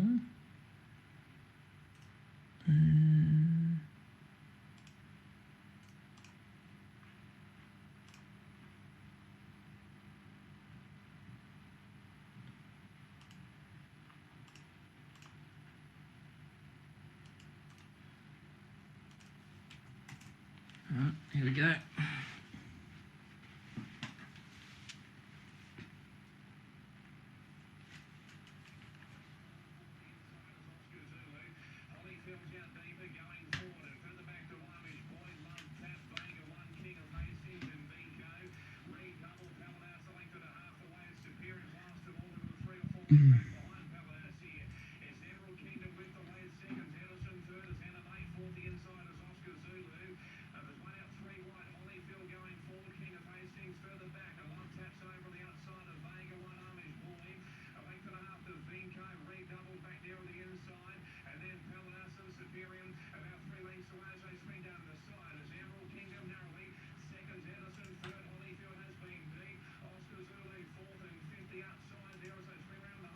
Kick, boy.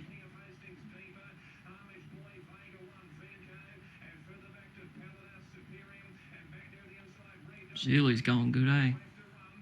Interesting to see what happens here. Holyfield's been wide. You'd think it would die on the run. Oh, who's that? Vinco. No.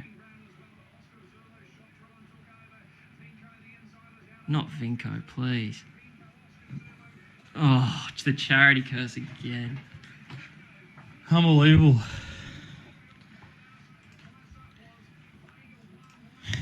Oh, so sad. Unbelievable.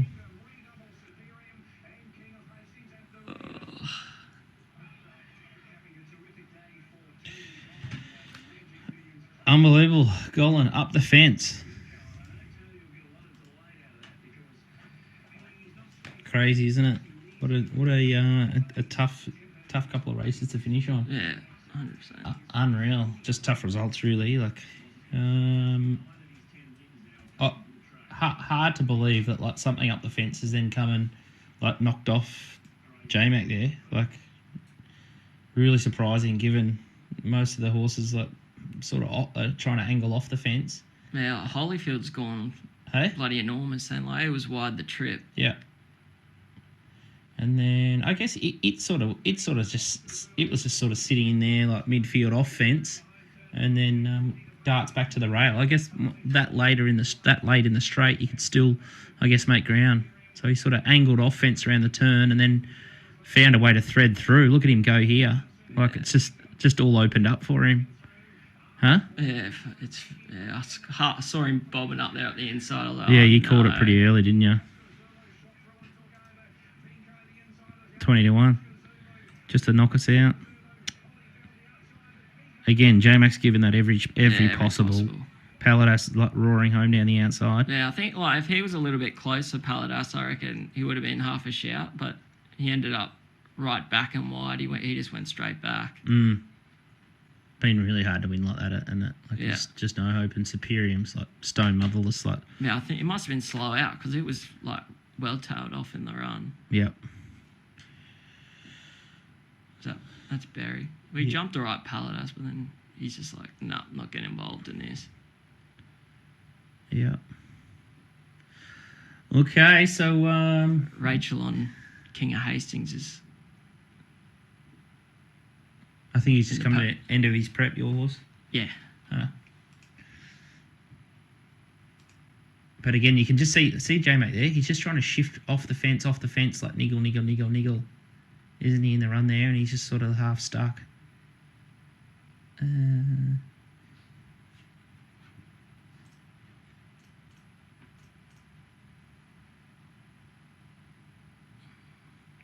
Like, right, he's just travelling so nice. Like, look at Vinco there and look at Oscar Zulu there.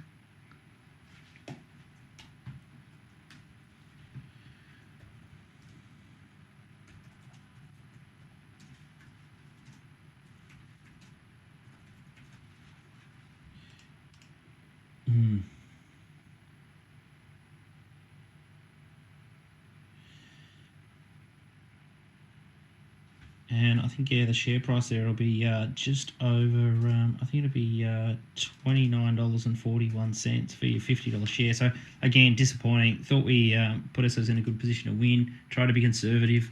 Some crazy, three long shots and 3 roughy results throughout the day. So, tough going for punters. A lot of people found Scolopini as best, loaded up to try and get the result there. And, yeah, it is a tough game punting, and that was tricky. And then I think J-Mac was probably the best rider all day.